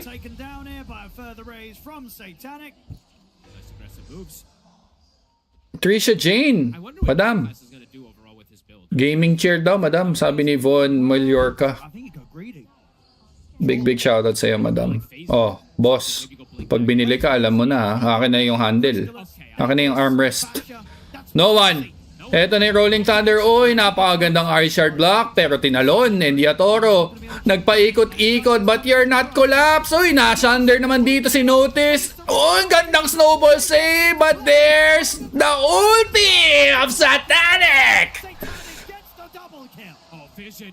Sumayaw-sayaw. At nadali nga siya doon. Naka 2 heroes doon ang Team Vision. Game number 3 to, Fernan. Game number 3. Pa-live tour na ka na ulit, Kuya Kebs. Nako bro, kung kaya ko lang mag-organize, why not? Kaso, sobrang busy na talaga sa buhay. Ni-request ko lang tong weekend na to kay Mrs. Pinayagan naman ako. So, big shoutout sa Mrs. ko. Maraming salamat, madam. You're the best policy. Kahit 10 na sander pa yung TV ng TS, sasayaw lang ang SATANIC. Grabe. No? Tawag dito parang 100% talaga tiwala ni Crufel Reyes.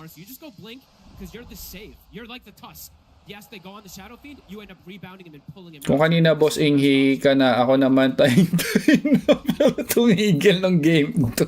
Oy, si SATANIC naman ang gustong bigyan dito at ando na nga yung Terrorize. Nandito din si Laurel na Walrus Punch. Wala na siyang nagawa. That's pick off. Very much needed pick off ng Team Spirit to just even out this game. Oo, di naman takot. Nasunod lang tayo.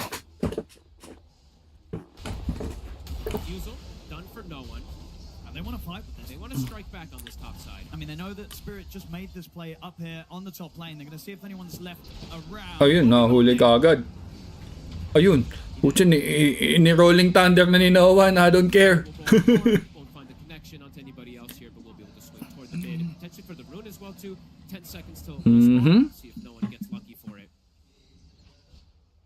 Si YATORO, ginagamit na lang din niya yung Metamorph para makapag-farm ng mabilis.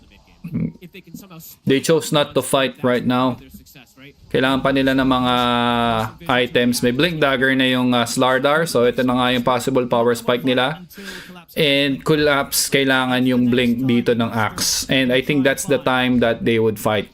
So right now, they will try their best to just keep farming. Yun na nga, nagme-metamorph na nga yung Terror Blade. And Parry Vision, kailangan ma-maximize tong window hanggat wala pa yung Blink Dagger dito ng Axe. He scaled pretty well that last game on the edge. He was very annoying with how much damage he was doing even onto some of these cores. Pasikaso muna sa baby at asawa here at hospital. Okay bro, congratulations. Unahin mo muna yan. Mahalaga yan. Kailangan nandun ka sa moment na yun. Kailangan ma-witness mo ang panganganak ni Mrs. Uy, teka lang Collapse. Kinukulit at tinalon pero hindi enough yung range. Meanwhile, Rue breaking ankles as well. The snowball is there. At nandoon kay Notice. And Notice will take that kill. Pagbalik ko, murder ng team spirit nila dyan. Mental game lang ba yung game 1 sa Vision? Unusual yung drafting. Baka nga nagano lang sila testing no? Experiment. Nag-experiment lang sila dun sa Ember Spirit carry. Pampaganda daw ng laban.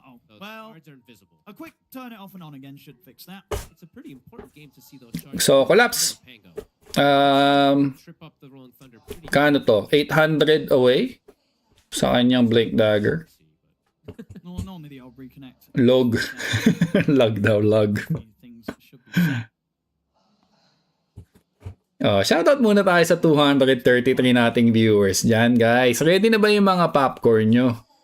Popcorn, soft drinks, konting yosi-yosi dyan. So, salamat ulit, guys, sa pag-tune in dito. Ang ganda ng game. Yung game 2, napakaganda. Cinema, yung game 2. Sana may no? Sana may true sight, no? Hindi pa nag-umpisa, naubos na. Yun lang. So, Satanic, nakamanta style na. Next item niya would be Hurricane Pike. Ayaw niyang mahuli ng snowball into Walrus Punch and into Axe Call. Yun yung mga bagay na kailangan niyang i-avoid para hindi siya ma-disable. Walang true sight, mahal ng gem. Oo nga naman. So, si Collapse, nag-aabang lang yung kunin yung creep wave dito sa top lane.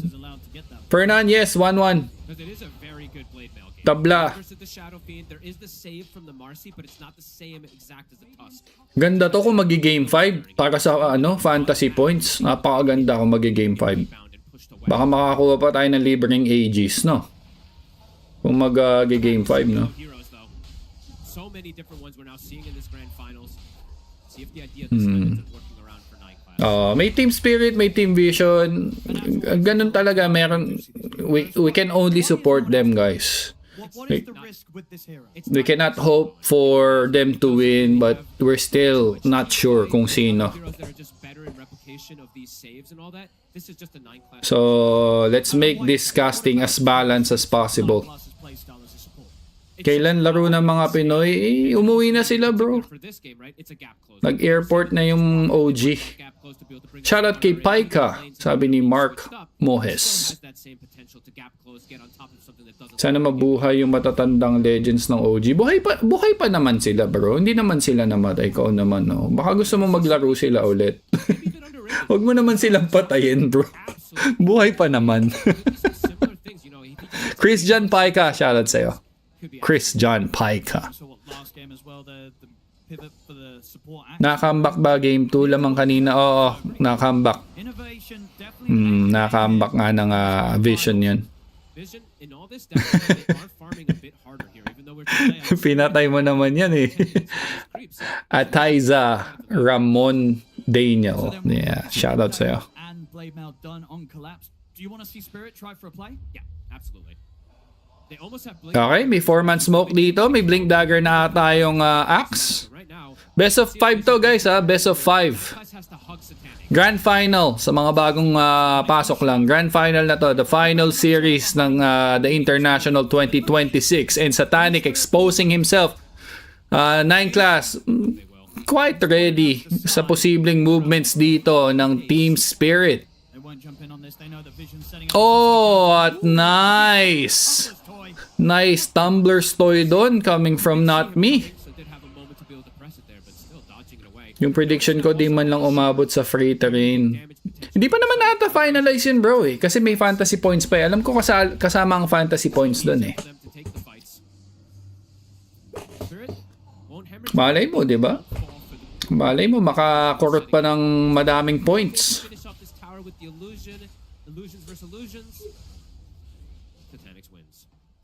But no deny for you. Blink Dagger done for the Tusk. Blink still far away for 9 class. So now Spirit, much easier access to look for fights themselves as well, 2 versus. So notice dito will go for his BKB. On the side of Vision. Spirit wants to pop a target. Kumuha na din siya ng early shard. Kailangan yan para mapalambot ang mga karne ng Team Spirit. SATANIC na or YATORO naman dito, same thing. He needs a Hurricane Pike to escape the possible initiation dito ng Slardar. At mai-kembot niya yung Rolling Thunder. Shoutout sa iyo, Paika! Kamusta? Nakikinig ka ba?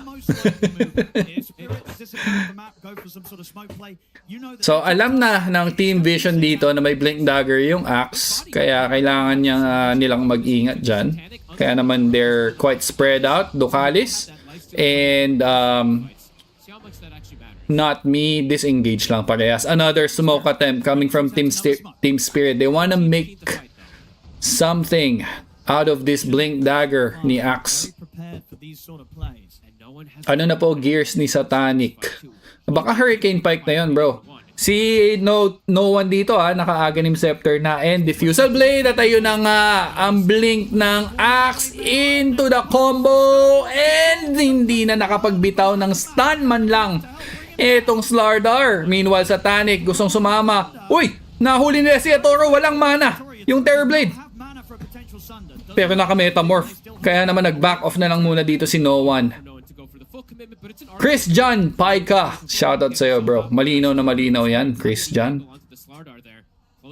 Maglalaro pa kaya si Ana, boss? Alam ko nagpa-pub siya pero pro, I'm not sure. I'm not sure kung maglalaro pa si Ana ng pro.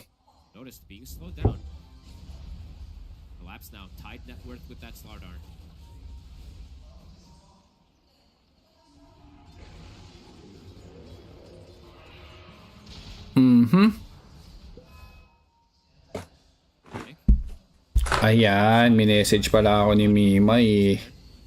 Mimay talaga kung ano-ano pinagagagawa sa Facebook kaya nababan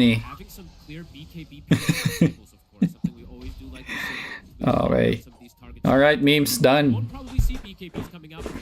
Christian or Chris John Paika. Going once, going twice. Ano ba? Nakailan na tayo dyan Hindi ka ba nakikinig, bro? Oy, teka lang, nahuli. Yung Tusk, pinapatagal lang, pero yun. Uy, teka lang. Napakabilis naman, pero merong may corrosive haze Bigay na lang kay SATANIC yan. Yan. Jorilyn from Davao, shoutout sa'yo. Jorilyn, Not Me, siya naman yung isusunod, but may counter initiation coming from Collapse. Nahuli dito si no one. Nice save coming from 9 class. Nahuli pa si Larl. Maricar Libuna, shoutout sa'yo. At uy, teka lang. Collapse. Playing so dangerously. Mag-o-open up ang Roche Pit para sa Parry Vision after ma-takedown nung Nature's Prophet.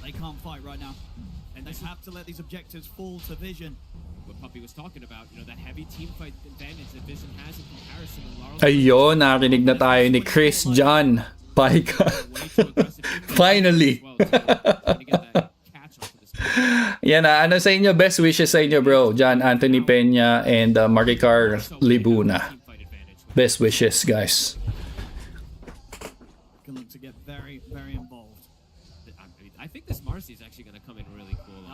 Yun na nga yung save na sinasabi natin guys, yung save dun sa call. Kaya naman nag-last pick sila dito ng Marcy. It might not be the most crazy flashy stuff where he's, his coddle where he's popping off, taking over the game. And Shiner Boss from Davao, shout out sa'yo, bro. And he's about to have that blink dagger. So matching the blink of Bruce Tommy, not by too much. So may drum of endurance dito si Larl and Mjolnir. SATANIC naman, ito na nga, yung Pike is done. And he's on his way to get his butterfly para makipag man fight dito kay YATORO. YATORO naman is working towards getting his Eye of Scatty. But we'll see. And YATORO are around, but if they don't have those two punching into him, Satanic will very likely survive. Gawing abay, naku po. Mahirap ata, bro. Malayo-layo ang babiyahin natin dyan. Ayan, shoutout din kay Jed Marty from James Mark Vicente. Shoutout sa'yo, bro. Happy viewing. So, Tier 2 Tower, uncontested push para sa SF dito ni Satanic. Meanwhile, Rue, cutting waves. YATORO is not ready to go. They do not want to turn up. They're gonna have to have, very. Ooh, ayan na. The snowball's there. Susubukan mag-blink out. Hindi na stun. Nakita pa rin dito si Rue. Oy, gandang shard block. May walrus punch. Ayaw na. Hindi kala ko tinantanan eh. Uy, teka lang. Na-turn around pa nga nila at 9 class pa. Ang nabigyan. Ayun na nga. Ito yung mga, little plays na kailangan mong gawin as a support. Kailangan mo mag-draw ng attention ng core and then waste their time. Na instead na nagpa-farm, makipag-play around sa'yo tapos magsusurvive ka pa. Butterfly now finished up for Satanic.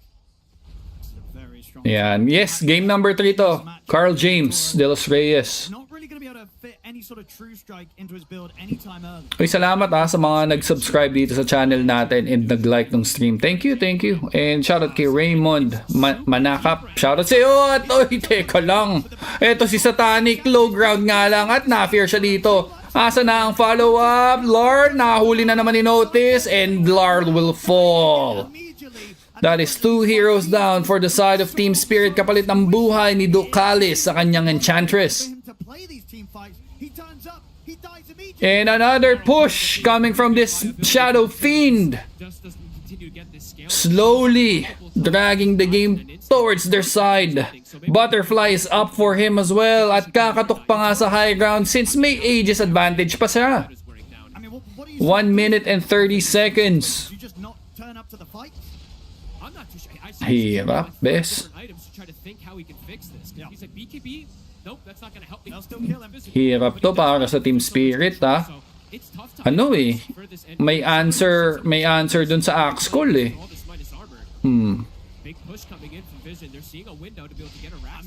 pinagpapalo na lang ni Collapse. Hoy, teka lang. May na-call. Pero may Rolling Thunder coming from no one. Tina-target dito si YATORO. Masyado nga na mabilis. And meron dong setup sa backline. Satanic ang target. Back off. Naiwan si Ducalis. And he will be the sacrificial lamb. But hindi pa tapos. Eto si Rue and Satanic. Napapalibutan. Nilaban na lang. That's the Aegis.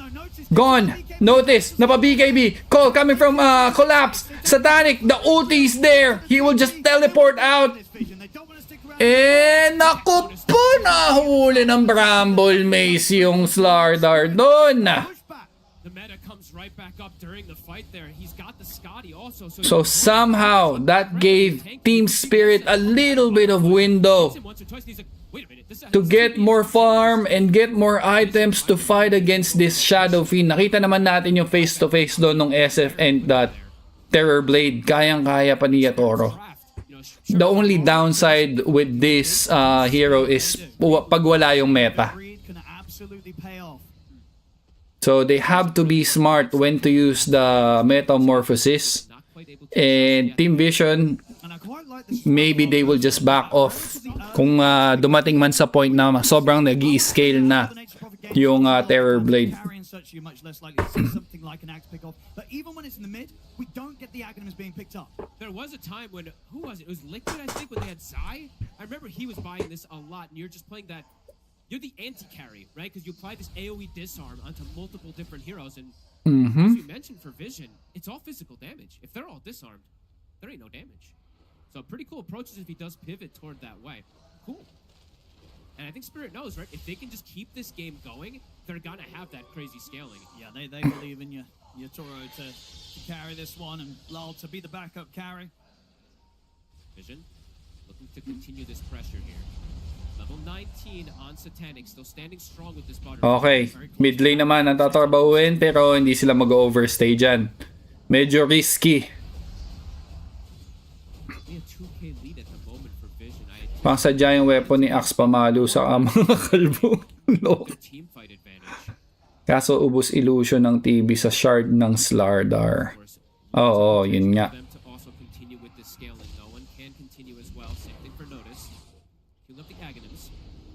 Crucial din yung mga snowball saves mamaya, guys.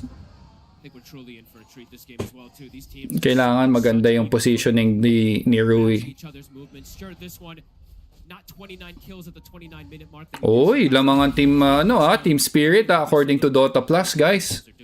Mga team spirit fans dyan, pinapaboran tayo ng, uy, teka lang, may nahuli dito. Ayun na. Why not? Lamang chan din daw. If your vision, what are you waiting for next? Is it sort of the case of just waiting for the next Roshan? Are you able to still try and force a fight before the Rosh?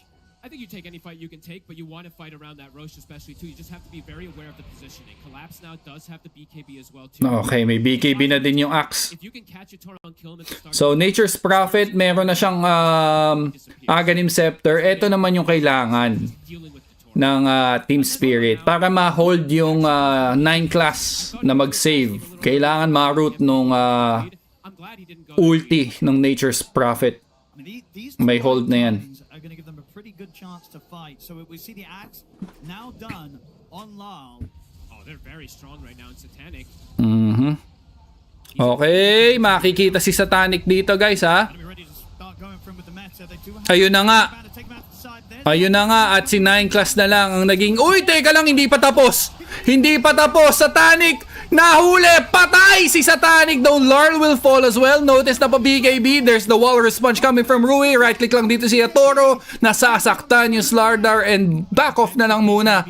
Napa-quick buyback dun si 9 class. Ayun na nga. Yung root. Kailangan yung manta style, no? Hindi nakapag manta dodge yung SF. I don't know.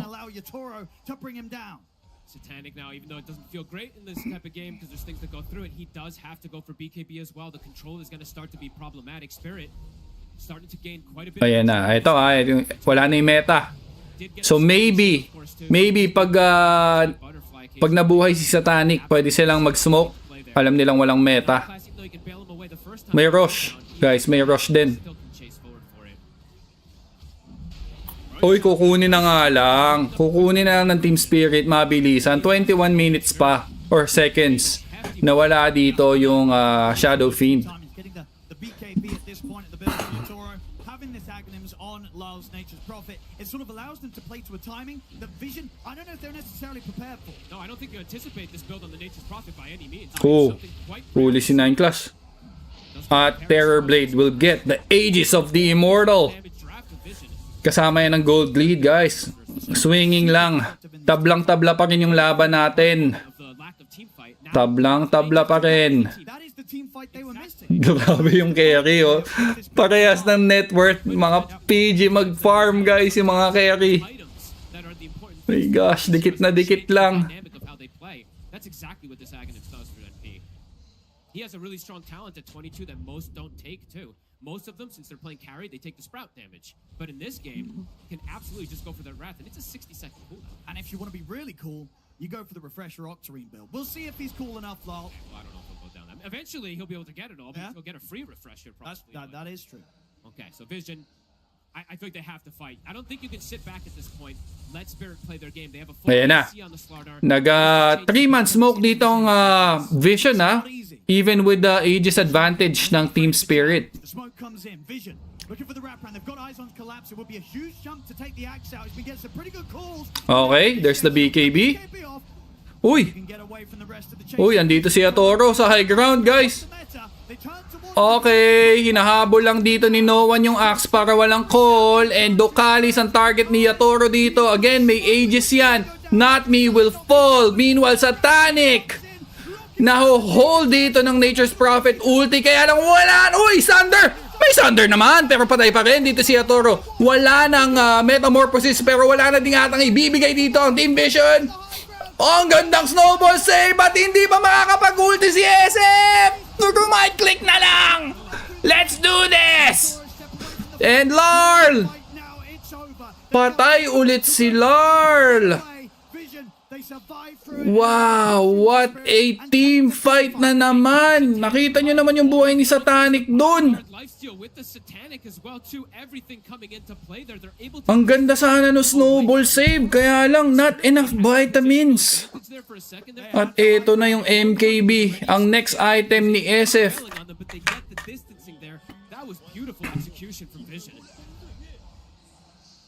Just watch how they bail out. It's all about Satanic, right? So throw all the buffs on him, but watch 9 class sitting on the sidelines, waiting for the moves to get that save when it looks scary for Satanic for a second.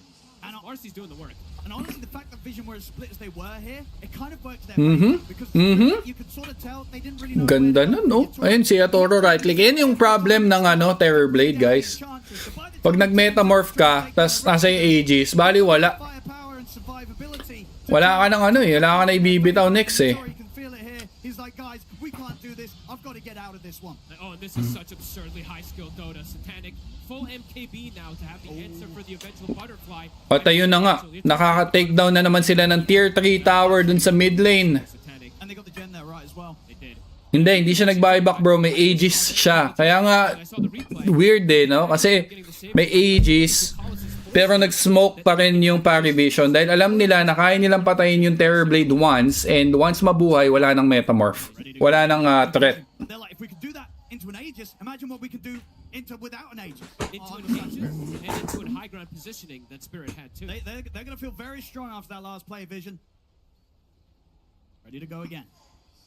We're getting treated with such beautiful Dodo and less than just a 3k lead here at this point. Both teams. Yeah, yun yung downside ng Terrorblade. Pero to, 10 seconds, meron na ulit. Hindi, actually meron. May metamorph. Grabe, no? Isang lang? Isang Slytherin crush lang? Uy, nahuli yung Enchantress instead. Why not? Again, lamang chan din yan. Lamang chan. So, MKB na si SF, guys. Okay, makikita dito ha. If you lose a team fight, the enemy, as long as their carries up, are going to be able to push so fast. They kill these buildings insane. Some of the Oy, teka yung Slardar. Makikita ata dito yung Nature's Prophet. They're able to take that one away. It's going to be big for the next upcoming movements in terms of map control. Oy, hindi nag-defend ang Team Vision doon. Tabla pa rin yung laban, guys. Less than 1k. Pabalik-balik lang, papalit-palit lang. Grabe tong grand final na to. So, next item ni Larl dito will be BKB. Tinatrabaho niya na yan. Butterfly naman si Terrorblade will go for Satanic after. Nag-BKB na din dito yung Terrorblade. Ayun, nahuli si Larl. Patay si Larl. Hindi kaya. Uy, teka lang. Oh, nag-disengage na lang ha. Ayun. Nahuli yung axe. Nag-BKB. Nasa likod yung Terrorblade, guys. Nahuli si Satanic. For staff. Ulti. May BKB pa rin si YATORO. Oh, nice save coming from 9 class. Buhay pa rin. TP out, no! Hindi kinaya. Masyadong masakit yung Terrorblade. That was insane. Has the Hydra breath for the fight too, so just rips this shadow. Hindi kinaya. At mabilis na pinush ng Team Spirit ang Tier 3 tower dito ng Team Vision. Tier 4, diretso na. Huwag nang patagalin pa. Walang buyback yung Shadow Fiend. No. Eto na, wala na yung metamorph. Pero wala silang pake. Andito si Axe. Nag-buyback. 9 class. Manta style gamit ni YATORO. Napakagandang setup coming from Larl. No one. Nag-roll out muna. Mamamatay si Nodis. May buyback naman ni Slardar. Pero tier 4 tower ang gusto dito ng Team Spirit. May 35 seconds sila to do that. Rolling Thunder was committed by no one. Gustong bigyan dito yung Nature's Prophet and it will be a success. Hindi pa tapos. Si YATORO yung kanyang next target. May Thunder to in case. And Snowball is there. Will still push it. They will. They will push it. There's the call coming from Collapse. Buhay pa rin dito yung Nature's Prophet. Nag-buyback na wala ng mana. Notice, tamang galabog na lang sa gitna. Mamamatay si Axe. YATORO. Wala siyang mana pang Thunder. YATORO, binibigyan ni Notice. Kaya lang may butterfly. Hindi tumatama, my friend. Hindi tumatama. Nakapag-Thunder pa nga. Oh no! Runa lang ang kaninang kukunin, but YATORO, the clutch butterfly effect, man. Oh my gosh! Woohoo! Cinema talaga itong series na to, guys. Blowing open the game. And I can watch. Oh my gosh, that team fight. Speechless. Beautiful Doto. Beautiful Doto. Beautiful Doto. As desperately as they tried, Collapse keeping him safe from that initial jump from 9 class. And at this point, even though Notice gets on top of him, he's got so much armor. It's so hard for Notice. Ay, no, yung thread switch ni YATORO doon, no. Kailangan ko lang 50. Kailangan ko lang ng 50. Ang ganda ng thread switch doon, men. But it was still cool to see that he goes for the play, right? He's anticipating these type of moves. Massive from Spirit. YATORO now. Wow. It's hard for SATANIC. It's hard for SF in general to fight versus a TB. But without BKB, he's... Uy, makikita nila si SATANIC. Oh no! Oh no! Oh, alam niya. Ang bilis. Woohoo! I mean, SATANIC needs more help in these fights though, because he can't lifesteal. You're getting hit from this Scotty. You cannot turn in lifesteal with your SATANIC. Yeah, that's right. Robbed, of course, from the Krullas, but my goodness, Spirit looking to potentially close this one out. Going again. Looking for another fight. They know that the buyback situation, it's not in a great spot for Vision. Another smoke, guys, ha? Another smoke. Si Noah nakapag-blink out. Muntik na naman. Bilis ng kamay. Such tense moments. These next moments for Vision. Old but gold. Old but gold, gago. Bastos no? Matanda ka na pero okay ka pa rin. Ang bilis ng reflex dun. What do you do if you're Vision? Is it sort of just a case then for SATANIC? Old but gold. If he sees the metamorphosis come out, you have to just get out completely. Can you actually fight into YATORO when he has the metamorphosis up? It's hard to say exactly. This TB is something it's a force to be reckoned with. They don't really have the best answers. Even the kiting factor isn't there. SATANIC, the matchup in general, right? TB versus SF, it's heavily favored for TB once it starts getting to these points. Loko talaga, no? Loko talaga si Colas, eh. May pa all chat pa, eh. Fully all in for YATORO and just somehow try to bring him down with that, but it's easier said than done. Especially now that these levels are starting to come in. So Roshan in 3 seconds. There you go. Quick rush para dito sa Team Spirit, guys. Alam nila, alam ng Team Vision, kaya lang wala. Hindi nila kaya pa. More items pa kailangan dito ni SATANIC. Ang lakas ng Terror Blade, no? Eto na, may Refresher Shard. Kanya din yan. Dalawang Metamorph. Kailangan niya yung extra Metamorphosis. They get to think through the whole draft, what carry-to-carry matchup they want to play with. And, you know, if anyone's going to be the master at the SF and know exactly what the SF's going to hate playing into, it's going to be YATORO. And we're seeing that matchup get to that point now this game. The sort of weakness that might have been there because they had to make this pivot, put the Nature's Prophet mid, and go for this greedier route, they've gotten completely through that. Yeah, I mean, the itemization from Laurel is genius, right? Just the Aghanims, we don't see it as much anymore. It is absolutely making that difference to protect full target. Hirap, ah. 12k na ang gold lead ng Team Spirit. Samantalang Team Vision naman, tambay lang muna sa kanilang base. Medyo nag-fluke dito yung Slardar. Second wife is there and knows that there's going to be this time. They're going to want to do something within the next 2 minutes or so whilst these 3 buybacks are still unavailable for Vision. It's just hard to see how they kill YATORO at this point, even through the 1 life, as we saw in that top fight. Naloko na nga. Ayun na nga. Nagkanda leche na nga daw. You can pass it over to him as well. And slowly but surely, guys, pinapaliit na ng Team Spirit ang mapa dito ng Team Vision.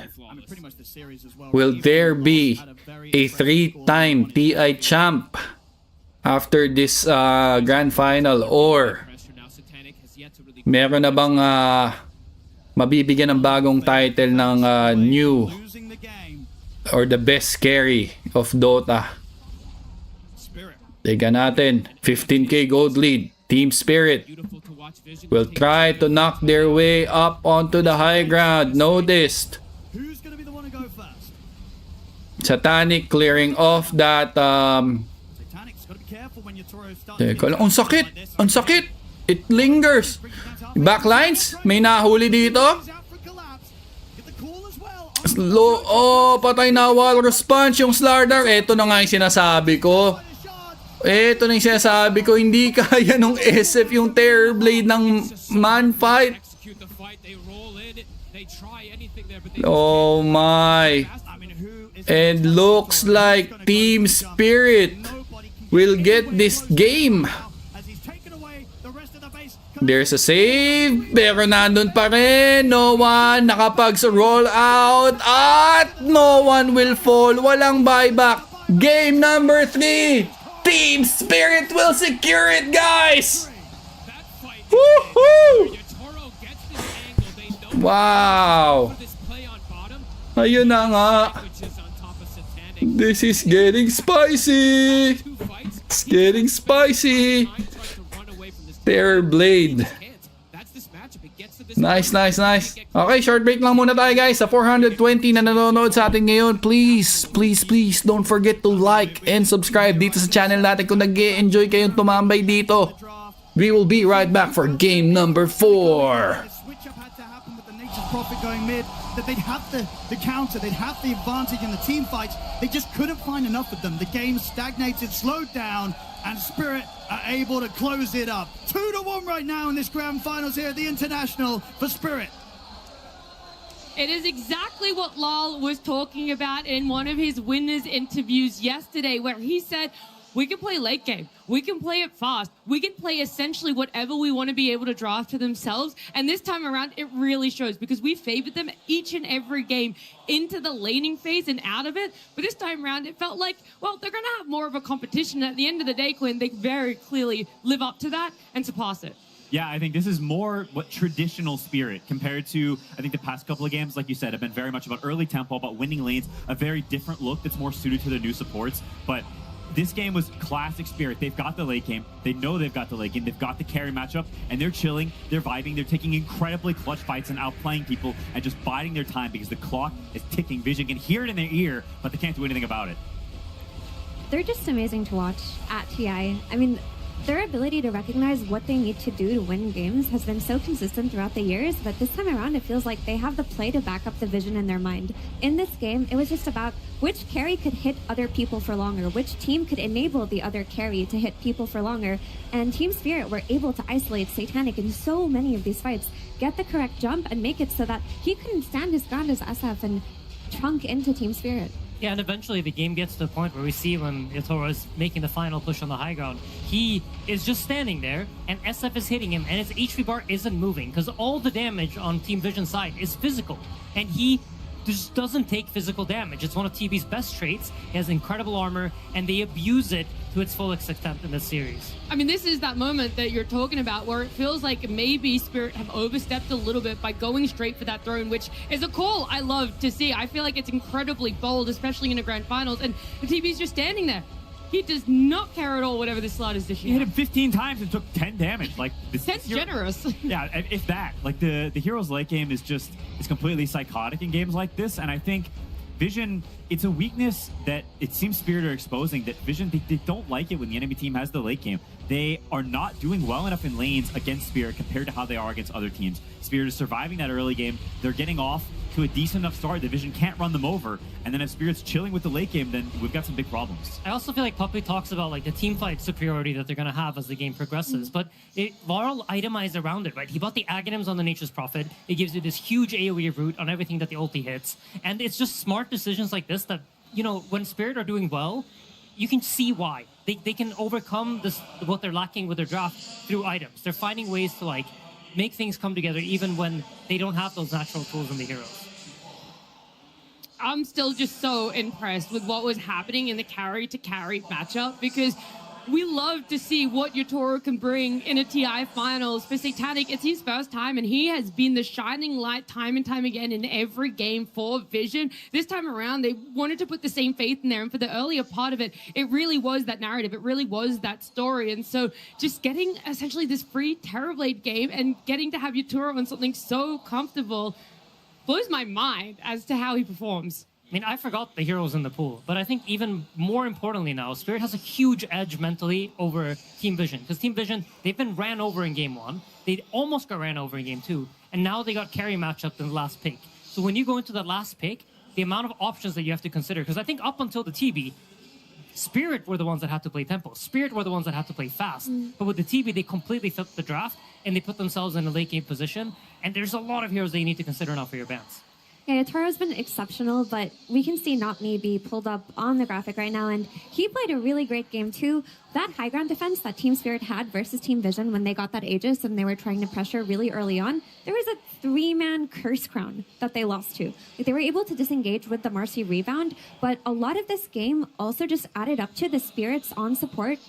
The supports on Spirit being able to control Team Vision. Whereas if you look at Team Vision supports, between an Enchantress and a Marcy, there really isn't that much control, so there was less maneuverability to work around in the team fights. There was less consistency in the high ground pushes. I fully agree with that. I heard Puppy mention in the coach interview after Game 2 that he thinks they were outdrafted in Game 1 and 2. Well, I'd extend that to say they got outdrafted in Game 3 as well. I think Baposhka is dancing circles around them, and I think that is a big reason why the series has felt like Spirit is dominating, and Vision did win the game too, but overall it's felt Spirit's side, and I think a lot of that is due to the prep, is due to the situations they're setting themselves up in. They've got comfort, they've got late game, and it just feels like it's games that Spirit is very happy with.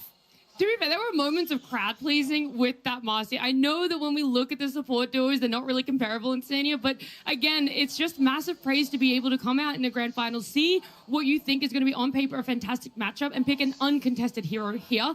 Almost works out for them. There were a lot of clutch plays from the Marcy still. I mean, it is a lane class hero, but I think Puppy didn't want to say it, but almost all of his heroes are banned out. When I looked at the bans, there was a Hoodwink, and Hoodwink is not traditionally a hero that he plays. So I feel like he didn't want to go for that. He rather wanted the comfort. It's a TI final pressure. He felt like, I want to play something I know how to play. And it added to their concept, right, of adding damage to the SF. It gives him more tools. We were seeing the uncontested heroes here, and, you know, we had 2 more on it when we started the day, but both the Disruptor and the Marcy now being picked up. It always feels like they're all free game right now, Gwen. You can pick anything for yourself. Yeah, when you get into that zone, that TI zone of creativity, you're looking for what makes sense right now. You don't care about the meta. TI Grand Finals is its own meta. You throw everything else out the window. It's trash. We have what we have now, and that's all that matters. And on the topic of the Marcy, she was dodged. Like, there was this idea that they wanted to Marcy Slardar and bully the enemy carry, but they ended up dodging that matchup because of the Tusk protection. So they just read into it on Team Spirit. I love it. The reading is there. The balance is there in draft as well. But TI just keeps giving, whether it's new heroes or whether it's special content pieces coming out for our home crowd here in Shanghai.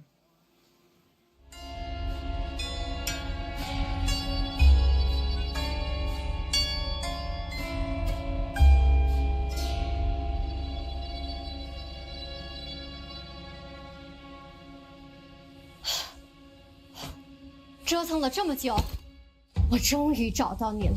以你的天赋和技巧，世上最会刷钱之人。够了，不要再刷了！皇儿令大师，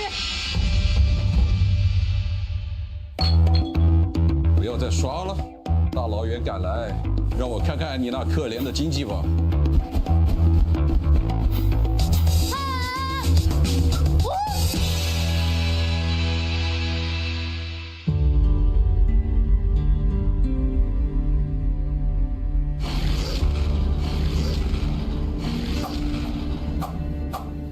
天哥，你觉得我是个严厉的师傅吗？那你根本不知道接下来你要面对的是什么。我已经把你那可怜的矿子清完了，再给我来10波远补，天亮之前再给我拿30波盐。我儿近日大有长进，但我只能教你打拳之道。要真正超凡入圣，你必须领悟成为强者所需的一切。为此，你必须踏入DOTA江湖。江湖路远，刀剑无眼，你得学会征服痛苦。我的第一位大师非常的严格，他教会了我怎么样补刀，怎么样刷钱。但是这仅仅是我旅途的开始，我现在准备好去拜见我的第2位大师了。DY 大师，感谢你教了我这么多。当然，不用客气。倒下的敌人是不会反抗你的。黑暗贤者。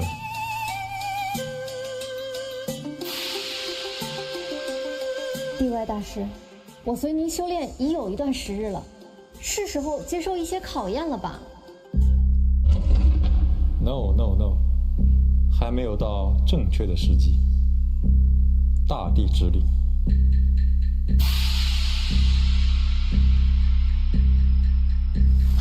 DY 大师，我已经跟随您修炼20多天了，我们到底什么时候才能开启这个悟道之门啊？不，你还有很多东西可以学。吃桃子可以回血，然后我可以过拆，拆掉你的藤甲，然后用酒，就是这些牌有很多东西都要学。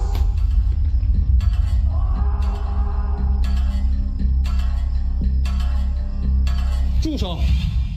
这扇门后藏着世界上最恐怖的东西，它力大无穷，知道如何面对它，就等于知道如何面对世界上最大的痛苦。世间最大的痛苦？你真的觉得你准备好了吗？我准备好了。那就去面对痛苦魔方吧。啊？那是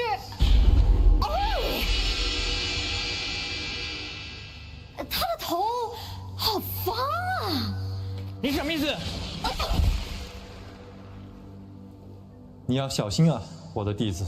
你每一次攻心，他都会10倍奉还。但若你能驾驭这种反击，你的力量就会随之增长。如果你能受得了他一直送，或许你还能跟他并肩作战。我都说我输了，你还说几遍？我问你。哦啊！哦啊！哦！学会跟他正面交锋吧，天哥。当他再也伤不到你时，你就能迎接下一个挑战了。这就是为什么某某某大哥总是去别的队伍。你什么意思？而且他从来没有跟你组过队哦，并且他将永远不会和你一起打。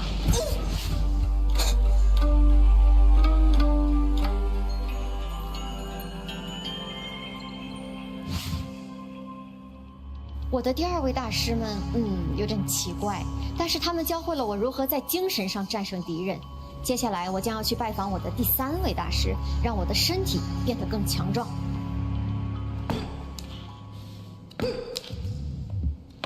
把这个板当做1塔，快点给我打爆它！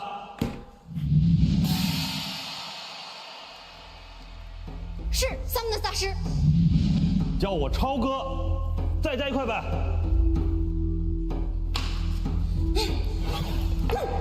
说实话，你硬推这个1塔没什么用。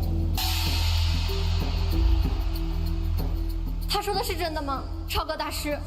再说一次，我的名字叫路遥，再加1块。你这个去完这个一塔，你也不好打钱，有必要吗？别理他，他有毛病。还有你，太弱了。要想变强，你就给我每天早睡早起，多晒太阳。哎呀，真的假的？这太阳到底有什么用啊？装太阳能板了，晒太阳能充电，还是说你是什么植物人或者什么草系宝可梦能光合作用啊？啊？你是练武还是修仙啊？你搞个火堆呗。你现在能懂我说太阳是什么意思了吗？啊？就是你跟太阳很熟吗？而且你是去过太阳，还是说那边有你兄弟啊？啊？你到底在说什么鬼啊？谢谢你，路遥大师。等等，叫我 maybe。不过为师确实替你感到骄傲，你确实学到了真东西啊！真东西，不是真东西，真学到真东西了。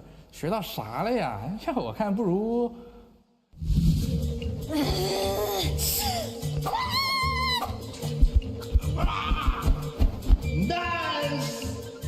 如今，我想我终于准备好了，去拜见那位尊师泰斗。站住！若你想进入万世之师的密室，你必须选出正确的钥匙。我们现在不要说这些好吗？啊，真是的，让开！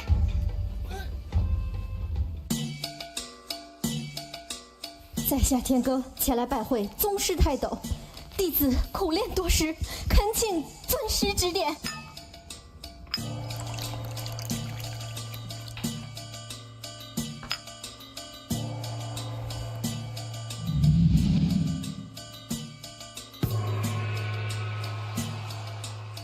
Me? No, that's.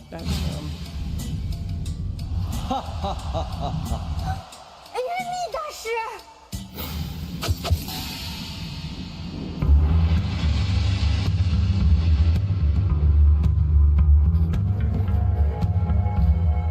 哎，米大师，看到了你的进步。哈哈哈哈哈哈！你的教室很棒的。Would you rather do this in English? 我听不懂英文。哈哈哈哈哈哈！你为何而来？哇，这是一个漫长而悲伤的故事。RPG， 为什么没人带我上分呢？哎，这是什么呀？不对呀，这合理吗？这就是我的故事。你是不是傻？威尔林的补刀，奥瑞的磨练，双驱兄弟的决心，所有这一切，都是为了此刻 AME 大师时候到了。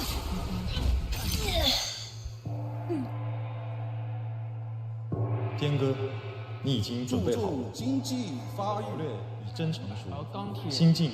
唯有烈火方能淬炼。相信自己。妈妈，牛来。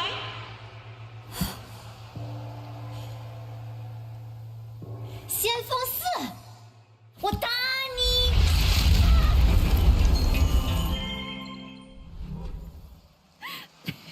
What a fantastic content piece coming out here for this year's TI. It is such an enjoyable moment every year where we get to see the creativeness that comes out. And Skydub getting the absolute list, long list of legends and masterful training there just for Herald 4 like the rest of us.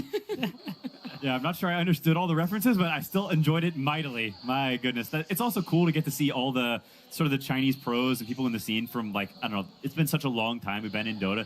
So to get to see Burning and, I don't know, all these legends is very, very cool. And hearing the crowd respond to all the cameos was incredible. They were so loud. I mean, especially for Slacks. You know what I mean? The master of all masters. No, that was a great content piece. I had a blast watching it. It was really, really nice. It's always really fun, and it feels like it really does do a service to everyone that's given so much of their lives, so much of their times, given us like such notable plays as well, specifically from our Chinese Dota scene. So I love it. Thank you guys so much again for putting in all of that effort, for making what it was such a fun content piece here. But at the end of the day, the one reason a lot of us are still tuning in is the grand finals. We still have not decided who is going to be lifting that Aegis. Right now, Spirit are 2 games in this one. It is Vision with 1 game for themselves. And when you look towards it, it is only 1 more game Spirit need until we have 2 3-time TI champions, a 2-time TI champion in LOL as well, and a first-time TI attendee lifting the Aegis and not me. Like, it's crazy to think you are 1 game away from getting to achieve all of that together as a 5-man. Yeah, I think you need to be careful that that pressure doesn't affect you. I think this team is as good at not doing that as anyone, is staying strong and focusing on the gameplay at hand. But the closer you get, I think the more of a temptation it becomes. And it's the classic Kuro line of don't think about winning. And I think there is truth in that you want to stay focused on actually playing the game, not on the result that happens if you do. Because while that's cool and all, that is not relevant right now because it's not a reality. Yeah, it's 0-0, right? You start over the game just fresh. Nothing. Dota doesn't care that you're 2 games up, right? It's not going to be more forgiving to you, or it's not going to make you deal more damage. None of your heroes change. It's all starting over from scratch, and equal opportunity for both teams here, really. We're looking at the number of TI appearances, and it's so fun to get to look at the numbers and then kind of put it into a percentage, into a different sort of perspective. If Spirit were to win on here, it would be a 50% win rate at TI for YATORO, Miposhka, and Collapse. That's crazy. They've attended 6, this one being their 6, and to win 3 of them would be wild. That's insane. That's like, because the TIs that Team Spirit didn't win, they got knocked out early. Yeah. So it really feels like the story with this team has been, if you don't knock them out early, they're going to evolve and develop into this Pokemon that no one can defeat, you know? Just like Dove went on her journey in that content piece to become the master of all masters. This is what's happening here. But it's not like Vision are going to go down without a fight, though, in Stadia. We saw them really bounce back in game number 2, and that's the hope I'm hoping they're holding on to, that knowing that they can stick it to Spirit if it gets to that late game. Absolutely, and I think they've proved it time and time again throughout the event. All their matches have been 2-1s. That means you've been put in these positions before where you're only 1 game away from losing the series, and you have to clutch it out. So they know it's not a position they're not familiar with. They're very familiar with it, and I think they are just like Spirit. They're a team that learns a lot from the drafts. They can improve with every game that they play. And to be honest, the story of this series so far seems to be like, you want to make sure you have the end game win condition. Yeah, and they also haven't had that for those 3 games. And so while they may be down, and it may seem like Spirit has been doing better throughout the series, it's not that distant. Like, that's the thing about these games, is you can be losing and can even feel dominant. But when you go back and you watch the replay, or you look at the draft, it's such small things change that give you such a big advantage. And you've had a bigger gap now, right? Between games 3 and, or between games 3 and 4, sorry. Yes, you're there right, is a Satan. longer break. And so that means you have more time to think about things, more time to reset a little bit, to process how you want to change your draft and come in stronger. And so I think that break helps the team that's down a little bit because you get to process things and figure a little bit more out. I know this is such a weird question to ask, but when you go to a game number 4 and you get that elongated break, what is the process of it? Because I'm also aware that these guys have been going at it for hours, and I know that recovering is one aspect of it, but are you out there caffeinating more? Are you eating? Like, what are the other ways in which you're trying to utilize the fact that you have a longer break instead of just talking about the Dota? I think a lot of it depends from person to person. I think because some people need to work on the draft, but that's not everyone. It's not something you want too many cooks in the kitchen. You want just enough. And so I think some people are leaning back in their chair. You have a little bit of food. You're just chilling and sort of, I don't know, you eat a little bit and you wait for the next game. And I think some people are going the other route. They're drinking coffee, they're drinking whatever caffeine they need, and they're focusing on the draft and doing the hard work. And so I think the leadership roles, maybe the No One and the Puppy, they're taking the hard road of we need to fix problems and work on things. And your Satanics and your Notice, your newer players, I'm going to steel myself. I'm going to play as well as I can for this upcoming game. I do think that a pep talk needs to happen, though, for Vision, especially for their supports. Because something that I wanted to talk about was I do think the supports, the duos, are getting diffed this game. Even in that game, too. I feel like in all 3 games, Team Spirit supports have been moving to the mid lane and outpacing Vision supports. They've been clutching the late game. They've been able to do more with what they have than Team Vision. And when I look at this, I don't really see the issues with the cores and how they've been playing. It's more so how the supports are enabling them, and Team Vision are a little bit lackluster today compared to Ruin Not Me. I mean, it ties to the hero pools and the drafts, right? We saw in this game 3, Spirit's bans are all over 9 class. None of the heroes that he really wants to play are given to him. He's forced to play this Marcy. I know Puppy said they wanted to do it. It's a cool idea. I could definitely see it work. There's potential for it. And I think, honestly, any other hero than the TB, they probably put it with the Star Dart, like you said, Mira, and then they try to run over that lane. But once TB comes out, it's just, this isn't possible anymore. And that's just, I think, draft-wise, Spirit has been solving that. They're making it hard for the supports to have that impact. I think another big factor that comes into it is these games 4s is you just have to stay mentally strong. That to me was the biggest thing about playing in a TI final is it's such a mental test. It's just different than every other series, and all your hopes and dreams are so close, especially now that you've gotten deeper into the series. Being able to just focus on the Dota and push all those things aside is one of the hardest things I've ever had to do. And so I feel for these players, and I look and see how they come into the boost and how the game starts and trying to feel how they feel, because it is, I think, honestly, it's harder than the Dota itself, is the mentality that goes into it and being strong and fortifying yourself to actually be able to play the game to the fullest of your ability. Yeah, I do think that's where Team Spirit shines, with that mental fortification. But just to address the graphic that came on screen, they had the same kill participation in 9 class and not me. And what Aiden mentioned about the draft is very true, because if your Willow has 3-man Curse Crowns and 1 Terrorize in a team fight, and your Marcy, all she can do is rebound, there's not that much you can do. The support duos and their heroes have looked like they don't have enough. I mean, at some point, you can break Dota down simply to the more control we have, the easier the late game will be. And you could just look towards fixing the angles of control. Maybe Enchantress should be benched for the next game. Perhaps. I mean, I think the idea with the Marcy here was just you were going to bail out our carry, right? But bailing someone out when he's in a losing matchup and he doesn't win by surviving is the issue. That really is where it's just Spirit they're geniuses, and there's a reason they're here. And it's honestly impressive that they can do that with just 1 pick. Yeah, it feels like when you're doing the Marcy and that is the pivotal part for her, that's the role that she wants to play, you're almost saying, we don't actually really want a team fight. We might poke and we might try and all in, but at the end of the day, that isn't really our MO with what we're going for here. Yeah, it's tough, and you just have to, you either have to pick a path and do your own thing and just pick your own heroes and say Spirit's going to counter us, and that's okay. We believe in our heroes a whole lot. That's one path, and the other route is you try to play Spirit's game and you say you're going to counter our strategy on a higher level. We're going to try to do the same thing, and I think you have to kind of pick a path, because in some ways I think they're dilly-dallying between the two. Sometimes they're picking their own stuff, and sometimes they're trying to overarching counter. I think they're getting a bit outplayed at Spirit's game, and they're not quite fully committing to the other way. Yeah, I mean, what you mentioned there in regards to the previous game, they opened up with a Shadow Fiend. They wanted to build up the Shadow Fiend to be this critical point in the game where Satanic just stands there and chunks at everybody. So they enable him with an amp damage and a Mercy sidekick. But at some point, it really wasn't working out to actually get him to play.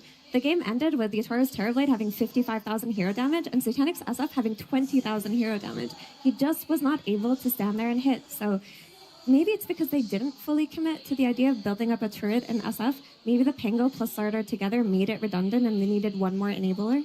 I do think there's even more credit that goes to the way of Spirit and Maposhka is because they first picked the Nature's Prophet, and they go in thinking that this is going to be a YATORO Nature's Prophet, right? They're not really calling this that Lal is going to be comfortable playing it, and even if they do, then they're willing to call that bluff. And it is almost an exact replica of what happened in Game 1, where they're trying to call the bluff again on Lal's hero pool. He doesn't play that Slark, and even if we do, we'll try and dodge the matchup. He doesn't play Nature's Prophet. Well, he does. There are 7 competitive games for him, and whilst the win rate before this game wasn't necessarily positive, he's still comfortable enough to do it. And I feel like you can't keep resting on the laurels that you're going to call the bluff of Lal's hero pool anymore. I think if you go back to the draft even, they end up last banning Monkey King. Monkey King isn't really a hero that we've seen much, and I feel like when I was looking at the draft, I feel like they felt so good about the first 4 heroes matchups into the other 4 that they didn't really think about, is there anything that could in any possible way stomp our draft in the end? Because if you remove Terrorblade from Spirit there, I don't know what they pick. I feel like no matter what they pick, they're going to be playing the tempo style. They're going to have to try to ramp up this game. And I think Satanic is a person that is much more comfortable when he's the person being tempoed on rather than when they have to be the ones setting the tempo.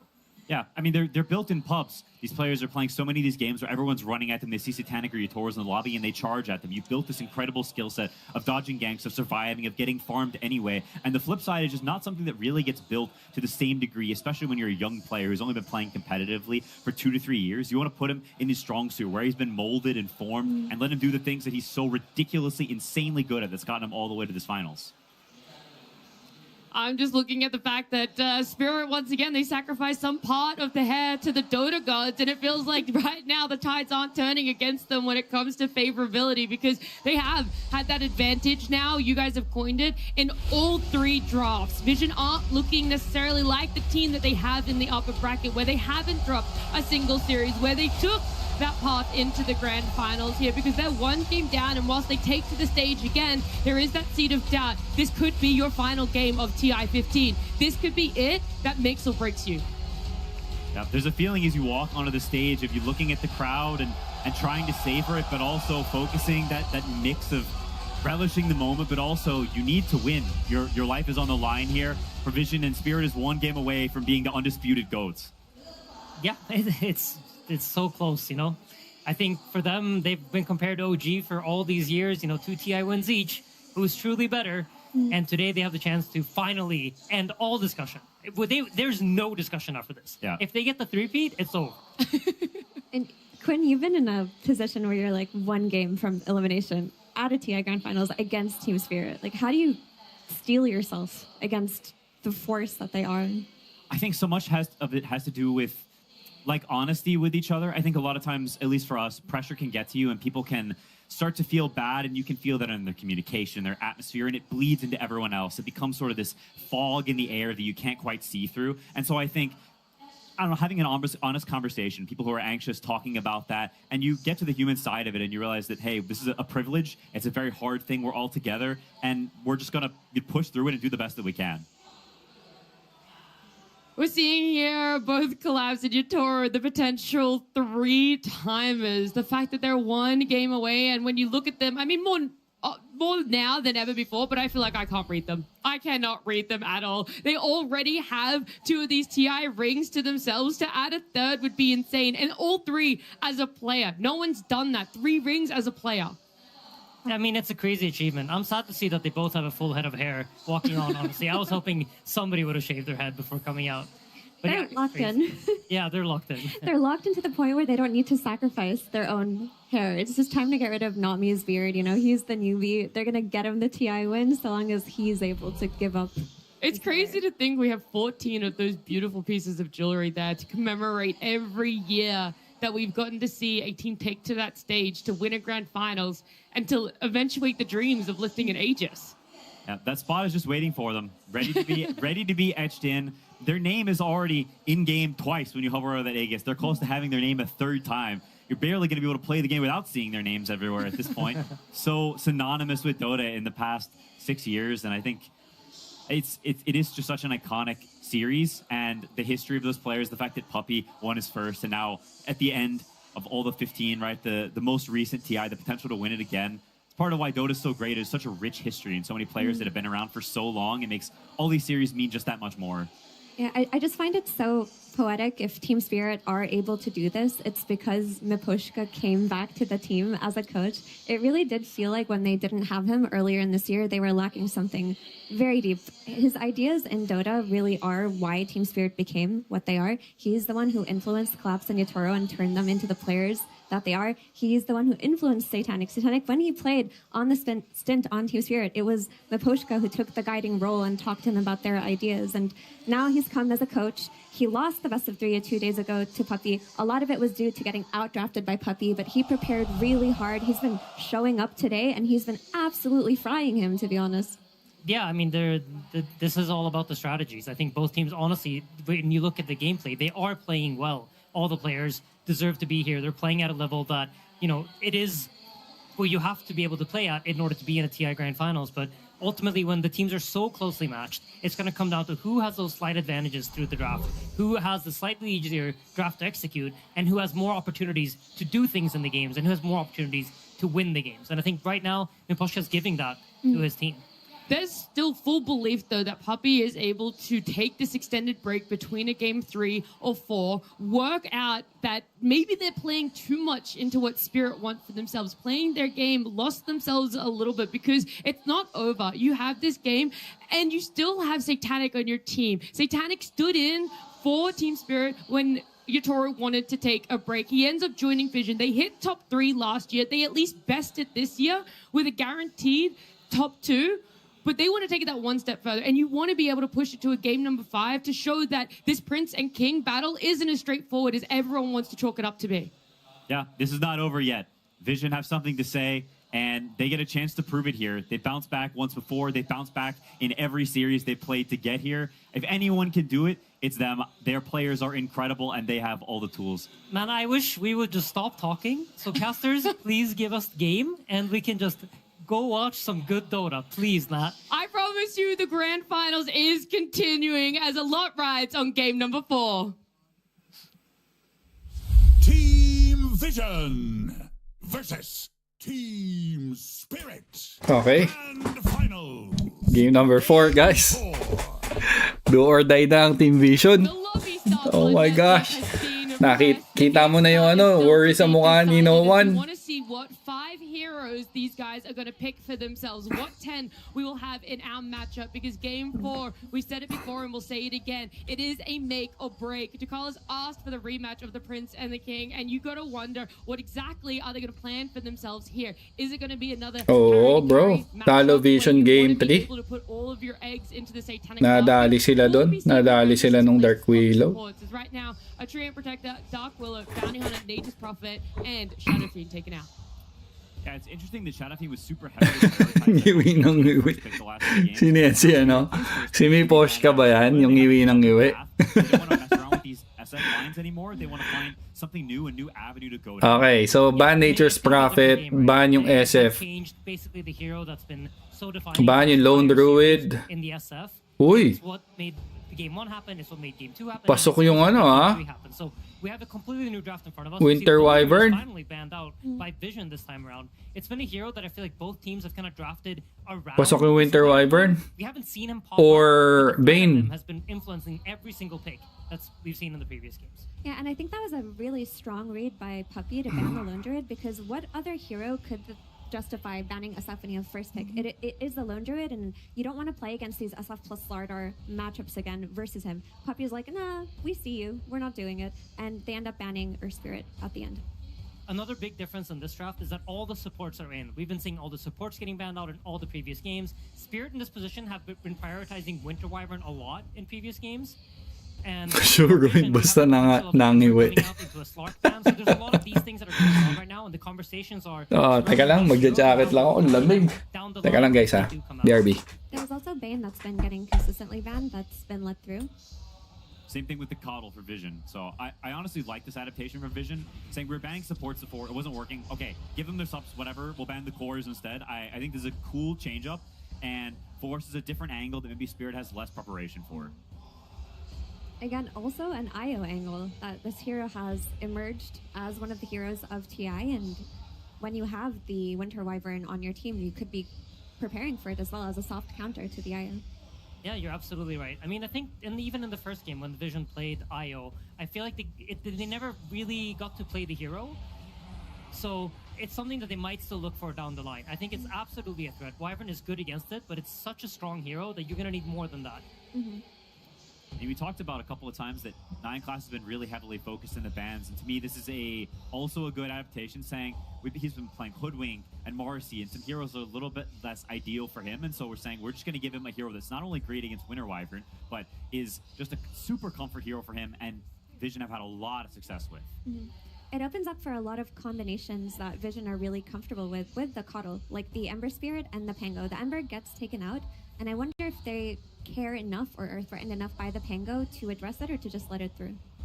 Yeah, I mean, it remains to be seen. Wyvern, I think, is a pretty decent hero against Pango in some ways, because you can kind of juke him out over hills, you can play over cliffs, you also have the curse. If you manage to curse a strong turret hero to the Pango, it sometimes almost immediately kills him. Pumasok yung Keeper of the Light ni 9 class. I don't think it's not enough to dissuade you from picking Pango if it's good against the rest of the heroes. Yeah, definitely still an option. All the things you said are very true. I think is with Coddle, generally you want spellcasting mids, right? You want to enable some hero that abuses the mana so you can farm faster and you can fight more, have more uptime on the map. That's one of Coddle's biggest strengths, is it allows your cores, especially your mid hero, because subs just tend to play with the mid hero. Mag-Night Stalker to ah. Gives you more attacks, allows you to defend more places because resources are such a huge part of the early game. I feel like that's absolutely one part of it, and the other part of Coddle's gameplay is the healing. And this is probably what has made Coddle into one of the strongest modern supports, is that it heals. And healing works really well with any sort of damage reduction, or if you're really tanky. If you die too quickly, the heals won't come in. Coddle takes quite a while to wind up the heals, so you want to make sure you have a tanky enough draft to where you can survive the initial round of spells. Magnus. The heal to then kick in. Very true. Gusto niya yung Magnus. It's problematic because the vessel buyers in Earth Spirit and Ember Spirit from the mid lane are already taken out. The other ones that buy vessel like Void Spirit aren't that good in the meta, and anti-heal heroes like Ancient Apparition are super dead. So when you're playing against it, it's very pesky, and you kind of solve it through insane damage from your carry. And heroes like that, like Terrorblade, banned out, and Kez, countered by Doom, can't be picked here. Yeah, it's a nice setup. I feel like Vision have relied on this Doom previously in the tournament too. Also, Doom against all of these, like, throughout history, superstar players, like we got Miracles, you know, Yatoro, obviously. When they get doomed, they're not the same player. They don't get to click buttons, and it doesn't matter how good you are. If you're stunned or if you're doomed and you're not allowed to press buttons,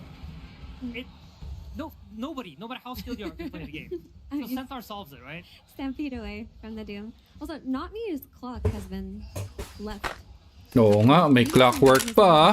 Pasok pa yung clockwork, guys. I'm curious to see if they go for a double melee offlane. It's not something that either team has really been favoring so far in these finals. People want strong lanes. They want to come in and fight you and contest the early game, not give you what you want, and play as well. And you want to start on the right foot. So it is yung annoying na clockwork. Early game if they go for the clockwork here. But I mean, we've seen how much Not Me can do on the hero. Ayun na nga. They just think he's just too good. Just give it to him.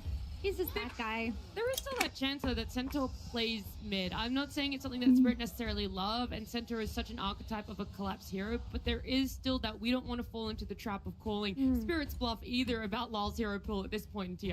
I'm going to call your trap, and I think you've been talking too much to Falcons. Oh, my bad. I really hope we don't get a Centaur mid. I didn't say it was good, I'm just saying. Yeah, I mean, it's a possibility, absolutely. And Life Stealer kaagad. Series, right? Nag-Life Stealer kaagad sila ah. And Vision into thinking this is what they're doing with their draft, and then the they swap it all up. So it is obviously a possibility. But Insania's putting it at 1%. Yeah, I think I'm like the Dota Plus meter right now, where it's very far to like. Vision panalo. No, Team Spirit nanalo ng Game 3. Dibel Pepito. So well on Falcons is because Malrine likes to do it. I don't think Laurel is willing to do anything, but would he be willing to do this for his team? It is so boring.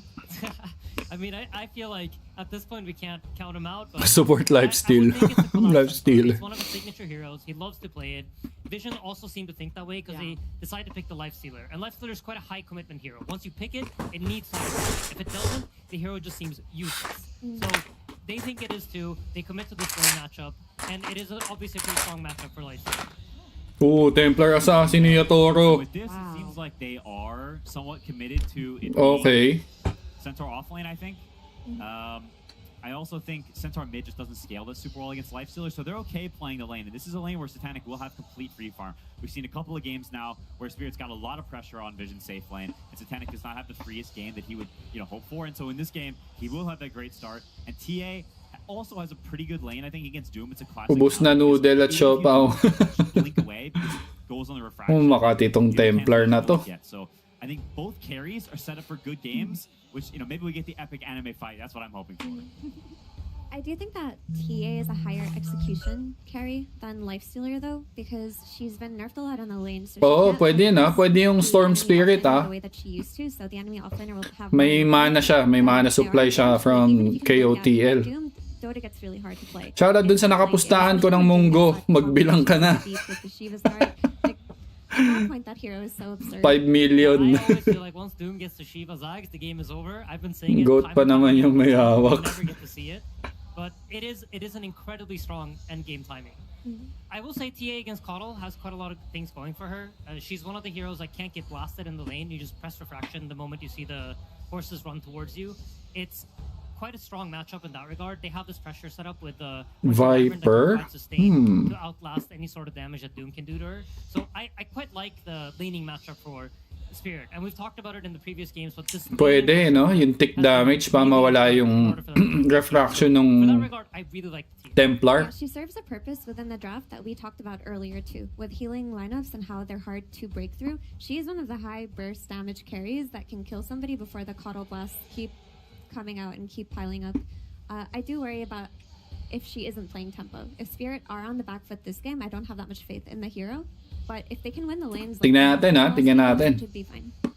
Yeah, I do see one weakness with Vision's heroes that they lack like playmakers. Really, Doom is quite farmy, Lifestealer is quite farmy, and both their supports are heroes that want to sit behind another core who's making moves and cast spells. And so, as of now, Spirit kind of knows the archetype of mid hero they want, and that can mean that you can pick a hero that makes that pick very uncomfortable or hard to lane or bad for any number of reasons. And it also means that once again TA will have a super free game because there's no way she can really die in this game, barring some last pick shenanigans. And there's still Pango for Team Vision. Ayun, naban na yung pack. But they need that Coddle combination. Pwede sana yung pack, pero nga tama, wala silang playmaker eh. I think Storm yung pinaka yan. Nice Slardar ban dito. SJ Ranke, shout out bro. Enigma mid na ko po. Traditional turret, so it's not the easiest Pangolin game, but the Coddle helps with some of those problems. I mean, the other deterrent is Wyvern, right? You have the triple melee core lineup, so it's high likelihood that if you're playing Pango, you're gonna have heroes close to you that potentially could get cursed with you. Is Void Spirit pickable for Vision, Quinn? Depends on the mid hero. Off the supports, yes, absolutely. Neither of them has very much lockdown, really. So if you kind of dart in and out, you get on top of the Winter Wyvern, and you're very hard to pin down.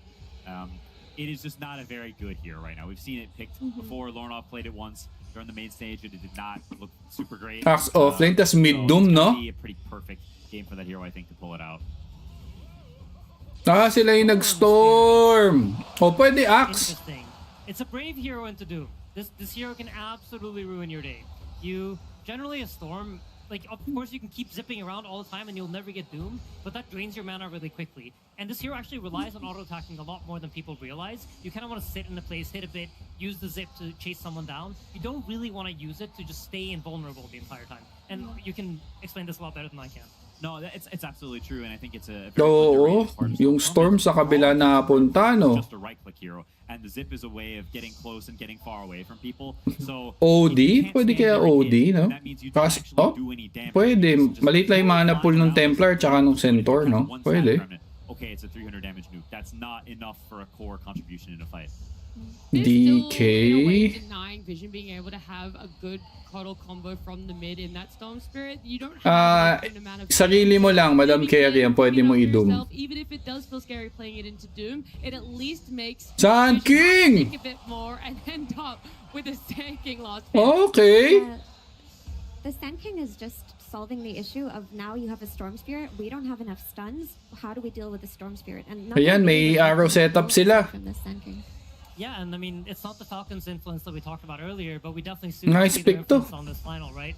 The Sand King mid comes out, Malrine special. I do remember no one, they obviously plays top 3 at last TI. Last TI was a lot about these Sand Kings and Earthshakers and this archetype of hero. Ayun, nakatulog He's na. definitely played this before. He knows how the hero works. He's like, oh god, Sand King again. I have to witness this.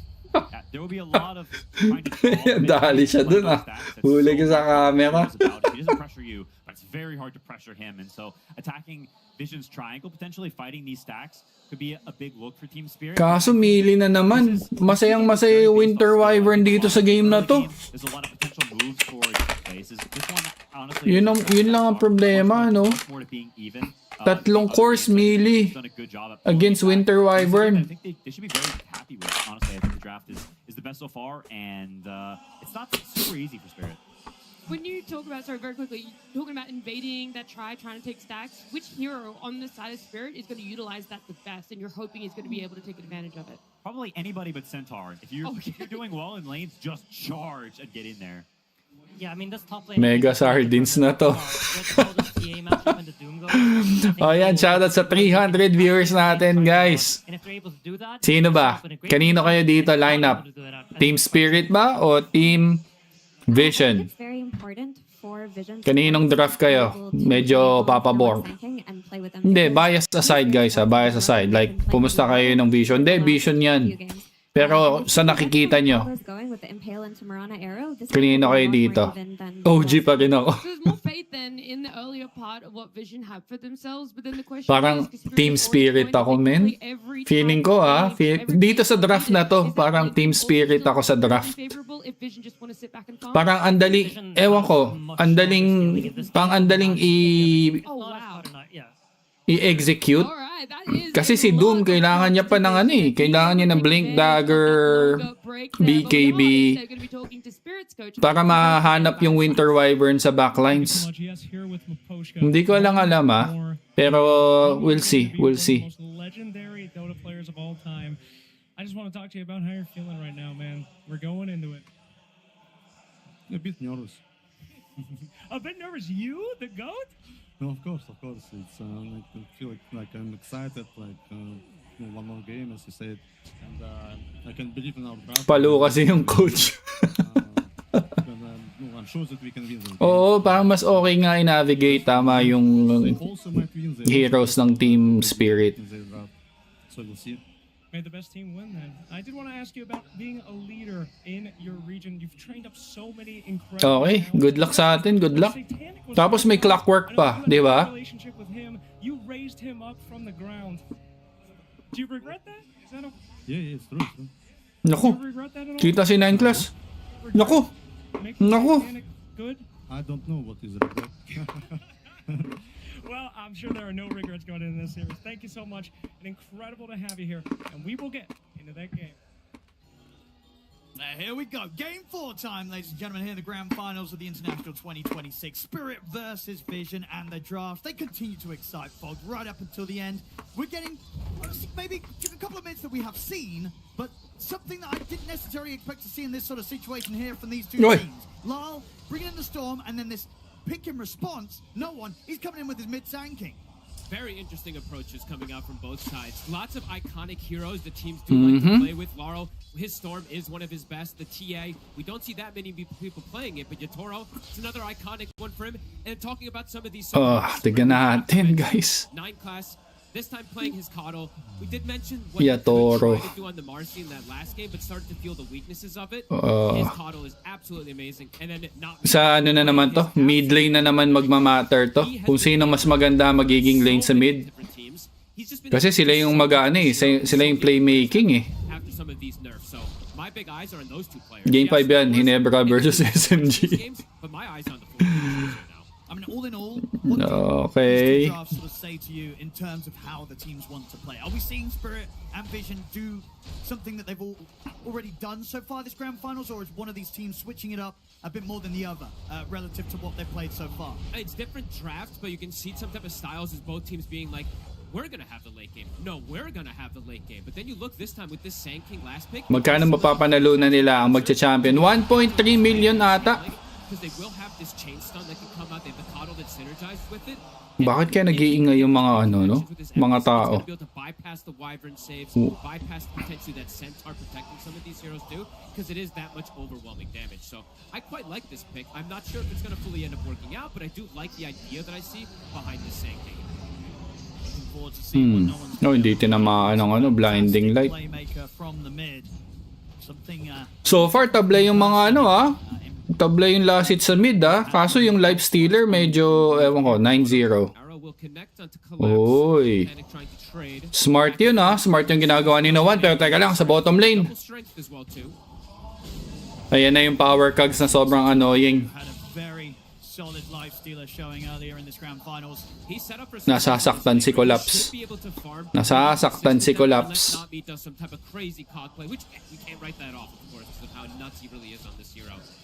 Hindi ba ang $1.2 million, bro? Sa dollars. Oh. Hindi tinatamaan si Satanic nung cogs. Ganun. Doom, every time he walks in, he eats a melt hit. I mean, out of all the heroes that we have, which one would you say you sort of have the, not necessarily the doubts, but the sort of question mark about that might have a tough game from what we've learned so far this international? 22 million pesos. Payat kasi si Eles. Hindi tinatamaan. Pero si Noah nakaharas siya dito ni ni Lard. In some of the other times we've seen Storm. It hasn't always gone great for the hero. We'll see how much help he gets, because like the panel was talking about, something that Spirit's done pretty much every single one of their games is even if Laro does struggle, they help him a lot. They send the double supports to be able to ensure that he gets off to a good start. And yeah, I'm looking forward to see what Laro can do at piercing backlines, finding the coddle. I think we have similar type of... Ayan na, Sandstorm, let's go. Yes, he's a right-clicking core that's going to be scaling. That's the Storm Spirit. While the Sand King, he does the same type of thing where he jumps the backline, finds the Wyvern, while Storm jumps the coddle. So this interesting dynamic between the two that has similarities.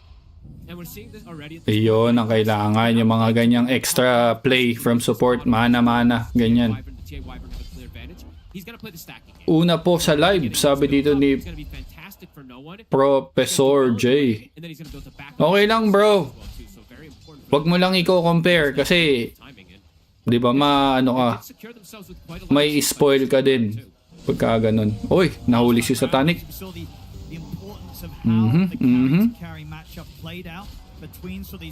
Pina-farm niya na lang. Si Larl na naman magdadala niyan. Kaya nga. I haven't seen this matchup as much nowadays with the Aghanims, with the Lifestealer where you can jump inside of the TA, but in the past... ayun na. Tinatamaan na si SATANIC. Ayun na, ubus yung mana ng Lifestealer. Wala siyang pang rage. Curious to see how it's gonna end up going down. No problem. As soon as he gets to level 2 cogs, he ends up just winning lanes that aren't supposed to win a lot of times. So Collapse, he's getting a lot out of a lane versus a Lifestealer, which sometimes we have seen these Lifestealers be able to bully. Sana, pag sa Pinas yan, node ako. Kung sa Pinas, node ako ng TI. Uwi ako. Meet ang labanan. And looking forward to see what Ducalis is going to do. How's that mid rotation? Ito naman ang advantage ng may Keeper of the Light, yung stacking. That's really their only stun combo, so they have to get it perfectly to get that connection and to finish off Laurel. Look towards him, but put the 6 online. Not a lot that can be done with these. Wala na, nag-level 6 na yung Storm eh.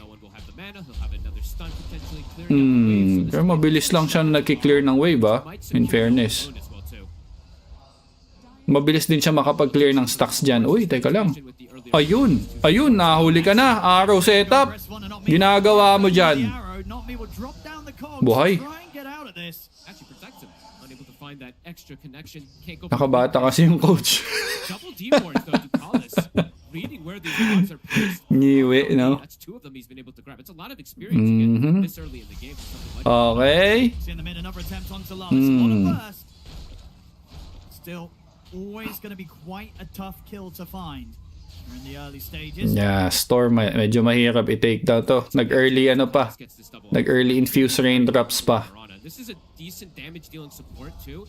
If you do get off to a good start, and he is crucial for this game to have that change. All right, so ano tayo?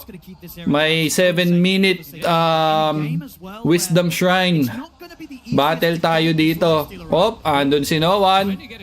Collapse, andito naman sa Ledgy. Andito din si SATANIC. First blood, mapapatay ni Notice si Ru. Oy, SATANIC's here. Kaya ba? Ayun, patay. Nabatay ni Ducalis. Sulit yun Clever movement there from no one. They'll be able to gain the double, and they also get the Falcon of Spirit. Oy, Cygnus, what's up? In this game in the lane that he's been put up against, but because he finds the Wyvern on the side alone. Sulit yung ikot dun ni Panot. Ay, ni Noan. Sorry. Nakalimutan ko, nauubusan na din pala ako. And Doom now at this point overperforming to what maybe he could have had. No one. Nai-influensyahan ako ng comment section eh. Ano ba yan? Kaya nga ako din, ano din naman ako, medyo nahagingan din naman ako. Nahagingan din naman ako nun. Kaya naman ano. Sorry, na-carried away lang. Oy, nag-overextend dito yung clockwork Binigay yung TA ni Yatoro. Right, so sana magtuto pa maganda laban. Oo nga, maganda mag game 5, no?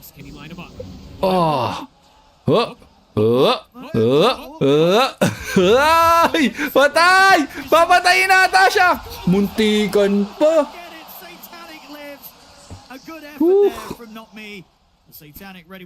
Nadidispel ba ng nullifier yung first skill ni TA?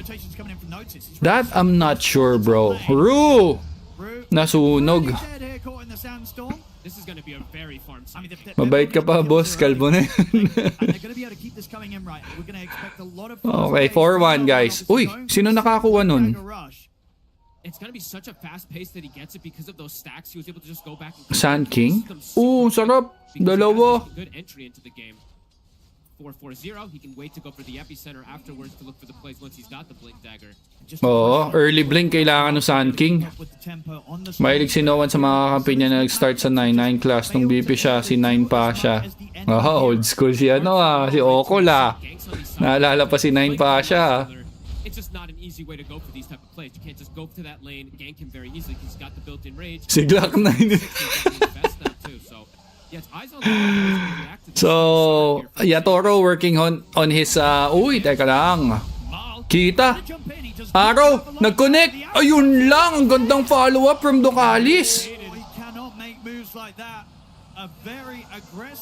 Kailan papa-tournament? Hindi ko alam, bro. TI lang ang tong TI lang mako-coverage ko so far. Hindi ko alam. Gustuin ko man, walang oras. Uy. Triple stack yun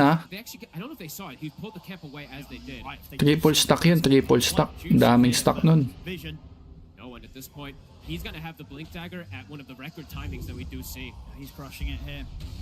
Ayan, si 9 class ata mabibigyan. 9 class.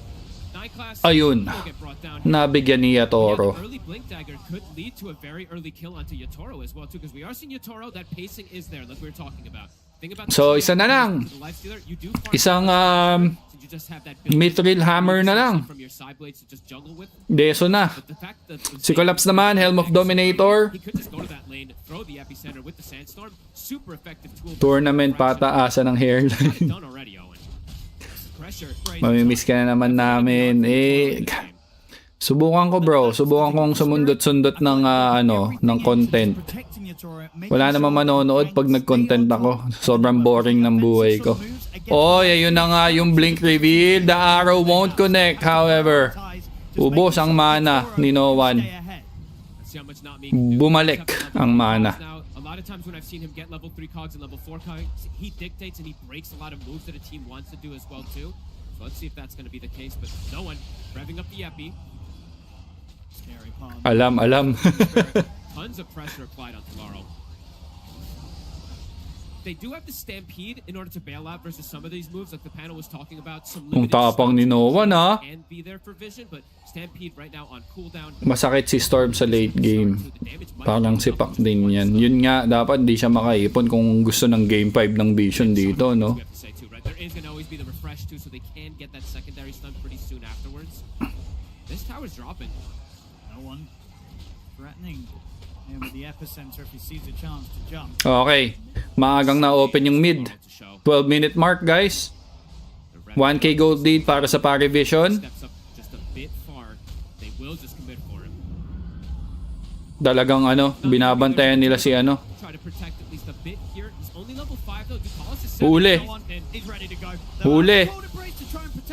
Huli ng arrow. No one. Buhay pa. Winter's Curse. Andun na si Yatoro. Patay, nabigyan ng gold si Yatoro. Yun lang. Deso. Deso na.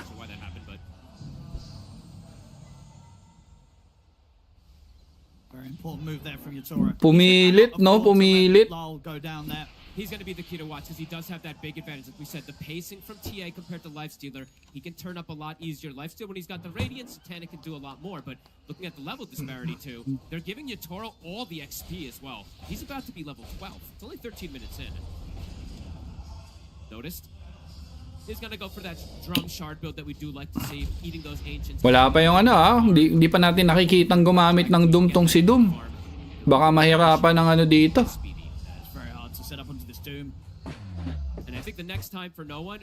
Mahirapan ng Doom dito. Ito, another. Wala nang epicenter to, guys, ha?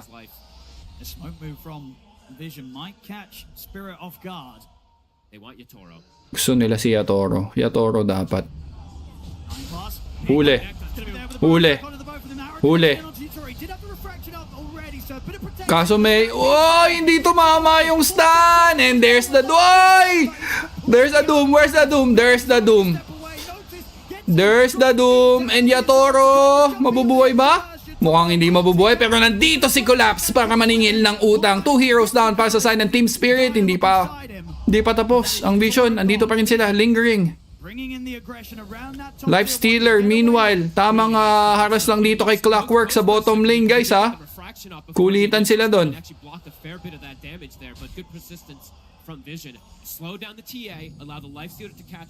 Grabe. 2K, gold lead ng Vision. Will allow him to start closing the gap in farm between him and YATORO. And he can show up to fights. He's got methods of delivery, right? He's got this Sand King. He can jump inside. He can infest. He can be that gap. Naku, mag-radiance na yung Lifestealer. Bibilis na farming nito. Kailangan, ang key dito ng Team Spirit talaga yung Winter's Curse. Yung counter-initiate ng Curse. Kasi naandun yung setup nila eh. Pwedeng ma-setup yung stun ng ng Centaur eh. 9 class, quick hook shot coming from Not Me, and 9 class, binalugbog, at nando na, pero Ru, ang kapalit. Pucha, ubos yung mana ni No One. Oy! Hop, back off na lang muna. 3K lead at the moment here for Vision. Great moves around the map and a lot to Callis. Watching his movements and the levels that he has this early on this Mirana, level 8 already. So he's got the good follow-up, the level 2 arrow, that extra stun, extra burst, and just max Starstorm. Oh, hindi niya nalasit yan Spirit trying to react. Cold Embrace is not going to be a save this game. Oh, eto. Radiance na. Si Satanic. Yung YATORO naman free farming pa rin. So hindi pa rin nagagalaw si YATORO dito. Virgin, hindi nagagalaw. So he's got the drums, he's got the shard, he's got this built-in cleave now to increase the farm, and it's really nice to have this fireball as well too versus the refraction. Fireball. It's just farm from the side. You don't have to show yourself in these lanes. So Vision, it's clear advantage at the moment here. I mean, YATORO, how involved does he want to be now? He has to be. Link Deso online. We're going to see him fight. Yep, has to be. Uy, may blue wards dyan ha. Kita ka dyan, Bes. Sana may game 5 para sulit. Mas maganda, no? Kung magkaka-game 5. Mas magiging maganda laban.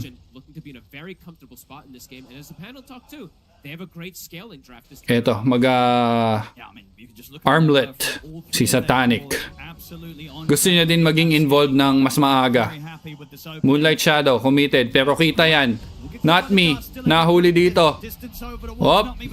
Out na lang muna. Hook shot. Magko-connect naman sa Creep Wave. Walang epicenter na na-commit doon. Ito na si Satanic. Oy, nahuli yung Winter Wyvern. Winter Wyvern. Pero nandito yung Clockwork ni Ru, or Not Me rather.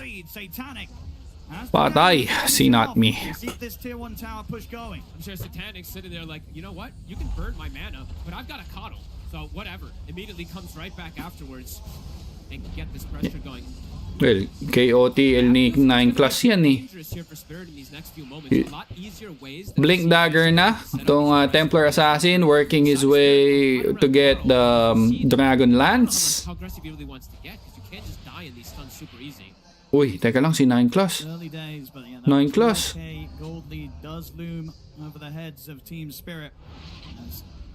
YATORO Kita ka sa camera, 9 class. is going to have to do quite a lot this game. Yeah. Especially because noticed, well, all three cores, like you said, are having Gule. a great game. Notice especially, I think this is the key one for me to look at because he was counterpicked in the lane, and the fact that he's the Eto, blink dagger na yung Doom. is a pretty big deal. This Doom is going to be very Yaman din. and how tanky he can be in the front line too. If he's able to get to the Shivas, they're going to have some limited damage for him. Yaman. Winter Wyvern, makikita niya dun sa gilid. Before he gets the big damage items online.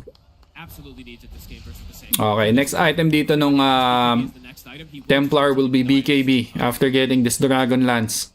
2 charges pa lang meron yung kanyang Deso. Satanic naman mukhang ano na to, ay hindi pa.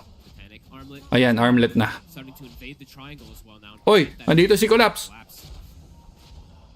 Collapse being a bit quiet this game. He is a centaur, so it is much more of that farmy hero we know. Gonna go down that hard build. That does mean that the Lifestealer is gonna have a very nice target to feast off of. Mamaya no, pag nagka-BKB Aganims tong Storm, mini black hole. Tapos into ano to, into Winter's Curse. Oh, pakaganda. Or Winter's Curse muna into mini black hole vortex. What's up, TJ? What's up? Not the Aganims, it's the Aganims already finished for no one. Dangerous moments for Spirit. Okay, Moonlight Shadow. Terrifying around this Sand King. On me. He's gonna end up walking into an epicenter. Uy! Uy! Uy! Uy! Uy! Ayun, siya na lang. Kala ko mahuhuli din yung Storm. Pero ang dami na commit dun, ha? Posturing from Spirit, they're like, as soon as they see the Sand King, they're like, we can't really fight. Epi was used now. They're seeing Notice trickle a bit deep, looking to try to punish him. Uy, teka lang. May hinahanap dito. Si Notice. Thinking about going for Notice. Power rune. Amplify damage makukuha. Jabba Rice. Shoutout sa'yo, bro. Jabba Rice. Napakasarap mo, brother. Miss na kita, brother. Jabba Rice. Boss Keps, nag-struggle ang Storm. May ano kasi, may control kasi na Sand King. Maganda yung last pick na Sand King ng Parivision. Pero once magka-BKB, dadating naman tayo sa point na itong mga cores ng Team Spirit may mga BKB na to. The problem will be yung execution. Australia, TJ. Nasa Australia na. Sinuwerte. It's going to be that BKB from YATORO and potentially just looking for that force fight or maybe forcing an objective. Okay, 4 stuff na para dito kay 9 class. Or the Roche, of course, more important for these teams. Teka, kukuha ata sila dito ng ano, ha? Ayan. Go ba? Naku, makikita nila yung clockwork. Nakita ba yung clockwork? Ayun, hindi tumama yung hookshot ni Natmi. Oh no. No, putangin. Okay. Naka-cancel yung TP. Uy, teka lang yung Sand King. What are you doing, Sand King? And Sand King will fall on the hands of Laurel. Kapalit ng buhay ni Rue. Meanwhile, Lifestealer. Andito lang siya. Andito na si YATORO.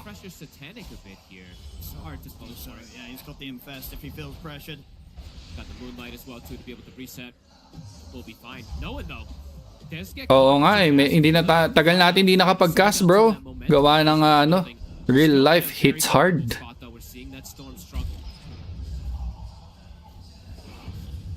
Okay, kailangan ng Winter Wyvern ng Blink, no? Akala natin magiging ganun kadali, but yung combo ng nung Keeper of the Light and Sand King somehow yung nagmatter dito, or it was the difference. Extra barrier. Vision though. Blink unnoticed. BKB as well. We might be ready to make an aggressive jump here. You don't. He's having an insane game, Owen. Top 2 net worth still at this point. Okay, smoke. Ayun na nga. Nahuli na. Hindi pa kailangan i-doom. Yun ang... Oy, teka, pati yung clockwork. Oy. Ayun, na-burn ng Radiance. Minamadali. Binibilisan lang ng binibilisan lang ng Parivision. Ayaw nila magka-items dito yung Team Spirit. Ito yung power spike nila. The team fight advantage from Vision is very apparent. There's so many ways to focus YATORO, right? When all of this net worth for Team Spirit is kind of being focused on their TA, you know. Tapos itong galing, no? Ini-invade nila yung farming site ni YATORO para ma-stop yung pag-scale. Some sort of team fight to match that of Team Vision in these team situations. Talking about him. There might just go on. Ayun. Ayun na. Siya na yung dinom. Pero may Stampede. Mabubuhay ba siya? Mabubuhay ba siya? Notice, masyado nag-overextend. And ayun na, ubos yung kanyang BKB. Buhay pa rin yung Templar. Buhay pa rin yung Templar. Ayan na, guys. Ito na yung sinasabi natin. May Winter Wyvern, may Winter's Curse pa sila. Ligtas si YATORO. So it does feel like Vision will have some time to be able to react to this, get their ultis back up. Because this is, of course, one of the classic counters to the Doom, right? If you have that Stampede at the ready, one of the best. YATORO is going to be able to run, because we talked in the draft, right, about the lack of control. It's pretty much the Sand King. If you're not hitting the Burrow Strike into the arrow, you're going to be able to run with the Stampede. Yun lang, no? Para doon lang talaga yung Stampede. Go for the easier one since it's in a more favorable position for them at the moment. YATORO, level 19. Taas ng level ni YATORO. Level 19. And the itemization, it's the same as last time from the Lifestealer. You can just go for Manta, go for AC since he's playing versus that minus armor. Natural build-up for SATANIC. He is very far forward right now. They might look to set up for him. Kailangan yung kailangan yung Aganims nung Lifestealer. Ang bilis ng kamay talaga ni ni SATANIC. He's going to be fine. Yeah, straight into the Mud Golem with the Infest. He'll zoom out of there. Galactus is thinking about chasing. Uy, teka, may nakasmoke Nakasmoke dito yung Team Spirit. Tingnan natin kung mahuhuli nila tong Lifestealer. Doom gonna be coming back up in 20 seconds. Epi is back and at the ready here for no one. Gonna look for a fight again, no one. O yun na. Nahuli yung Clockwork. Binlock lang. Back to business. Don't find the kill onto the TA. Kaiden, shoutout sa'yo. Very aggressive here with these timings. Kaiden ba? Tama ba ang pronunciation ko dyan, bro? SJ Rankes or Ranke. Okay, BKB. MKB ang next item dito ni YATORO. May 6 charges na yung kanyang Desolator. Pa 500 viewers na. O nga no. 435 pala tayo, guys. Good evening. Magandang gabi, magandang umaga, magandang hapon. Kung nasang panig ka ba ng mundo, enjoy lang tayo. So may Witchblade na and kaya tong Storm Spirit, wala pang BKB. Napakababa ng net worth dito ni Storm. Kaiden, shoutout sa'yo. Kailangan ba sabihin yung pangalawa, bro? Hindi ba offensive yan? O mamaya hindi naman siya ganyan tapos basahin natin, di ba? Hindi ba offensive yan? Benji, Ray, Togon, shoutout, and kay Aaron Gapito. Okay, eto, big item tong gustong gawin ni 9 Class, yung early Hex. So, may karapatang mag-farm tong Keeper of the Light dahil clutch din yan mamaya. Shiva's Guard, almost up na for Doom. Need ng Storm mag-BKB or else di nila kaya baliktarin yung game. Yun nga, yun ang requirement talaga. Yun ang kailangan dito ng Team Spirit. Well, dinadrag naman nila yung game into a long game. Kasi pag full item lahat, kahit papaano, palag talaga yung Team Spirit. Ito naman talaga yung power spike ng Vision. Dito, sa ganitong time malakas yung Sand King eh. Pero so far na-i-stop, di ba? Joe Mark, shoutout sa'yo. Kaya nagapito, TI4 pa. Medyo ano na bro ah. Outdated na tayo no. Every year naman nanonood ako ng TI, pero mas na-feel ko lang mag-cast this year. Actually, I'm looking at the itemization here from 9-class. He's been quietly farming on the side here. He is not an easy grab. Ghost Scepter, Force, Holy Locket. It's going to be difficult for Laurel to focus fire that one, so we'll have to see. I mean, Laurel might play more of a defensive route where he just plays where wait for Vision to overcommit. Okay. Tamang hanap lang si 9-class dito ng mga naliligaw na kaluluwa. Templar Assassin. Bantay sarado ng Winter Wyvern.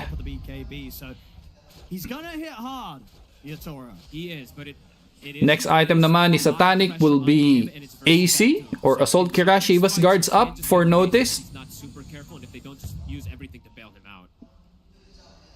Okay. Next item ng Doom will be Heart of Tarask into Aghanim Scepter. Etong Doom, ayan na. Kulang na lang siya ng recipe dito. Si Larl, BKB na. Para dito sa Storm. Ito na yung magiging sakit sa ulo mamaya. Ayan na, BKB na. Boss, yun lamang sa standing. Team Spirit 2-1, brother. Oy, thank you. Thank you sa pag-appreciate ng casting, guys. Wala naman akong dahilan para maging bias. I love Dota, the game itself. I'm not watching just because meron something like that. Mga close calls. Oh my gosh. Shoutout kay Pidots, Butcher ng Pinas. At kay Stella Kate Mendez from Dewey Marcos. Shoutout. Mark Arnaiz too. Shoutout sa'yo, Mark. Okay, Clockwork. Oy, makikita nila si 9-class. 9-class? Huli pero di kulong ba? Kulong! Pero may Ghost Scepter. May Ghost Scepter. Mukhang may return kill instead at iniwan na nga lang si Natmi ni Yatoro. He's super farmed and jumping him and getting him in the backlines. It just seems very Oy, hindi pa tapos. Larl, nangalahati. Ang sakit. Ang sakit nun. Besh. I mean, that's, and he's well on the way to. He's got 2,800 gold, ready to start building towards that hex. That pickup's going to be Xvard 2174. Shoutout sa'yo, brother. 2-1 in favor of Team Spirit. Ang score natin. Ayan na. Bawi na. Mira na lang pero ayos na din yun. Whether support or core, kill is a kill. Could take someone out of the fight pretty easily. Hard to do though if they don't make the jump on to collapse when the stampede's up as we see. Yan, kay Pidots, ang Butcher ng Pinas. Shoutout sa'yo, Pidots. Shoutout kay Muning at kila Jace na dinurog ko last turn. Ayun nga, nakakamiss yung tournament no, Cygnus. Orchid kaya pwede sa Storm. Too late na, Arvin. Kung naging maganda yung early minutes niya, posible. Pero ngayon kasi may mga possible BKBs na din tong mga cores. I guess pwedeng too late na. Tas yan, may manta na si Satanic. So madidispel lang kagad yung Orchid. Shoutout kay VJ ng Inagtangan. Mikola J. Shoutout sa'yo. Okay, MKB is up for Yatoro. We'll go for the Hydra's Breath. Etong eto combo nga dyan, yung Aghanims nung Storm, guys. Isipin nyo kung makakakuha siya ng 3-man na Vortex. Tapos naka-Hydra's Breath yung Templar Assassin from a meld right click. Sakit nun. Masakit yun. Best of 5 to, Benjo. Okay, Stampede is committed. Where's the rush? It's super low. Andun yung Clockwork hook shot just to protect Lifestealer and he will get the rush. At meron pang bonus na Clockwork. At walang stampede, guys. Walang stampede, so yung possible smoke coming from Parivision, I guess this is the right time. Very heads up move from Vision. They're running straight towards YATORO. Solo Star, shoutout sa'yo. Please greet my friend Lawrence Escobia. Happy birthday sa'yo, Lawrence. Happy viewing. The Lifestealer matchup when he's on even footing, it's very good. You want to be quite ahead on the TA when you're Alright, so next item dito ng Lifestealer will be Aghanim Scepter. Malapit na din yan.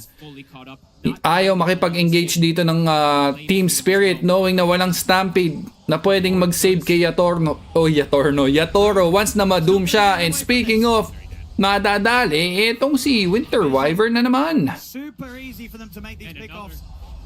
At may kasama pang Clockwork. Medyo nagchochok ang Team Spirit, guys. Makalat ang kanilang pwestuhan doon. Oy, collapse, hindi tumama yung kanyang stun in tamang workhorse out lang. YATORO naman will protect their high ground. Meanwhile, Ducalis pushing the top lane. They've got so much time to apply this pressure here, Vision, with the 3 minutes of Aegis. Onto the tier 3 top, they'll get the fortification out of Spirit. 9 class, the Hex, it's 80 gold. Ano mas mabigat, 3 Aegis o back-to-back Aegis? Tatlong Aegis. Yung tatlo pa rin, bro. I guess. Might be able to just pop some of these heroes before they get the BKB. 8K? Uy, Diyos ko po, may Hex na si 9 class, guys. Sun King BKB, another Shiva's Guard. Ang gusto ng Team Vision dito. Nakasmoke ang Team Spirit.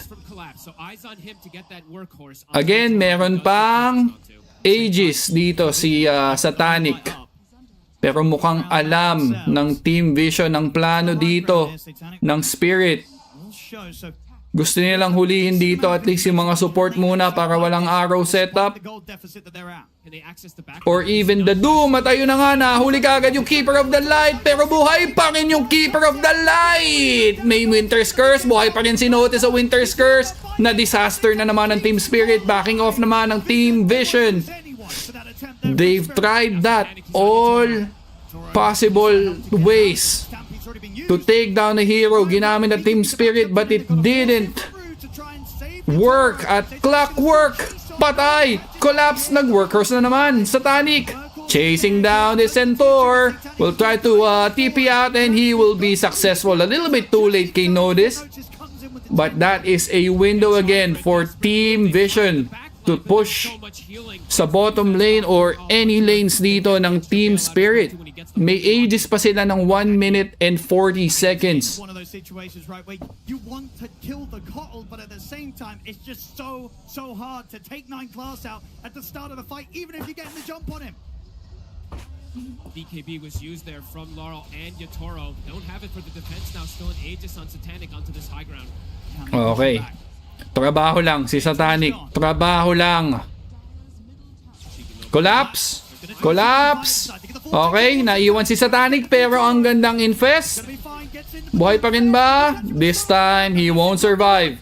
Eto, napapalibutan si Satanic. And there's the take. Oy! Oy! Oy! Kala ko makakatakas pa siya dun. They need to try and find more from the Spirit. An opportunity presents itself. They cannot let it slip away. Zip 4 from Lyle. Look at an oh. He's got the Ghost Scepter, doesn't matter. Hustoff, Vortex, they've got the control. They'll take the Kotl down. And another kill coming from Team Spirit. And that's 9 class sa kanyang Keeper of the Light. Na-zone out yung Lifestealer, guys. Na-zone out. Same team members. Sabagay. That makes sense. That makes sense. I agree, I agree. Back to back. Hit the high ground a bit. I mean, he hits very hard. Akala niya sapat yung Aegis, no? May Doom dito si Notice. But this is a window for Team Spirit to at least even this game. Tier 3 tower. Uy, may hookshot. Nahuli pa nila si Ducalis. Ayun na nga. Eto na. Team Vision naman yung medyo bumubula yung bibig, guys. Bulaan ng bibig ang nangyayari. JB Escobe, happy viewing sa'yo. Ang gandang save coming from Collapse. Andun yung Uber. Dumating na si Uber. Nag-buyback pa si Docalis dun. Oh, the spell casting from Spirit, absolutely beautiful.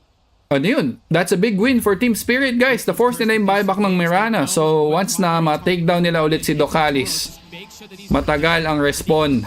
At, yun nga, 4v5, matik. Getting pretty close. He's got that money. Yep, he's got that 3,500 advantage. He's got that full item now over Satanic. Do you spend up the swift blink or do you... Ganun lang, no? Yung simpleng overextension lang na ganun, no? You will pay for it.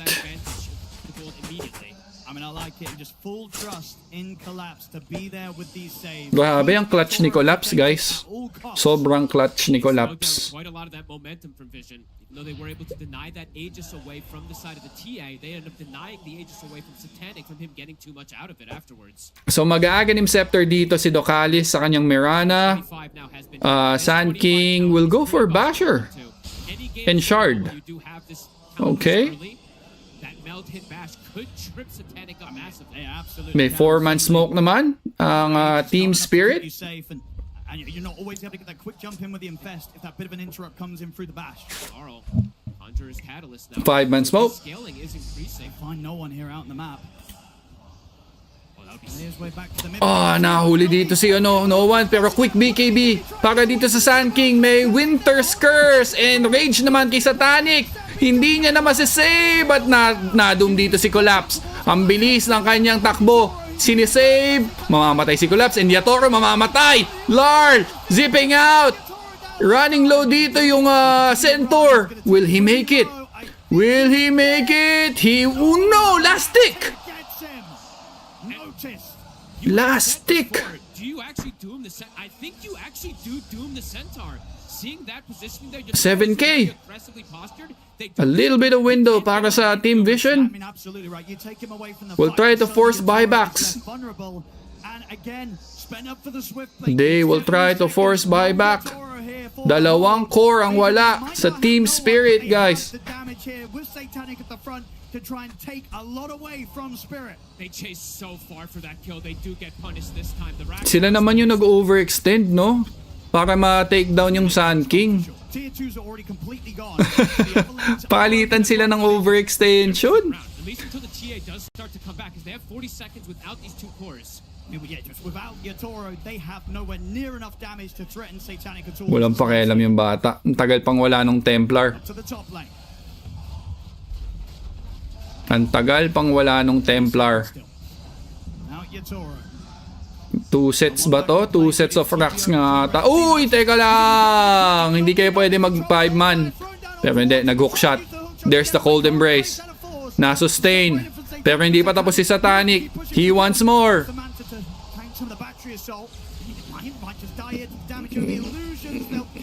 Eto na. Mag-overstay na naman ba sila? I don't think so. This time, i-respect nila yung presence ng Centaur and Templar Assassin. Oo, sobrang clutch ng BKB din ni No One doon. Kaya napatagal din yung pag-pick off nung Team Spirit doon sa Sand King. Nag-overstay sila. 4 damage, if I'm not mistaken there, because it was ticking for 66 per tick. Vision potentially looking to close it out if they get a... May Roshan, guys, May Roshan. So, another smoke for Team Vision. The buyback is not an option for Yatoro, and he's still 500 gold short of it. Okay. So they know there's a high likelihood that because he spent up and didn't have the buyback... May doom na naman. Sino kaya ang kanilang mabibigyan dito? Ayan na! Clockwork will be the casualty. Nandun sa likod! Pero may save coming from Collapse. May Winter's Curse naman. Nabigay kay No One. Buhay na buhay. Sakit nung Cyblades. So yun. Patay yung Clockwork. I think they will go for the Rosh Pit. Aegis.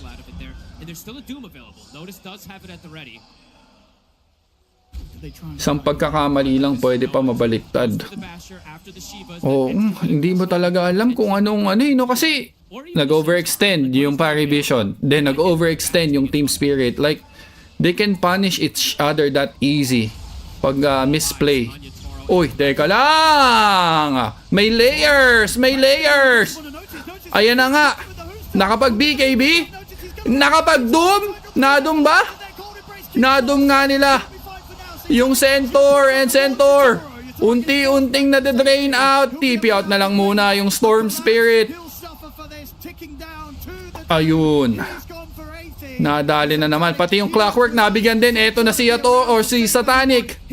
Another high ground attempt. Arrow will connect to Winter Wyvern. Na-force. Teka lang, Larl. Sa likod. Patay yung Winter Wyvern. Patay yung Templar Assassin. Hindi nila na-save. Si Yatoro nag-buyback na lang. Larl. Tamang zip in and out lang. But he's not making any damage.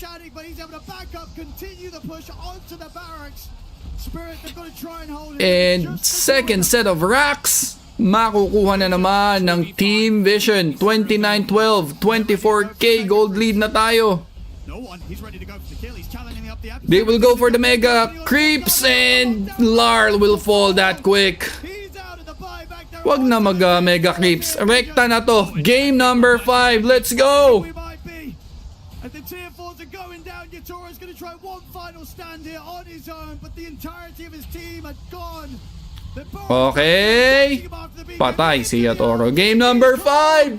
Napakagandang grand final naman talaga. Napakagandang grand final. Game number 5. Let's go. Ayusin mo yung letter R mo. Sino si Yatoro? Oo nga naman. Pasensya na. Hindi ko maayos yung bulol eh. Ganun talaga bulol, brother. Pagpasensyaan mo na. Kaya nga ako pumuntang Australia kasi walang R dito. Ang ganda. Nice dotes, guys. Nice dotes. Game number 5. Let's go.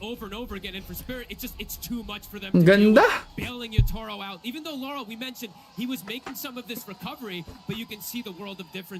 Alright, 560 viewers, guys. Thanks for watching. Break lang tayo saglit for game number 5. Final match of this year. I mean, not this year, but this TI.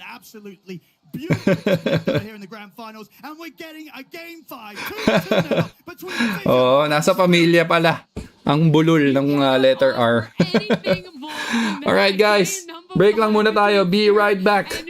We talked about how evenly matched these two teams were, but it felt like so often Spirit had the advantage and dropped. Finally, that break, that elongated break there, Vision were able to take advantage of it. They came back, and this drop we loved. We could see it. Every player was playing something they felt comfortable with, something that they were able to get ahead with, and honestly, they never really stopped.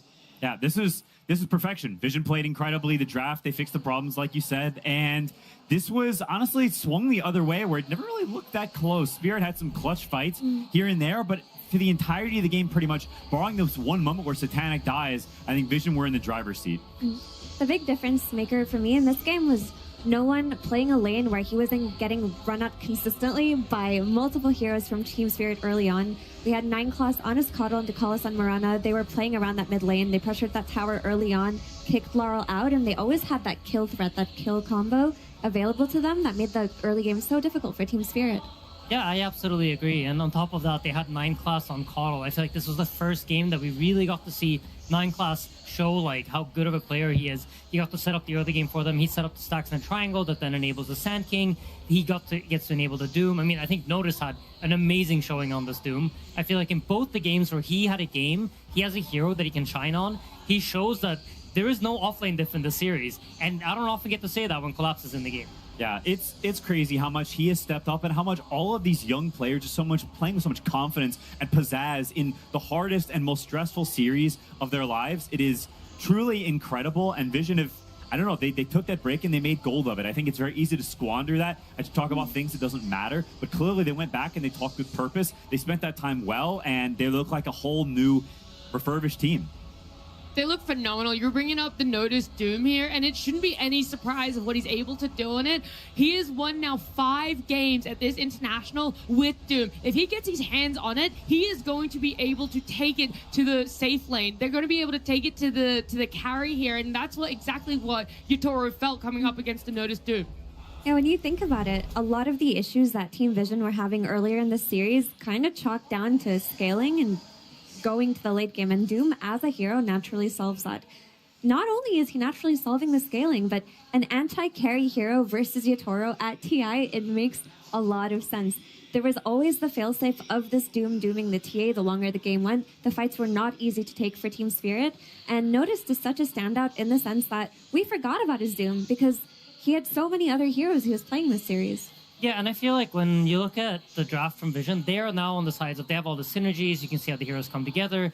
And I feel like for Spirit, they've been relying on this concept of like amping up our guy. If we have a TA, it's not just TA, it's TA with a bunch of steroids that are making him even stronger. And in this game, there just really wasn't much. Like, TA doesn't like to get saved. It's not a hero that wants to get frozen by Wyvern. It's not a hero that really, like, he wants to get his damage amped. He wants people to be held in place and for him to just one-shot them when he clicks them one time.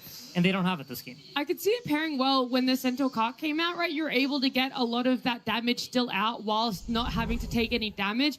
But the downside to that is even though Doom is a great carry counter, he's also a really good Centaur counter. It's okay. Centaur runs in wanting to try and get into close range for your carry to do that damage. Well, you just doom him instead, and then what's going to end up happening? That carry is going to kind of be left in the middle of where Centaur's taken him. Yeah, it's a testament to how so many matchups in Dota are two-sided. Centaur is typically considered a counter to Doom because you press Stampede and you run away from the Doom. But then suddenly, what if you Doom the Centaur? Or what if you abuse Infernal Blade more and you play the fights a little bit longer? Or you have enough Disables in the Sand King and the Mirana Arrow so that even if they press Stampede, well, they're stunned. Who cares if they're fast? I think these things, they all add up. They had great answers. And I think if you look at the past games before this, Spirit supports were a huge reason why they were winning so easily. And this game, they were completely shut down. There was minimal impact from Not Me. He was chain feeding on Clockwork because there's nowhere he can kill. There's nowhere he can really do anything.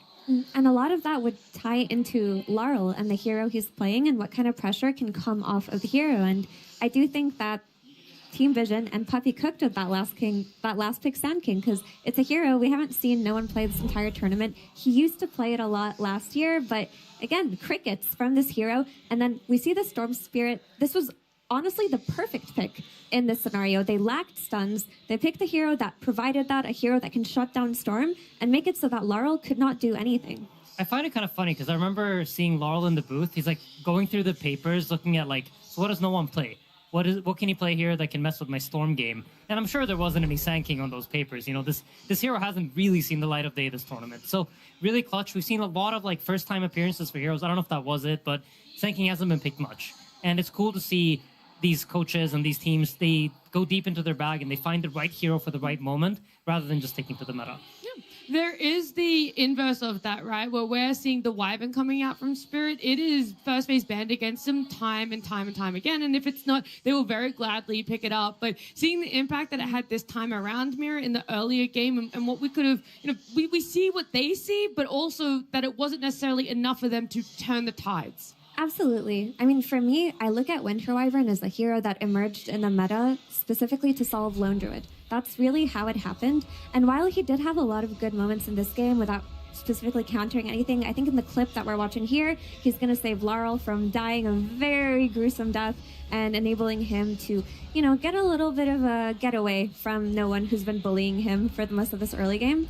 With that being said, I do think Winter Wyvern, the purpose did not need to happen in this game because Lone Druid was banned out by Team Vision anyway. So if you're trading the Keeper of the Light and giving it to 9 class, taking the Wyvern for yourself without the threat of Lone Druid existing anyway, what else does it do for you? It just was not enough. Yeah. I think it's a great point, and I think that's why you want all your heroes to have purpose, because it affects the heroes later in the draft. If you first pick this hero and now they've got a great response with it, well, you've had a bad trade. And what Aiden said before about how TA doesn't really like Winter Wyvern, well, now when it comes later on and you want to pick TA because it's a good TA game, well, that means it hurts your Winter Wyvern's game. And so these things tend to build up that if you've had a bad pick, it will affect your later picks and either make them worse or it will hurt the first hero's game because you're picking something that's good against their heroes, not good with yours. You're split between that choice of good versus them or good with us. And you want something in between that does both. I think that's what Vision's draft does. It's good with their heroes and good against the enemy heroes.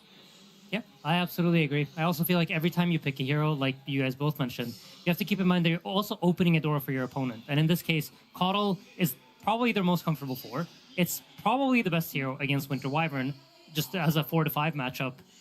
And you have to consider that. You have to get value out of your first pick despite those two things. If you're giving those two things away, what are you getting in return? And in this game, Rue plays an amazing Wyvern. Curses are on point, but it doesn't lead to much. I could see, Vision coming back into this, really prioritizing the supports no matter what. I know that our bans ended up leading that way, but that was one of our biggest takeaways in what had been developing over the first 3 games initially was 9 Class's pool in a way is shrinking, and he's kind of pushing to things that, yeah, he knows how to play, but they're not really in the meta. They're not necessarily things that are comfortable, even if it is something he knows how to play. So I just love switching it up and immediately taking it as soon as it was available, and not even trying to call the bluff of, will it be available in the second phase? We just need to look at what is doing so well, because, yeah, in our other games, we've had Dark Willow, Bounty Hunter, Rubik, Keeper of the Light, Hoodwink. They've all either been banned or picked up by your opposition. Yeah. He's a different beast on his pool of heroes, and we saw the difference here, Quinn. Yeah, we definitely did. I think that is him as a player, right? He's had a small hero pool for his entire career. He plays 2 or 3 heroes per tournament, and he's expanded that to his credit. He is not the same player that he was, but I think whenever you're in the most stressful situations, you tend to go back to who you are as a core of a player. You're not going to play these extremities that are the new branches you've grafted onto your your root here. You're going to go back to what you know best, what you have the most games on. You're going to play your techies. You're going to play your Coddle, the heroes that you have the most games on, because you want to be comfortable. You want to feel calm and chill in these games because there's so much stress, there's so many external pressures. You don't need internal pressure on top of that. On top of that, I think the 1-2 punch, being able to exist for Team Vision, makes a huge difference, because I talked about the supports getting diffed, but largely it was due to draft. And when you have a hero like Morana playing with a hero like Sand King, it's different, because we've had no one on a hero where he's getting run at consistently and is losing the matchup to Laurel. And then his supports are Enchantress and Marcy or something from 9 Class. And there are no means for the 3 of them to pose a threat on the map. But in this game, no one, and his supports were a huge threat, and they were moving around. And we saw them for a large portion of the game, running into the triangle, running into the camps, making it so that TA can't sit and pick up net worth in that top lane. Yeah, absolutely agree. I mean, this was Vision's game. I think every other game it's been defined by SF, and Spirit were better when it comes to an SF game. I think that's objectively stated in the series, and SF should probably not see the light of day anymore. I would be surprised if Vision let go of the hero, because I think if it's out, it seems like they have a much better grasp of how to set up the draft in a way that benefits them.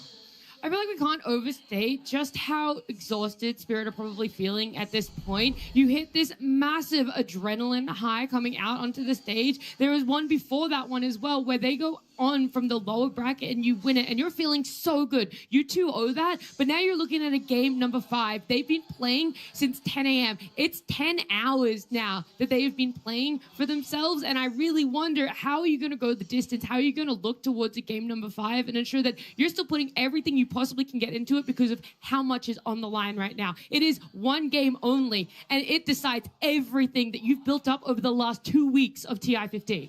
Not to mention that, but you just were one game away, and maybe you get a little ahead of yourself, and you hear Maposh guys, right? It is one game away, and I think you'd even feel the nerves in his communication. And so you can only imagine what it feels like for the players, and you lose that. You had a safety blanket, and now your safety blanket is gone. You're both one game from losing, one game from winning. And I think that is, I know it's a very cold place to be. It's stressful. You're out in the open. There's nothing protecting you. And I think for both teams, it's so much pressure. They're so close to their dream and so close to failure. I don't know, it's a knife's edge. It's also the coolest game that you could possibly have at TI, right? Yeah. This is truly the maximum amount of pressure for both teams. Every single moment, every single play that you make could be that winning moment, and it goes both ways. Everybody has that in the back of their minds. There's nobody that's thinking to themselves like, oh, that's just another pub I'm sitting at home playing. Now everything is on the line. I feel like this is truly what TI is all about. It's about that high stakes, high pressure, the prestige, all of that coming together, and now we get to see that pressure for both teams equally. Yeah, it's people who have put a decade of their lives or longer into something, and now this may not just be the most important part of your Dota career, but to them it may feel like the most important part of the last decade of their lives. SATANIC's not even 20 years old. For him, it's half of his life, maybe his entire life. This is the most pivotal moment. There's so much gravity, there's so much importance for all of these players. It's such a huge portion of their life they've dedicated to this, and it's all culminating in one crucial moment. There's no other avenue you get to take. You don't get to rest on the laurels that it's a best of 5. There'll be more chances. There's a lower bracket that we can come up through. It is all or nothing when it comes to a game number 5. This is the last time they will walk out onto this stage in Shanghai. The last opportunity they will get to be able to reach for that Aegis, to lift it in celebration instead of staring at it from a distance. And I could not imagine for the life of me how you recenter yourself and you have to almost put yourself in the mind frame that there's more out there, and it isn't everything, even though at the end of the day there is a lot towards it. Effie, the best team will be the team to do it. It's just as easy as that. In this game 5, this is where the champion is crowned. Whoever is better here will win, and both of these teams have played their hearts out. We're just gonna have to wait and see. The feeling in the arena, it's electric. Everybody knows this is an iconic series. This is one of these memorable moments that will go down in Dota history. And we get to be here live, appreciating that, soaking in what is an incredible game played by the best players in the world in the most tense moment of their careers. Spirit have seen a game number 5 on a grand final, though. They've been out the other side and walking towards the Aegis, and so it still sits there that they've done it once. Why can't they do it again? And Vision sit there saying, we could be the people that stop them. Stop that 100% win streak that Spirit have in TI Grand Finals. I mean, last time they did it, they set up a trap in Game 5 for the draft. They managed to get their hands on that Magnus. And, you know, the rest is history, right? So it's probably going to look something similar again. I think they've been trying to trap Vision into playing their draft game all day today. And if they manage to do it successfully, I think probably a pretty easy game on their hands. Yeah, it can't be understated how much of this series, how much of this grand finals is a coach-to-coach matchup as well. All of these players have played elite, incredible Dota. Every single one of them has had moments in the series that were just the reason, the game changer, the reason why their team could do it. It's going to be a matter of these traps that you're talking about, but also what the coaches talked about in terms of pep, in terms of motivation. Can they even trap? We talked about how Miposhka diffed Puppy in the draft in the first 3. Puppy came back swinging in this last one, and it's just going to be a battle of the brains now. Yeah, and you can see Puppy on the camera before they walk out on stage 2, him giving a speech to his players, and all of them looking at him intently. They're fully focused and believing every word he says, and I think that's the kind of leadership you want. You have people who are buying in, and they say, whatever this guy's saying, I'm fully on board. What he picks for me, we're going to play to the fullest of our ability, and you're a team, you're a succinct, you're unit, you're one fist, you're not 5 fingers. Yep, absolutely. Also, I can see on my screen that the coin flip has happened, and Team Spirit has won it. Yeah, Team Spirit called heads, and they get heads there. Now they have to decide what they want to do for themselves, because for game number 4, they ended up wanting that first pick. It didn't end up playing out in their favor, and so, again, I know all this preparation has already happened for them. They already know what they want, but they're sitting there thinking about it, and it is going to be first pick that they choose. It seems to be the preferred choice throughout this tournament, right? Yeah. It seems like a lot of teams prefer the first pick. The cool thing with first pick is that you get to build your draft. You kind of, on first pick, you are the one that's setting the pace. You're the one that's saying, okay, these are the matchups that we're getting. A lot of the times, these teams are so good that they know that if I pick Wyvern, you're going to pick Coddle. They know this is coming. So when you run first pick, you kind of, it's like playing white in chess. You're making the first move. They have to respond to you. And that's the choice you want to be in, right? You want to be in a driver's seat going into this last game. You want to feel like you're in control. You want to feel like you're the one that determines how this final draft goes. That was one of our criticisms, though, of game number 4, is that they open with the Wyvern on the side of Spirit, but don't actually build around it, because what they end up pivoting their draft towards doesn't utilize it. That TA you guys talked about time and time again, where ultimately didn't necessarily feel like they're on the same page. It's not going to be a repeat for game 5, but it does have that little bit of how will they open again if the bans were to go the same way? How will they want to alter or adjust things to ensure that they could still have that advantage with first pick? Absolutely. I mean, the Wyvern to me is still a very valuable hero, but the biggest purpose it serves this TI is that it pre-addresses Lone Druid and it pre-addresses Nature's Prophet. And in that game 4, both of those heroes were banned in the first phase. They didn't even exist within the draft. So you took a hero that becomes very generic in that sense if it isn't aiding your draft. And if you're just going to open with a hero, a clock opener for a support would have been easier to build around than that Wyvern. And I don't think we'll be seeing it in this game unless that Lone Druid is not banned. Yeah, I would be inclined to agree, and I think the bans will probably also be different. I think Spirit has learned from this. They learned, I mean, obviously they know this trade wasn't good. They could definitely feel that in game, and I'm sure Maposhka sees it, and so they'll be looking for a different trade. I have no idea what the hero will be. I think it's part of what makes this final so interesting, is that it's not been super predictable what's been picked. It's not a meta where everyone agrees on the order that you pick things, and it's the same trades every game. It's very different trades. It's a lot of thought. It's a very creative final with a lot of expression of sort of deeper hero pools and historical understandings of Dota matchups, and so I think it's honestly hard to tell, and we're just going to have to wait and see what these great Dota minds cook up. They've been able to utilize the breaks between games time and time again. They've always been able to put on a show for us. But right now, it's down to the final last game and our final draft. Team Vision versus Team Spirit. Grand Finals. Game 5. The feeling in Shanghai right now, it will never top this. Everyone's seated, excited and elated for Game 5 in our Grand Finals to see exactly what these two teams are going to build for themselves. In either a draw, all right, guys. Game number 5. Last game. That walks away with disappointment. And looking at this one, Spirit, we've already talked Go about Team Vision. Sabi ni Vince Lesana. Champion Vision, MVP Satanic. Sabi naman dito ni Crewville Reyes. Kamusta misis mo, bro? Nanganak na ba? Yeah, it's a little different. Nood ka ng nood ng Dota, bro. First pick in game 4, they banned their own Shadow Fiend.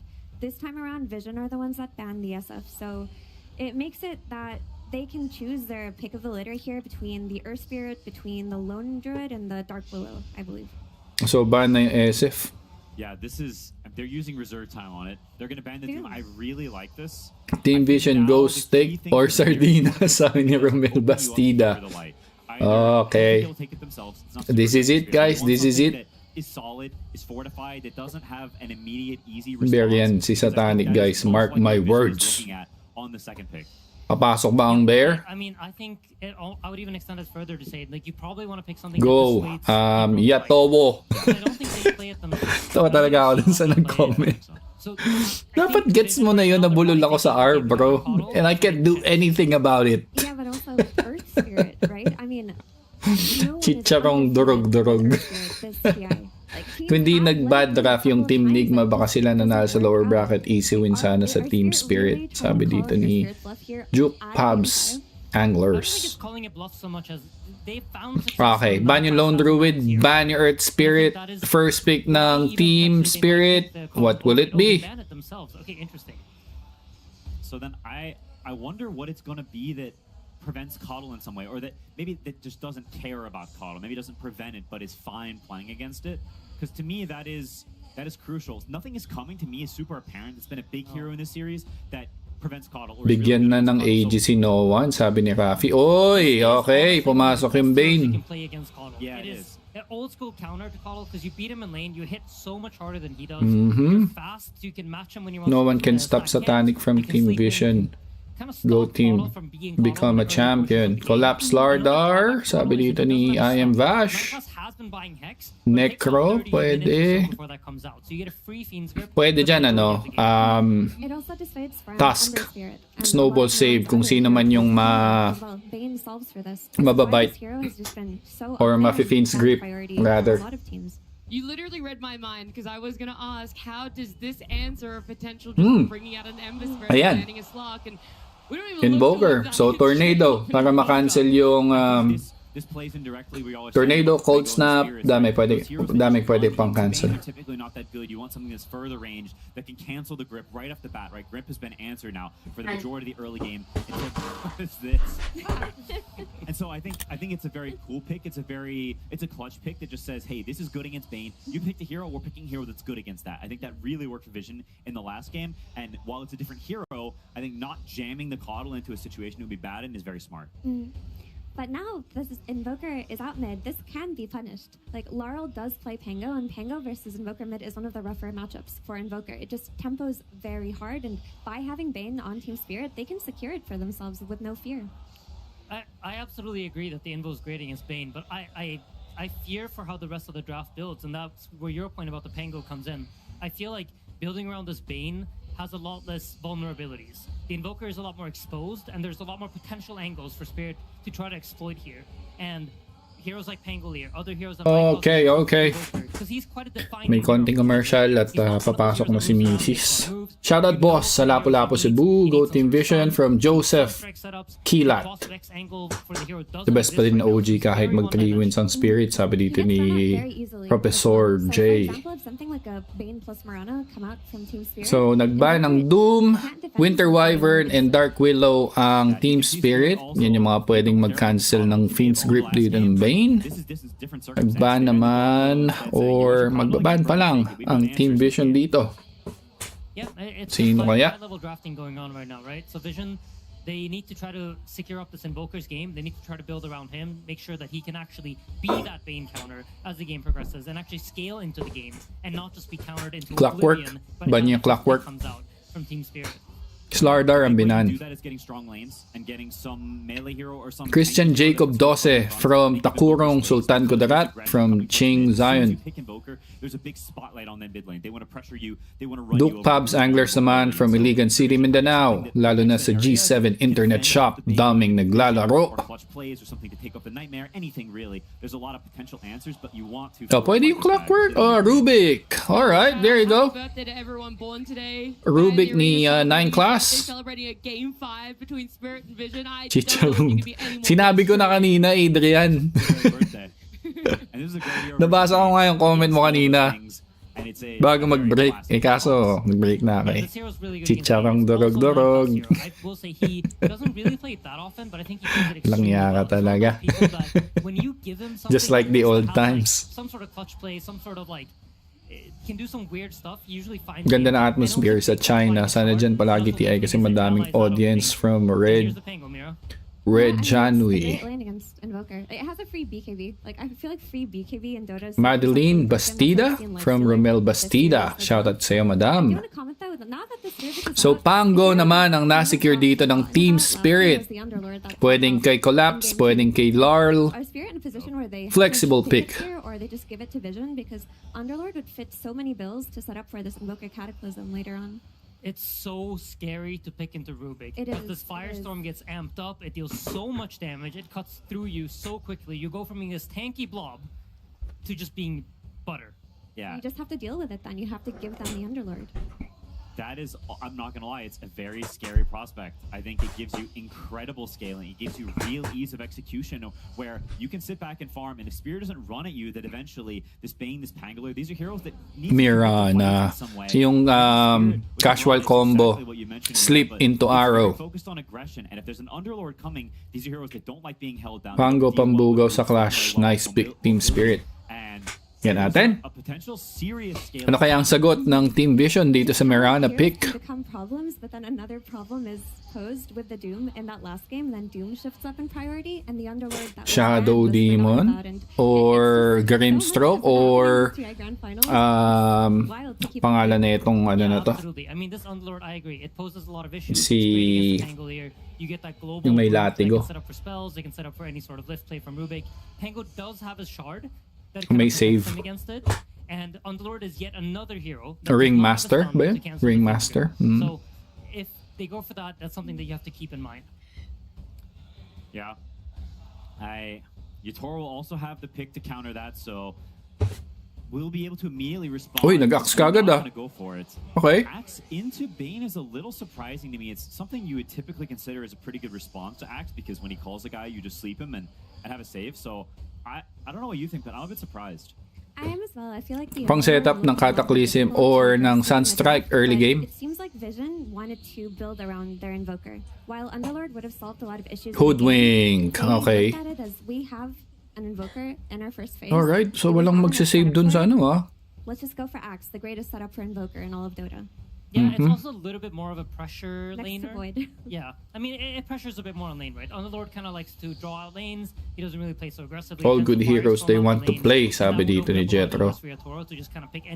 Ilan na po heroes sa Dota ngayon? Naku, hindi ko sure yung number, bro. Teka, tanongin natin si Liquipedia. Pwede naman natin tanongin si Liquipedia. Axe is not. There's the life stealer, which is, I think it's a pretty good, decent game for it, but it's not something. 127 heroes as of December 17, 2025. Ay, 2025 pa pala to. Hindi ko alam kung may nadagdag. Something like the Faceless Void, but I don't know. I mean, which I would love to see, but I don't know if it's good enough. Okay. I would prefer 128 na. 128. Free BKB. We talked about it with Tango. You've got another free BKB. You counter Invoker. Again, So, Life Stealer naman ni YATORO. YATORO.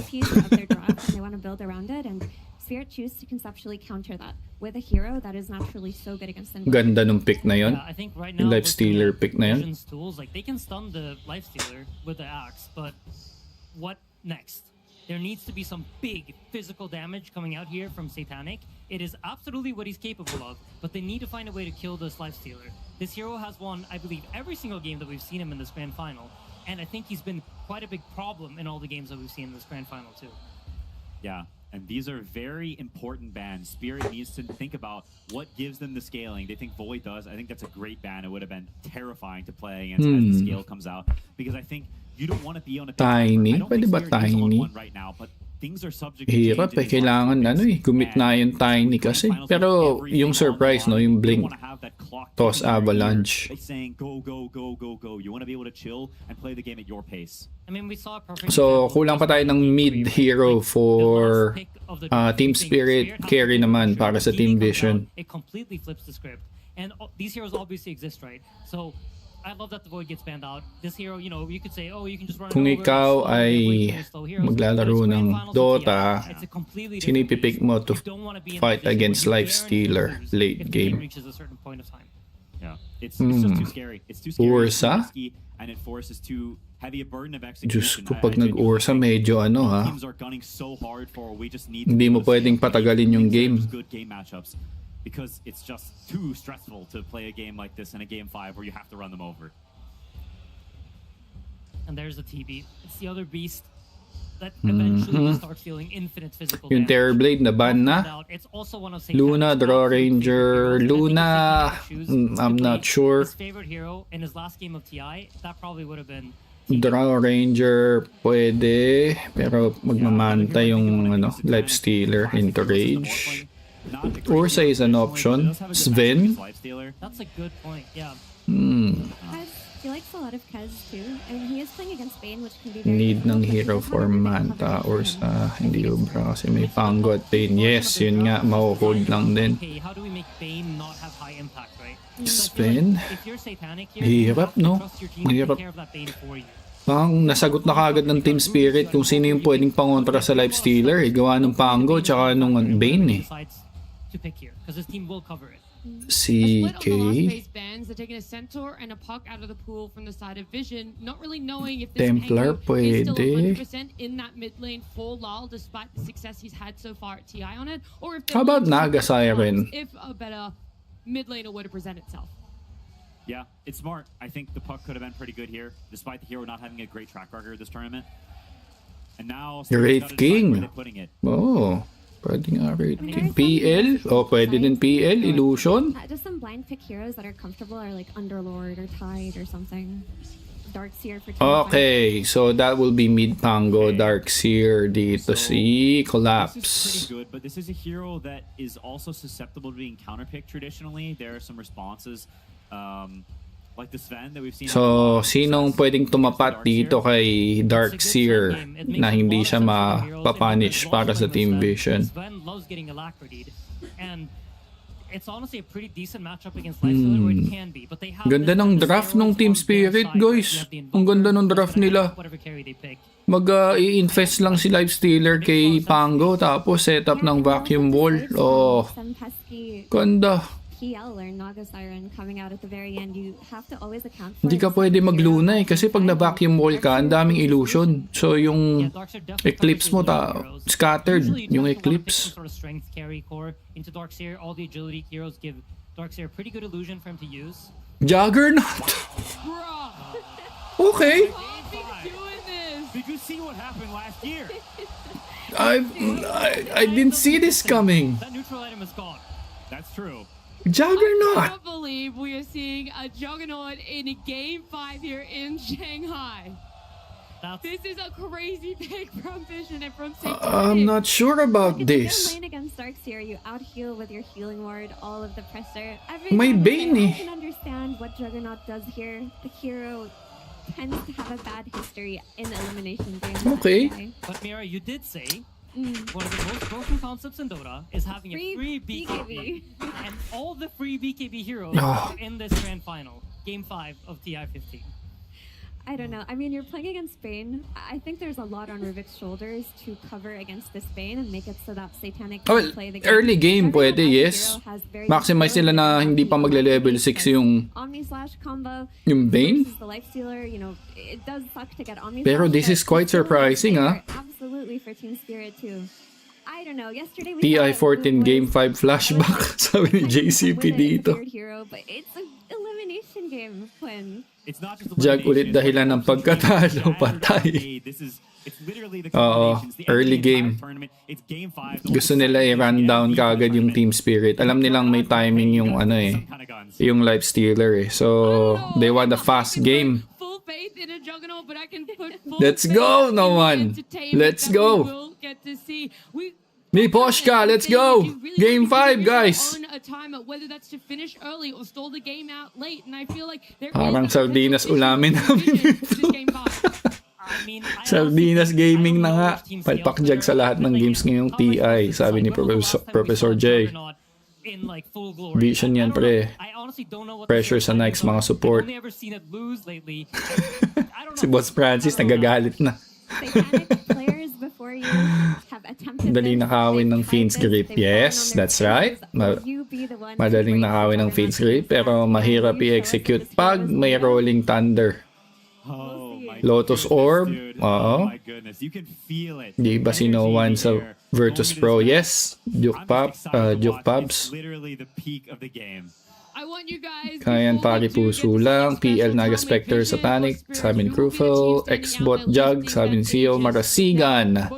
We'll see. Again, they're the pro players. We're just here to witness this game number 5. PI Grand Finals. I never have faith in Jug, but I have faith in Satanic and his place. Di na lang naglayla. Yun lang. Layla nga. Okay, let's go. Game number 5, guys. Let's go. Oh. Shoutout kay Satanot daw. Meron ba kayong sardinas dish yung pang 2 months? Let's go, let's go. Today you face Puppy, my friend. Hindi si Doc Alice yun, Boss Francis Leo. Hindi si Sumelion. Okay, eto na. Let's do this. Okay ang Jug, counter sa mga skill ng kalaban. Oh, pwede niya i-Omni Slash yung naka Rolling Thunder eh. Oy, teka lang. Not me, mahuli si Notice dito. Yung arrow setup. Ayan na nga. Lumayo-layo na. Na-arrow na. Pwede na mag-TP out. Nah, pwede na yun. Balik to base na lang. Tas TP dun sa lane. Kasi yun nga, yung save nung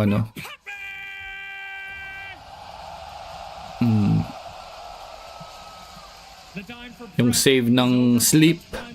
Is over. Now the game is on the players. Anything to say to Aposhka? Thanks for not beating us right away. Game 5 is pretty good. Thanks to them, we got Game 5. He has done a really good job with this team. All the best of luck to both teams. Hope it's great Dota. Yes, let's hope for a great Dota. 这个系列赛结束，我们来到了这个决胜局。我相信双方对方做的工作也非常的不错。最后 Kakain ka ng sardinas. Well, good luck guys ha. Sa mga, syempre sa mga betlords natin dyan. Good luck sa inyo. But I think, yeah, it's better to enjoy the game number 5 guys. Recently, uy, teka lang, may na first blood. Namatay si Not Me kay Docalis. Alright. Hindi na tayo masyadong nakakakita ng Game 5 sa TI. So, Satanic. Tamang spin lang doon. Balik tayo dito sa top lane. 9 class running low. Yatoro naman, hindi siya makakuha ng ilalasit niya. Gawa nga ng axe to. Pwede siyang i-call into Sunstrike. Okay, there's the sleep. 9 class. Ida-dive dito ng Team Spirit. Ang ganda nung ano doon. Teka lang, one more hit. Pero Yatoro. Sunstrike? Sunstrike? Sunstrike? No need. No need. Patay si Yatoro. Oh! It took a while, It took a while for the Sunstrike.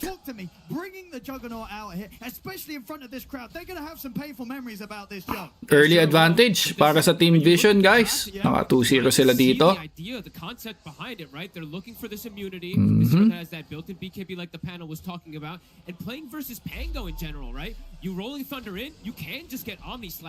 Kailangan lumakas yung axe agad. Sabi ni Badong. 44k, total 33k. Satanic, let's good. Well, good luck sa inyo dyan, guys. Pango and Invoker matchup natin. Lamang yung pang-goal year dito ng konting last hits lang naman.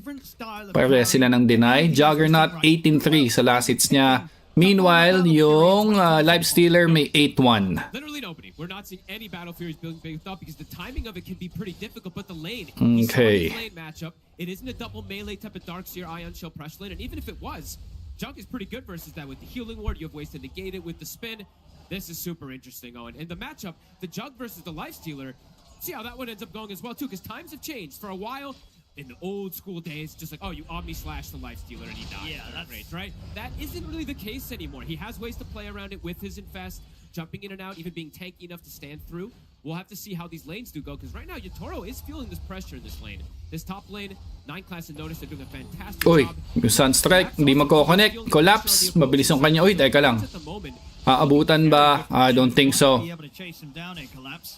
Running low parehas. Uy, collapse. Ayun, nabigyan pa rin ni Satanic, guys. Medyo maaga-agang kalamangan to for Team Vision, ha?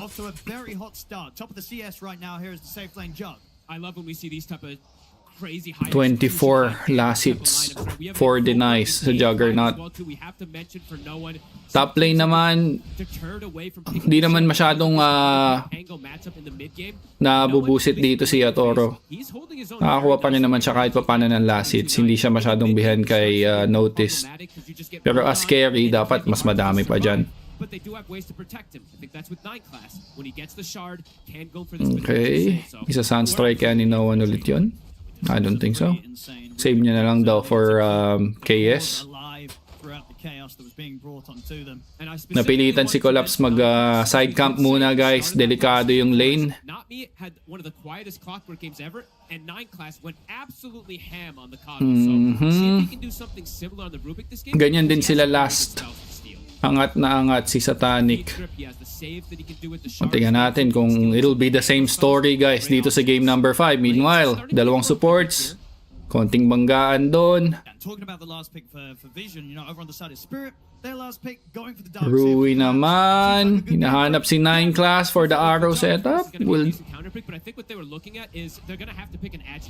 Ayan na. Boom. Ay, nauna pa nga. Nauna pa si Ru doon. Okay. So may 1k gold lead dito ang Team Vision.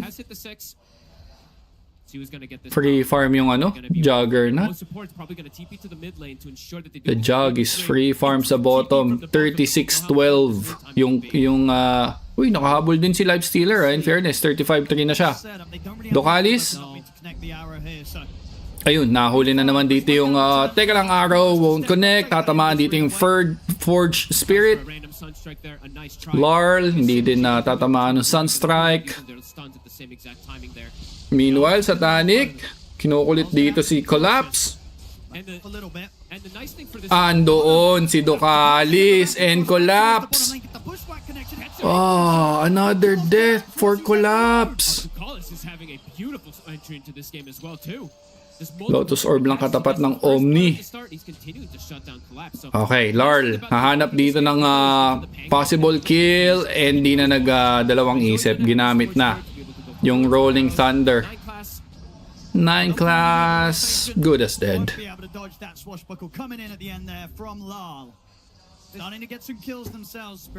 Let's go, let's go. No one, naiiwan din siya dun sa ano sa mid lane Sitting pretty din sa mid dito yung Invoker. And now that he's got the level 6, that extra sort of chance to threaten a kill, it becomes a little more complicated if Collapse wants to come down here and farm. Second pa rin naman sa net worth leader natin tong Lifestealer, guys. Kahit di ganun kaganda yung start niya. Juggernaut, of course, Battle Fury yan para mag-scale up pa yung farming. Pang maaga niyang makukuha to, guys, Maganda yung pinapakitang performance dito ni Dokalis. Yeah, I think that and overall the most annoying thing for the Jug is just Spirit's ability to tank up right. It'll be a different story siguro pag may tawag dito, may vacuum wall. Oy, tamang nakaw lang ng stacks dito ang Team Spirit, guys. Mukhang malalaman to ni No One. Axe going to their triangle area. Dokalis, mahuhuli na naman dito yung Mirana. Magli-leap out into safety. Mahirap ata pigilan ng Omni sa late game. Well, may infest na pwedeng pang save, pero kasi ano yan pang magsa-start yan sa Axe Call. Yun yung magiging initial initiation nila. Axe Call into Omni Slash. So Notice should have a good game para ma-enable nila yung lineup nila. So may Helm of Dominator na dito si Axe. Okay. Not your typical Axe na nagbe-blade mail blink dagger. He went for a Helm of Dominator. Pretty strong when you get into the team fights in particular. A lot of these games have been revolved around these team fight successes. So see what happens when. Okay din yung Jug para invulnerable siya kapag nag-Omni at Swift Slash by time din. Yes. Pero yun nga, may infesto tong si YATORO, may Manta style. Call, there it is, into Sunstrike. Ganda. Ang ganda nun. Ang ganda nun. Ayun na nga, na-pick up na si YATORO. Meanwhile, not me. Scouting dito kay No One. Andun din yung Pango sa gilid, but too risky. So they will just back off there. At ang trabaho dito ng Team Vision, wag pa abutin sa late game as much as possible dahil yun nga Lifestealer. Alam mo naman yan, pag naka full item, Arrow won't connect. Ganda ng ikot ng mga supports. Pango, cold snap into tornado, and may deafening blast pa nga to follow it up. Dokalis is dominating right now. Nandito si Notice sa mid. There's the arrow setup. Starstorm, Dokalis, buhay pa rin, and he will fall in the hands of Rue. Less than 1k lang or 1k lang ang lamang ng Vision so far. Lamang sila sa kills, pero gold-wise, hindi pa malaking diferensya. Daven Los Santos. Shoutout, bro. Lakas ni Doc Alice. Sino si Doc Alice? Si Doc Alice. Call is doing it. is pretty much done. Silent viewer lang. Battle Fury here from Satanic on top of the treads. And they've slowed down YATORO now twice. Yeah, salamat salamat Nathaniel. Thank you. Faster farm pace in comparison than YATORO. And do have to look at the buffers, Okay, right? Battle Fury na. 11 minutes. Bilis yan. With power threads. In a lot of these fights. And Alacrity with Omni Slash is pretty terrifying if he does get a connection. Mabilis na Battle Fury yan. Good opener here right now for Vision. A 1K lead for them. The Palace also potentially finding this creep too. Okay, yung Pango naman may diffusal blade na. Darks here off plus 100 for the Hoodwink. And yeah, look at that pace of time. Ang dami na naman ng Helm of Dominator na axe sa Southeast Asia.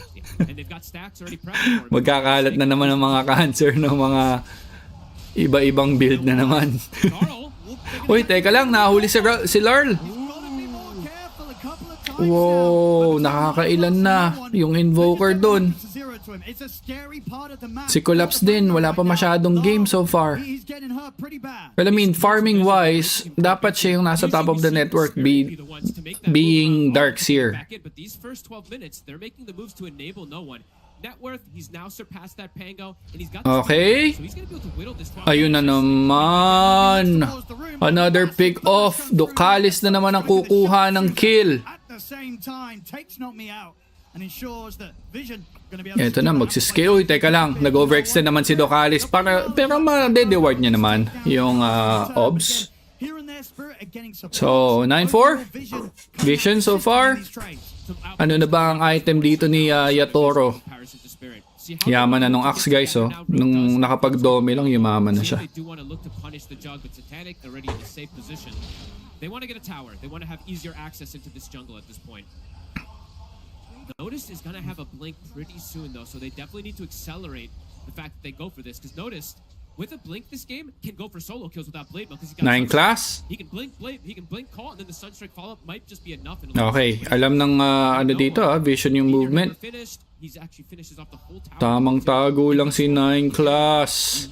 Ando na naman si Ducalis to take down Rude. There's a tornado into the sunstrike. So-survive, pero nakuha yung Finn's grip. Nakuha yung Finn's grip. Hop! Hop! Sino? I need mana. There's the Finn's grip. And yung Juggernaut, nando na nga into a spin. Mamamatay din yung Pango. Collapse. Triple kill. Si Collapse ang bumubuhat. Satanic magbaback off muna. Masakit yung Ion Shell. Satanic doesn't really have anything left in the tank to threaten Collapse, but what a turn up there for Collapse. Gets involved in the action, picks up a triple kill. Oo, ngayon Accentor din, no? Dominator. Pull lang ng creep wave. I believe someone passed him a Lotus, but it was too late at that point. The Darkseer comes in and gets to clean up a big connection for Collapse. Top net worth for his team now. Okay, may blink dagger na ata. Oy, kaso nakita nakita ng Team Spirit yung smoke dito ng axe. So medyo mag-iingat dito yung Pango. Blink is done. They're looking to get aggressive here. As we said, the Sunstrike connection, it will probably be enough if he just catches anybody. Uy, Ducalis, makikita dito si Mirana, and there it is! Boom! Dunk! Oo. Malakas nga pumera yung Domi. O yun, lakas din pumera doon ng ano. Okay, so nag-Rolling Thunder na dito si Larl just to secure the kill dito kay Ducalis. But look what's happening. Makukuha pa nila yung Bane. Wala na yung Rolling Thunder. Buhay ang Team Vision. YATORO. Radiance is up for him. Balik muna siya sa top lane. Pretty beautiful so far here. The Axe, as we said, Notice when he gets these type of games, he ends up running the show. Nakakuha ni 9 class dito yung Ion Shell, guys. Mas makati din to. They've got Ion Shell. I mean, that's such a lovely steal, right? When you're playing this aggressive with the Axe, if you keep the shell onto him, I mean, already he was getting. Uy, ang dami. Ang dami. Ready ata yung Team Spirit dito. Papalag na sila. Very quickly after the initial jump.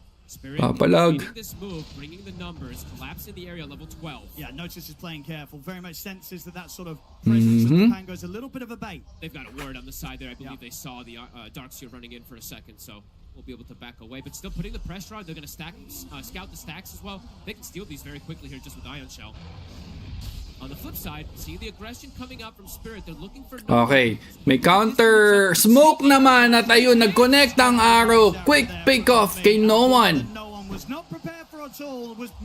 That was a very nice arrow coming from Mirana. There's ways that you can do it as these Marauders. If you leap and you throw it instantly in these type of ways, you can actually get that canceled animation. What a play. So, nag-aabang dito ng possible TP kay no one. Etong si Bane. Gusto nilang i-punish yung Invoker. Meanwhile, not me. Naka-Moonlight Shadow. Nagbibigay ng information sa kanyang team. At eto na, YATORO. Si 9 class. Makakaikot ba siya? Hindi siya makakaikot. And he's good as dead. Tier 1 tower will be taken by Team Spirit. Hindi na i-defend to ng Team Vision. Wow, ang agang gem ha. Agang gem. Ayaw nilang matalo ng Vision. Vision Gaming. They're feeling like Spirit does have a lot of vision on the map, and they're not wrong. And they're ready to go for action. As I said, I think we're going to pretty much see this just back to back for Notice. Oh yeah. Just okay, Rubik will join the club too. Trying to set up these plays. They want to play it fast here, Vision. Whoop. Catch though. But his eyes on Ru will Sunstrike. Boom! YATORO. Gusto niya sanang gusto niya sanang mag-infest, but it was too late. Was too late. Juggernaut. Ayun, inom ni kagad si si Not Me. Why not nga naman? Alright, 15-9. 2k gold lead. Hindi pa rin ganun kalayo. Pero kita nyo naman, yung early game ng Vision medyo talaga. Medyo worrying dahil nga din sa sa Axe. Manta style na. 18 minutes Battle Fury Manta style dito si Satanic. Ito na yung scaling ng bata. Bilis mag-farm talaga ng loko, no? Next item naman ni Axe dito will be BKB. Para hindi siya ma-interrupt dito ng Rolling Thunder. Pwede siyang i-grip, pero pwedeng ma-steal yun ni Rubik. So, that'll be a free Finn's Grip. Ducalis, mahuhuli na naman dito si Collapse. And Rolling Thunder is there. Shield Crash ang nakakuha dito ni 9 class. Whoop. Whoop. And that's it. Siya na lang ang sakripisyo. Kain sardinas. Okay, hindi pa tapos. Ducalis, andito. Okay. And he's gonna fall as well. Double kill para kay Larl. Big Brain, look, it's on the south side, all the way off the map. He's taking that gem all the way back to the base. So very smart from Ducalis. Nakakuha niya yung gem. Devastating if he did get caught with it. Spirit still making this yung Not Me, bagay kay no one. Short 4 pa. Oh, grabe talaga. Pero may call. And that's it. Unstoppable na si Ian. Notice. Nagpupush naman dito ang mga summoned units ng Parivision. Makukuha ni Noah ng Tier 1 tower sa top. Next item. Ano kaya next item ng Jug? MKB kaagad. Let's go damage. MKB. Nagkaroon ng R si Kuya Kev, piniflex niya lang. Nakakachamba pa minsan-minsan, madam. Panalo ka pa din dyan, Kuya Kevs, kasi ang sabi mo nakaraan, Spirit of Vision, gusto mo mag-champ. Oo naman. I mean, kung may deserving man this year, itong dalawa yun, itong dalawa. Team Spirit or Team Vision yun. So may armlet na yung Life Stealer. Next item will be Manta Style or Sangen Yasha. Okay, he'll go for Sangen Yasha para hindi masyado matagal yung call. is getting involved in action. 2-0-3. Even the Finn's grip, hindi masyadong matagal yan pag nakasangge ni Yashaka because of the status resistance. Look at identifying and dealing with this juggernaut. What's the move you are going to look to make? Or at this point, can you not really? Do you have to look elsewhere to try and get that lead back in your favor? Paldo sa prediction. Oh, madaming fantasy points. Umabot ng game 5 eh. Madami tayong fantasy points na makukuha. Boss Francis, salamat, brother. Mukha bang over ng 1 hour yan? I'm not sure, bro. I'm not sure. It would only take one big clash para, alam mo yun, matapos yung game. So, napaka-unpredictable ng Dota. Tsaka sila yung dalawang teams na ano eh. Sobrang even eh. Kaya nga tayo mabot ng game 5 eh. Kasi sobrang tabla ng mga laruan nila eh. Ikaw nga tapon sa buong friend ko sa prediction. Totoo ba? Kachamba pa nga. If he gets an Omni Slash off 20 or so minutes in with an MKB on top of the Manta Battle Fury, that Omni Slash is gonna hurt. It's gonna kill most of the targets. Uy, makikita niya si 9 Class dito. Uy, nag-pop yung smoke and masaya naman si 9 Class na mapop niya yung smoke na yon. And he's gonna fall on the hands of Laurel. Of sort of these next 30 seconds where Vision's gonna be running at Spirit. Spirit's ease of execution feels Teka, nakangati na lang muna ako. Inom muna ng tubig. Sino manalo dito? Sila ba ang champion? Yes, Edgar Medina. Arrow will connect.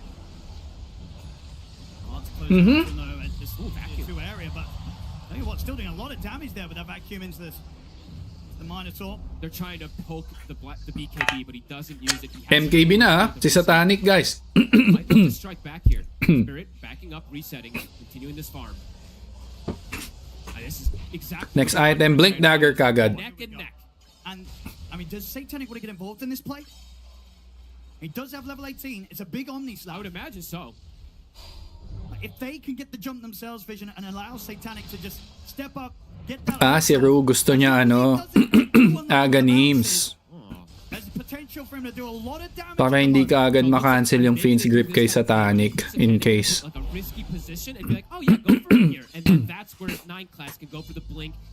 Pinusta ko sa OG 10 million sunog. Bro, ba't ka naman susugal ng ganong kalaki sa OG? Diba? I mean, come on.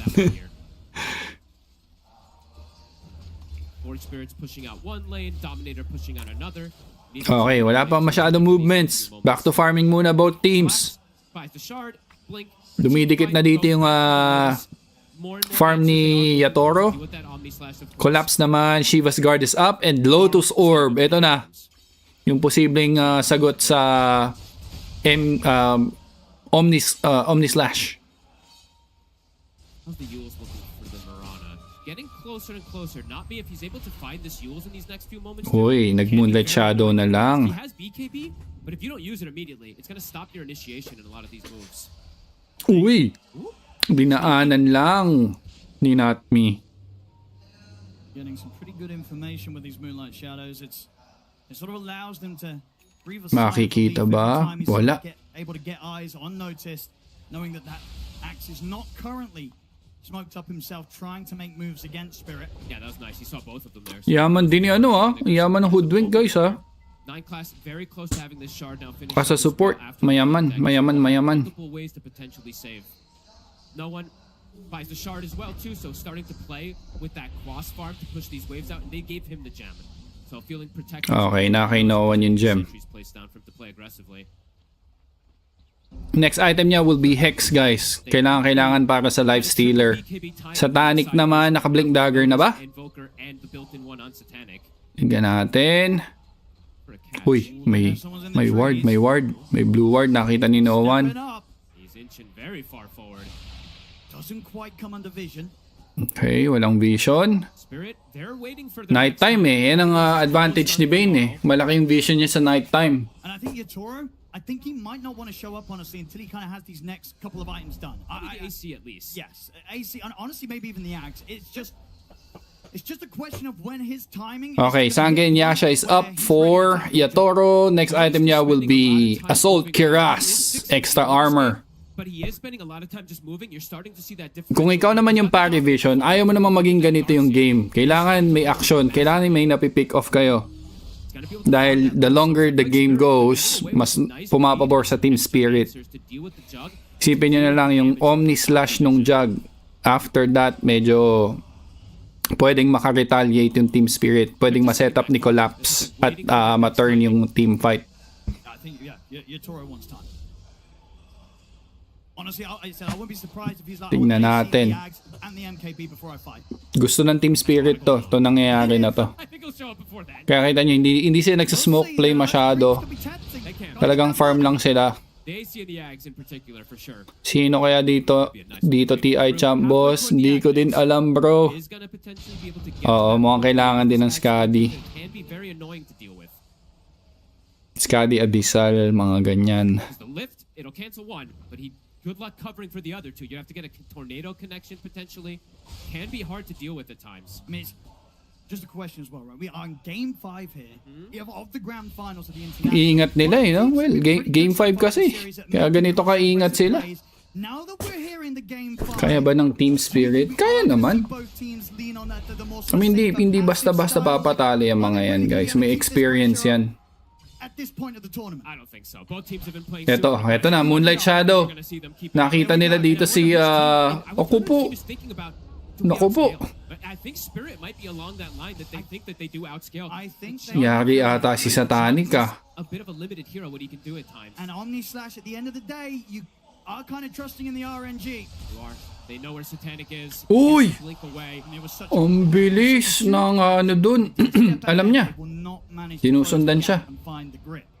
Ito naman ang sagot ni Noahan. May makikita ba siya dito? Ano masasabi mo sa laro ni Larl? Medyo lackluster siya recently. I mean, you would expect a lot from him. Pero dito, sapat lang. Alam mo? Nakaabot sila ng finals pero sapat lang. Siguro naka-counter din kasi talaga siya. Not what you'll expect from Larl, really. May yung TI run nila na nanalo sila, iba yung level ng gameplay ni Larl doon. Oy, teka lang Ru. What are you doing there, Ru? Nakakuha pa rin. Akala niya may kasama. Ayun, napatulog tuloy. Ito YATORO. Hello. Okay. Support for support exchange. Meanwhile, nandito si Satanic. Oh, manda. Ayun. Ayun. Uy, teka lang. Teka lang. Kala ko ma-fake niya pa yun ha. Yun lang. Ayun.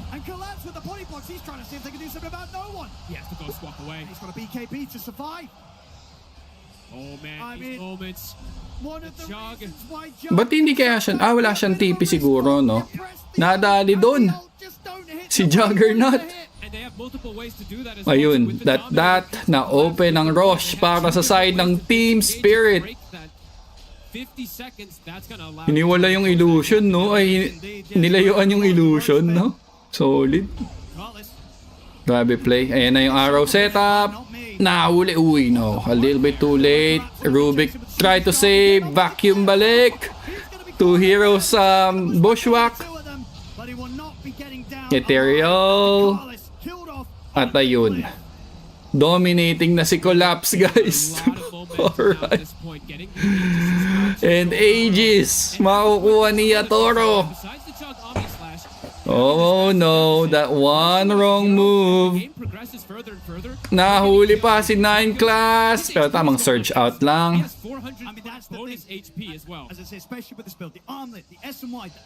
Yun yung downside ng ano. Yun yung downside ng Omni Slash, no? Pwedeng makite yung Omni Slash. Gonna have more and more armor, more and more answers to it. The Lotus with the Shiva's reducing some of this damage too.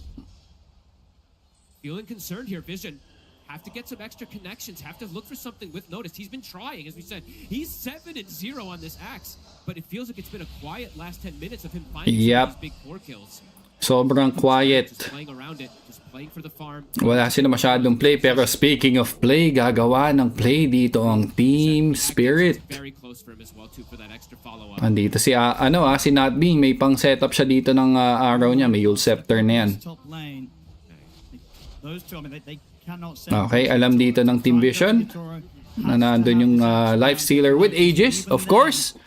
Next item dito ng Life Stealer will be Aghanim Scepter. Nakadikit na siya sa farming dito ng Satanic. Sulit ang TI hanggang pinakahuling match, di ma-predict sino mananalo. Totoo. Nakakakilig. Butterfly naman na yung Juggernaut. Problema mo dito kasi yung yung vacuum wall. Pag na wall of replica ka, alam mo na, pero yun, quick leap.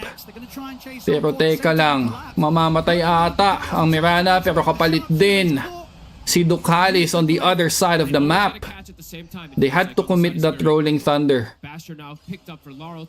So alam dito ng Vision na walang Rolling Thunder, pero may Aegis. What are they gonna do? What are they gonna do? So it's not an easy option to go for. 9 class wants better steals here at this point. He has Surge. May Lotus Orb na dito si Collapse, guys, ha. Close that gap or even distance away for some of his cores. Over to YATORO at the mid. Standing strong as he teases around the tier 2 tower. It does feel like Uy, nakaka-farm pa din, no, yung illusion. problematic for the damage. I think so. It's really just Parang TI-8 lang, di ma-predict. Anong score? Nandyan bro, nakapin 2-2 ang score natin. Game 5 tayo. Romel Tisoy. Talo yan Jug, last TI Jug din gamit ni Ame GG sa late game. Dami na naman gagayahin ng C. Okay.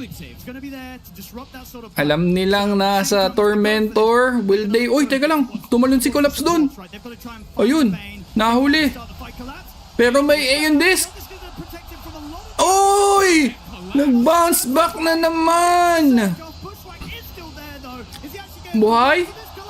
Patay. Godlike na dito si Notice, guys, ha. Rolling Thunder kinumit ni Larl. Disengage. Uy! May call.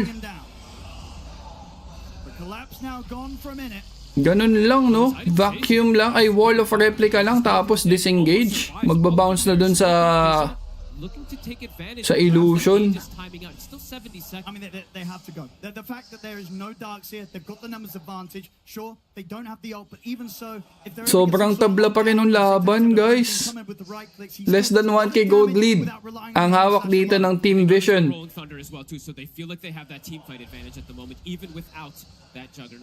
Tignan natin. May Aghanim Scepter na dito si YATORO, guys, ha. May vacuum naman dito si 9 class. Makikita nila yung Life Stealer, pero ayaw nila niyan. Ayun, nahuli yung dalawa. Ayun yung call. Patay kagad. Kaso na si Satanic. Ayun. May infest. Uy, may infest din dito si 9 class. Nakapag-blink out into safety. Uy, teka lang. Okay. Nice infest yun, ha. Walang talab ata yung SS ni Jago, no? Ano lang, no? Tawag dito, Darkseer pa lang yun. Allow SATANIC to maybe live through some sort of jump that Spirit get onto him and buy him time to turn, get the ults off. He's going to have it back up in 10 seconds. It'll put the Jug at what? From 2k to 3200 HP. That's a massive amount. And he does need some HP, it does feel like. He can get burst pretty quickly in these fights. Next item ng Jug dito will be Swift Blink, ang tinatrabaho ni Satanic. Meanwhile, may play na gustong gawin dito ang Team Spirit. Nag-Moonlight Shadow sila. Makikita si Runa naman into Sunstrike combo and Sharpshooter. And that would be enough. Nasa likod naman dito ang Pangolier. This might catch them off guard here. The Infest has already been used. They have got the Andun si Collapse. from SATANIC here, ready for YATORO. Ducalis thinks he knows this is coming. He actually throws a distiller in the back line, so he's expecting a wraparound here, it looks like. Poking forward here, perhaps to break. Ayun eh, Rolling Thunder. Ah, hindi ko commit. Arrow, hindi magko-connect. It's scary without the 5-man. Ayaw kasi mag-blade of Heptasis. Anong blade yan, bro? Lamang na Team Spirit. Ito na ibalik naman ng team ng Team Vision yung kanilang 2K gold lead after taking down that Bane. 9-0-2. Si Notice, guys. Napakaganda ng ginagawang napakaganda ng game ng Axe so far. Kaso nga lang parang kulang pa. Kailangan pa nila ng mas marami dyan. May Hex na din dito and Aeon Disc si No One. And I think when the difference is only slight, it does mean that YATORO is feeling pretty comfortable in this matchup. Ready to start. Yeah, that's right. Next item nung ni YATORO dito will be Abyssal Blade. It's going to be a very difficult one. Kailangan niya Abyssal Blade na yan. Pang 5-man kasi yung ulti ni Jug. Oo, tapos naka Battle Fury pa siya, no? Hindi siya pwedeng pang-isahan lang.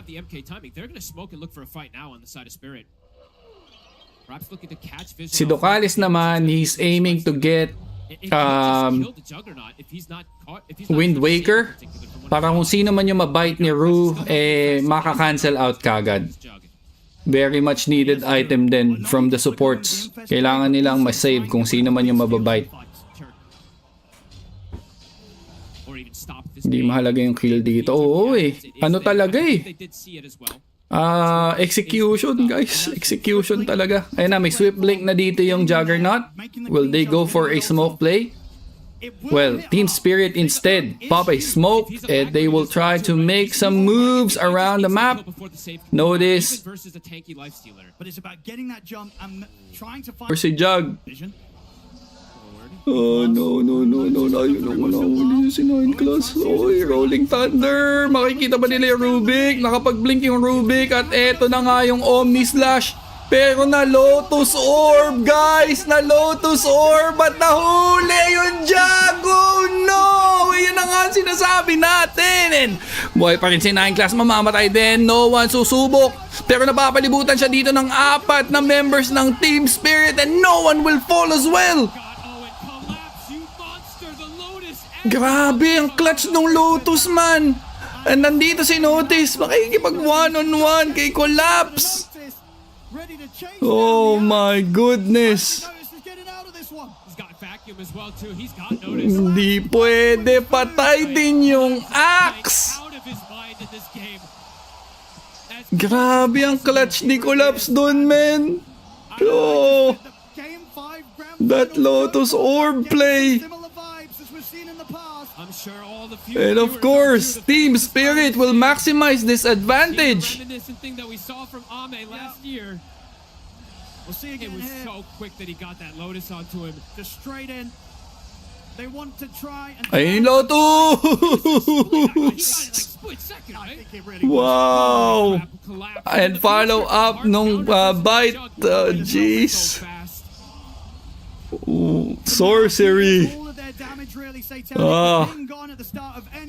The spell casting, guys. The spell casting.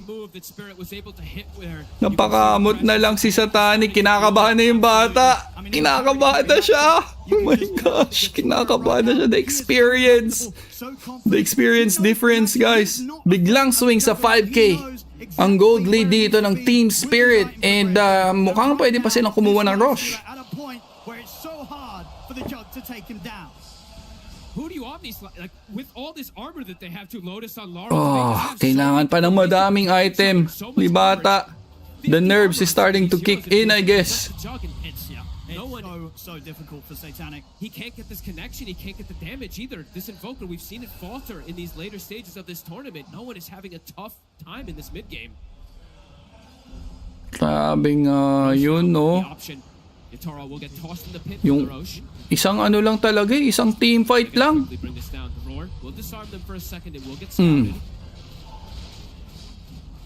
Isang team fight lang ang kailangan and that would turn the tide around. They've got to sit back, let this go the way of Spirit, this rush. Grabe mag-Dark Seer si Collapse. Right? What do you do for Vision to counter this? Looking for the Lincolns for the Jug. I mean, this is the thing, right? As a Jug as well, it feels like you need so many. Kapag nanalo sila sa Satanic, magaling ang bata. Oo, masasabi mo magaling sila kasi nanalo sila eh. Ibig sabihin na figure out nila kung paano matalo yung Spirit. Tsaka magaling naman to mga to guys. Mga professional to eh. Hindi lang naman individual skills ang Dota. It's a team game. So it needs 5, you know, 5 people to work it out. And tier 2 tower, kukunin ni YATORO dito sa top. Uncontested. May Aegis advantage yan, 4 minutes. Collapse, meron na ding dito Hex. And up for his uy, teka lang, medyo nagkagulo sila sa spellcasting doon. Si Collapse ang tinalon.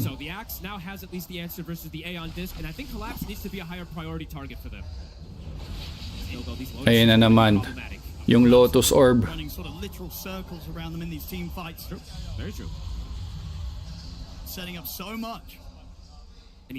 Okay, may dito may nullifier si Notice. So kung sino man yung ma-call niya, ina-nullify niya para mawala din yung Lotus. Uy, Rolling Thunder. Nahuli si No One. Na-save ni 9 class. And Infest in lang muna. Na Hex. Okay, walang Lotus Orb doon.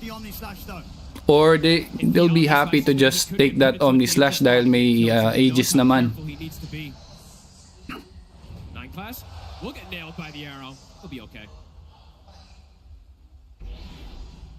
Spirit, don't need to sort of make the jump to Sardinas isang buwan na ba? Ayun lang. Mapapasardinas na nga ata. 43 minutes guys. Katok lang ng katok sa high ground dito ang Team Spirit. Trying to maximize this Aegis advantage. Kailangan nilang i-pressure tong Team Vision kung gusto nilang makakuha tong game number 5.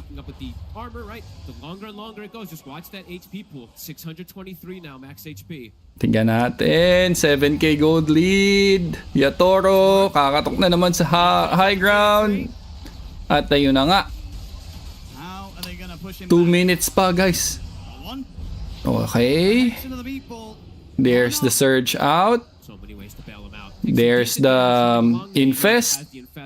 Ang bilis ng heal. Puno na naman ang buhay.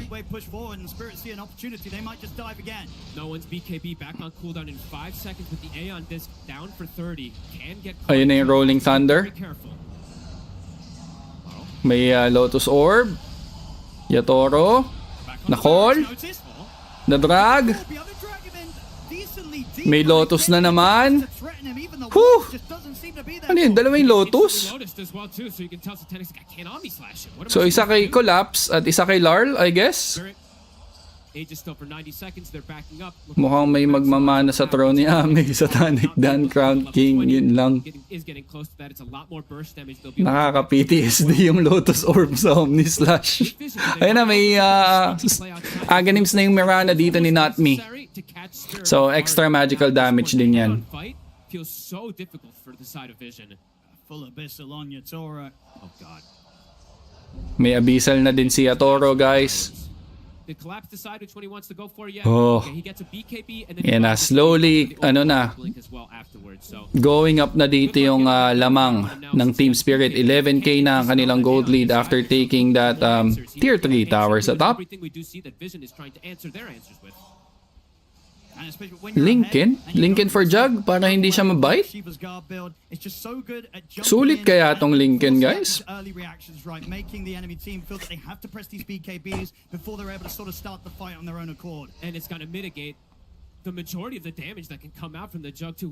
Bossing, tanong ko lang ulit, Sardinas dish pang 2 months. Tayo dyan. Well, isigang mo lang ng isigang bro para may sabaw. Para sulit. Okay, may nullifier na din dito si YATORO. Ang daming item. Ang daming item. Nagbinata na yung bata sa stress dahil sa Lotus. Negets na ba vision dyan? Well, nasa ano sila? Nasa dehado sila ngayon. Sa scenario dito, medyo nasa lower hand sila ng game. So ito na naman, Infest Bomb. No, nothing's gonna happen. Wala nang Aegis advantage dito ang Team Spirit. They are playing this carefully, guys. Ayaw nilang bigyan ng room for comeback dito ang Team Vision. Pero may smoke attempt ang Team Vision, guys. Let's see.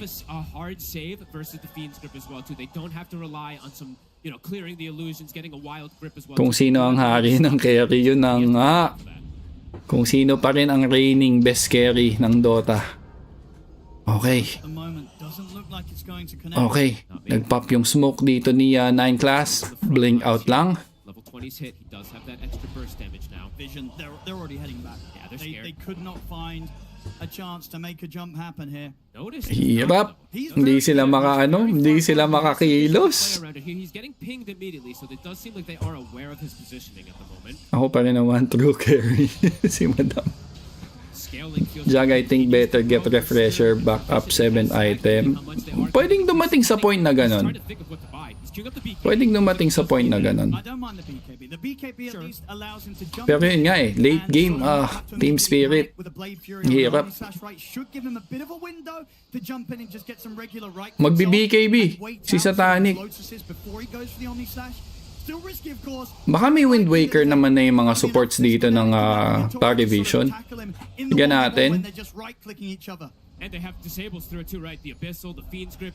I believe the Basher also on Laros, and he's about to have Abyssal as well too. So okay, ito na, may big clash. Dalawa yung Lotus ng Team Spirit. It just hasn't been able, we haven't been able to see that damage that can come out from him because they just have the answers for him, it feels like. Yeah, they have the saves. If YATORO is able to find any sort of window to get the rage off, to get the infest off. Diba, halimbawa, ma-omni slash si Lifestealer, tapos may katabi siya. Pwede lang din siya mag-infest in eh. Tapos nahi-heal din niya yung, or lalaki din yung HP ng ano niya, no? May infestan niya. So, ang daming kailangan i-consider dito ng Team Vision.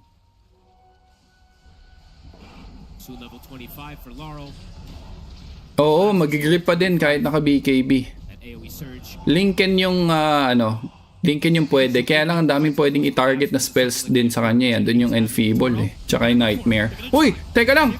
May napatulog dito, Lifestealer! Ayan na nga! Na-Faint's Grip dito yung Axe na. Wind Waker naman. Asan na yung Jug? Asan na yung Jug? Namatay na yung Lifestealer, guys! Sinolo! Meanwhile, not me. Blinking out. Satanic! Trying to chase more! Nahuli! Another leap! The arrow won't connect! Double leap, hindi mabubushwak, and not me will fall. Ayun na. Pumasok na. Hindi ko nakita yung Juggernaut. Pumasok na pala yung kanyang Omni Slash dun sa Lifestealer. A little bit of window. Execution of chain stun, literally perfect. I believe the lift catches him toward the end of things there, and he gets brought down. Beautifully done, because we did see the sleep, but it's a fraction of things that it actually ends up Wind Waker. And they can't prevent the rest of the damage coming through. And time to push. That was crazy execution from Vision. Sinaniba ni Angela si Jug. Sino yung nag-ule sa Axe? It is spawning. Si Ducalis ba? Naka-Wind Waker na? May nag-Wind Waker eh. 30 seconds. Walang Lifestealer, guys. Oy! Na-hex! Hop! Nako po! Nag-pop na yung Aeon Disc. Ando naman yung healing ward. Meanwhile, andito si Roche. Andun yung amplify damage. This is the time. Bibilisan lang ata ng Team Vision tong Roshan. Masyado mabilis. Hindi kaya i-contest ng Team Spirit, guys. Ayun, ang bilis na nakuha. Okay. Bumalansin na naman yung game, guys. My God. Ano ito, roller coaster? Absolutely insane. Able to find the connection when he wasn't Lotus finally. And now the potential. Ang ganda ng Dota. Hindi mo talaga alam kung sino mananalo. Whoop. Whoop. They don't want Vision to be able to set up like that again. 50-50 pa rin talaga. Oh my gosh.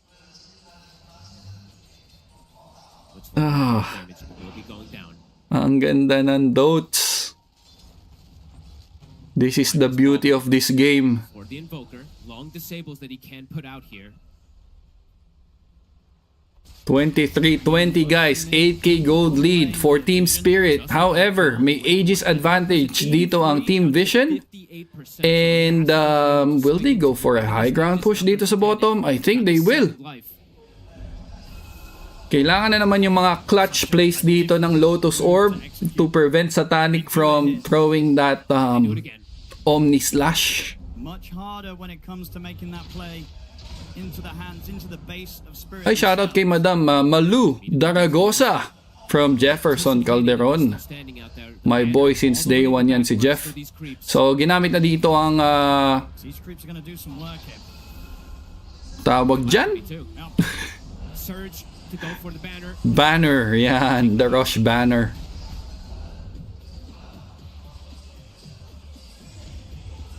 Such a tense game. Could this be the best TI? I cannot. Well, besides OG run, like in dalawang, alam mo yung mga TI run ng OG, I think ito yung isa sa pwedeng sumabay doon yung experience. Yung Game 5 kasi, yung nagpapaganda. Yung mga recent TIs kasi parang total domination eh. Alam mo yun, walang halong drama. Ito, napakaganda. Beautiful Dota. Moonlight Shadow, kinamit ng Team Spirit. They will try to go for a wrap around play. At nahuli si Collapse! Nahuli siya. May buyback naman at Rolling Thunder is here. Mahuhuli dito kagad. Si 9 class. Satanic wala na siyang Omni Slash. Pero may Refresher Shard. Let's go. Wala nga lang siyang mana. Wala siyang mana. Wala siyang mana. Wala siyang mana. Asan? Walang mana. Hindi siya makapag-Omni Slash. No, nilaban na lang! Nakuha ni 9 class! Nakuha ni 9 class yung Pins Grip at mamamatay may Life Stealer! Yes, mamamatay yung Life Stealer! Eto na yung Omni Slash! Pero ang daming illusion! Ang daming illusion! Notice! Walang mana, walang HP, no one! Gusto nga! Bigyan dito si Larl? Will he survive? Satanic!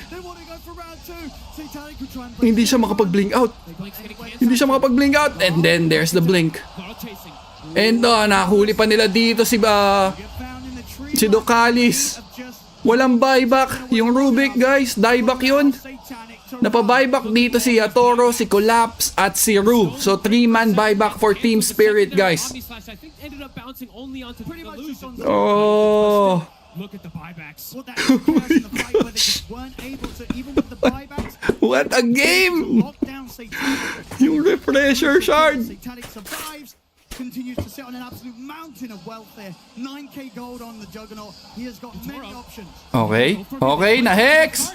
Na-hex! Alright, Yatoro! Pero nakapag-infest. Kaso solo siya, nakasolo. Huwag ka mag-overextend. Wala mag-overextend. Wala yung team. Grabe naman tong game na to. Nakita nyo yung kilos ng Team Spirit. Teka, nahuli nga Toro. Punta dun. Uy, Carb, shoutout sa'yo bro. Kamusta?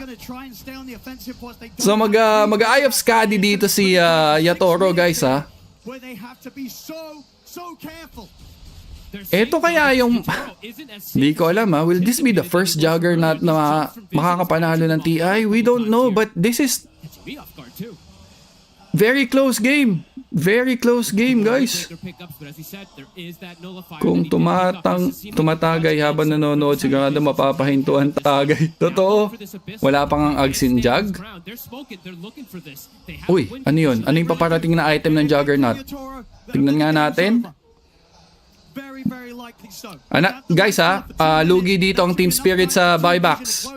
So, etong smoke attempt na to ng Team Vision. Ayan na nga. Speaking of, at nahuli si Natmi. Though meron siyang buyback. We have the most raid boss builds I think I've ever seen on these carries. Look, Oh. there's both completely 6-slotted. Oh my. The games. He's just looking to tank up. Has to survive through these calls. Mag-review para sa board exam. Nood na lang muna ng TI. Ang Moonshard pala. He has been, and no one can get these connections. This long hex, they will die during it. Eyes on the save, the bane, the sleeps, the little sleep, the Nasa pack yung kasama. Sa sobrang intense nung game, nasa pack yung kasama. Uy, teka. Dikit-dikit sila doon, ha. Dikit-dikit sila doon. They have to move away. They know that the Juggernaut can jump. Oh. Ayun na, may Wind Waker na din dito si si Rubik. Coming up to 57 minutes here in a game 5. 57 minutes in the game na, guys. Abot pa ng 60 minutes. Ayan na, sa nagtatanong kung abot to ng 1 hour, ayan na yung sagot mo, brother. Abot siya ng 1 oras. All about the play, all about the catch. Eyes on noticed. Both teams have the tools. Ito yung mga laban na bawal umihi. Okay, they're slowly crawling near the high ground. Larl na call. And there's the Omni Slash. Though may buyback dito yung Pangolier. Ito na ata yun. May buyback yung Pango. Nag-buyback na din. And Jug. Uy, teka lang. Whoop. Ay, hindi na siya nakatakas. Meanwhile, nahuli dito si Notice. The BKB will be on point, pero may mga basher. So hindi din siya makakatakas even if he wants to go for TP out, and he will fall as well. Two big cores down para sa Team Vision. Ito naman ang Team Spirit. Sila naman. Oh my gosh. What kind of game is this? What kind of game is this?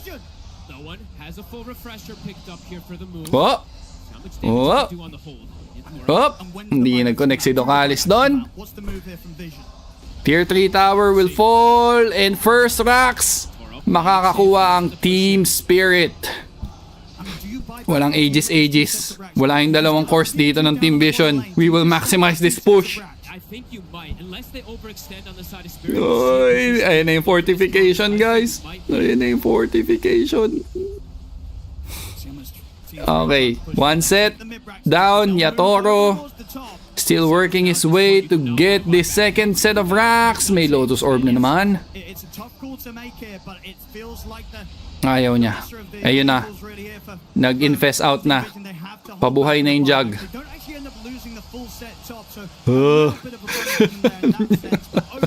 Balik sa 5K ang gold lead ng Team Spirit, guys. I guess that was the plan, no? Gusto nilang i-bait yung Omni Slash dun kay Larl na may buyback, dahil once wala na yung Omni Slash, that's their time to fight. That's their time to fight. There is going to be saves. We are seeing the Wind Waker now picked up for Not Me. So it does have that potential to also get the save. Even so next item ni Jug. It's going to be a raged life stealer. So there's a lot of layers in these team fights to look out for. Satanic wants the Moon Shard. Moon Shard. Yeah, still not the Aghanims. They hate it. They don't like it. Ayaw niya. Oo nga, no. Ayaw niya na Ags, no? It is a short Omni Slash, of course. So maybe he's just feeling like it's not going to make the difference anyway.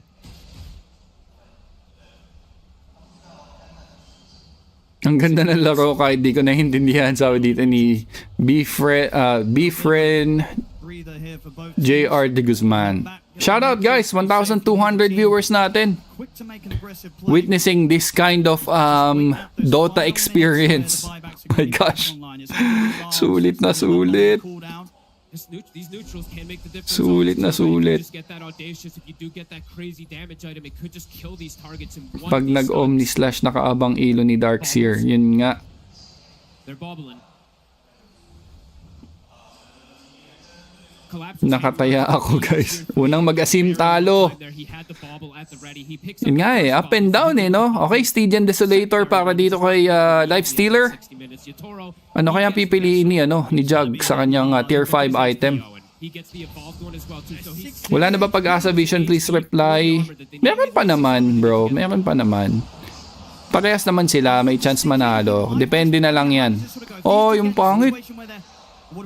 Which Bane? Maybe Audacious bubble. I think Audacious is going to feel pretty nice, right? Yeah, could be the case. A lot of attack speed, a lot of magic attack damage. That really. Ayun na nga. Audacious bubble na nga yung pinili niya. Looking to hit again. Buybacks are Harmonizer naman kay Invoker. Actually switch it so he goes for the Rift Shadow Prism on Satanic. Okay. Isang mali lang ng either team tapos ang laban. Yeah, ito na yun. Dumating na tayo sa point na one wrong move. That is what a lot of these players do. I mean, YATORO and Satanic, the most pwedeng decider. These Manta and Illusion plays to bait things. Smoke on smoke action. One wrong move could be a decider for the both teams. Pushing out the waves with his arrow, with his Starstorm. Both teams pretty much getting the buyback. Oh my! This must be it. Okay, it's a fake. So the bait, the Rift Shadow Prism falls for it once. Okay, Shadow Prism.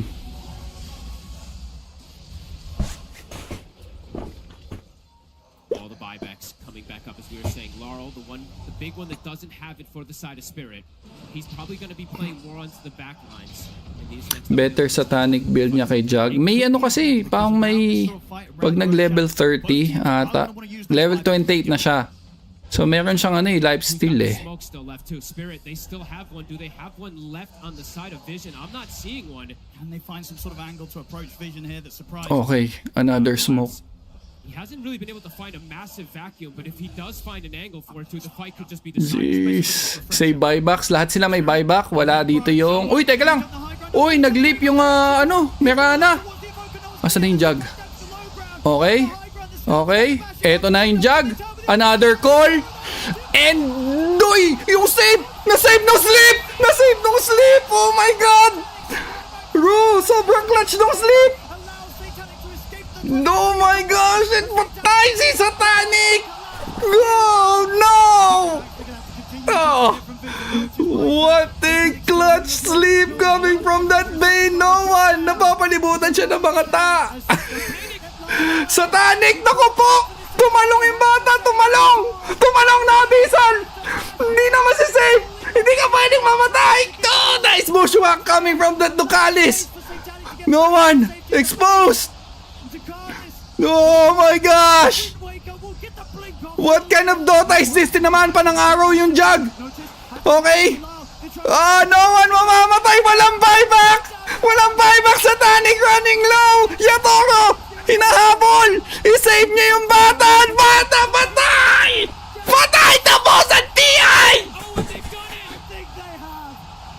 Team Spirit! GG! 3-time! Oh my God! Shit! Sobrang ganda ng laban, man! Woo! That was a bitter loss para sa Team Vision. Oh my God, yung sleep! Yung sleep yun! Yung sleep! Oh my gosh, yung sleep, yung diferensya! Woo! Sobrang clutch nung save na yun! I mean, Vision, they stepped it up. They had to, they pushed it the distance. 64 minutes in, they took a risk. Oh my gosh, shoutout sa 1,200 viewers natin. Na-witness natin yung napakagandang series ng Dota and Collapse and YATORO. 3-time TI champs, guys! Woo! At ayun nga, natalo na naman ang Juggernaut ng game 5. Woohoo! Sheesh! Panoorin natin to, guys. Panoorin natin. Napakagandang laban. Deserve nila parehas.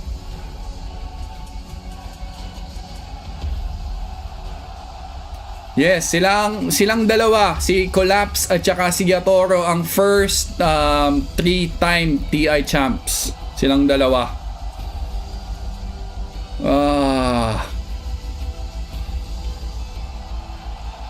Solid. Ayan si Not Me pang never heard sa name niya, kinuha ng Team Spirit, TI champs. Yung sleep, guys, yung sleep, my god, sobrang clutch noon. Hindi ako maka-recover, hindi ako maka-move on. Anyway, maraming salamat guys sa panonood ng TI dito sa channel natin. Thank you so much. Sobrang appreciated. At dyan na magtatapos itong ating live stream. Kung gusto nyo panoorin yung aftermath, nood na lang kayo sa ibang channel guys. Thank you. Napagod ako doon. Salamat sa pagstay put. Thank you guys. Don't forget to hit like and subscribe.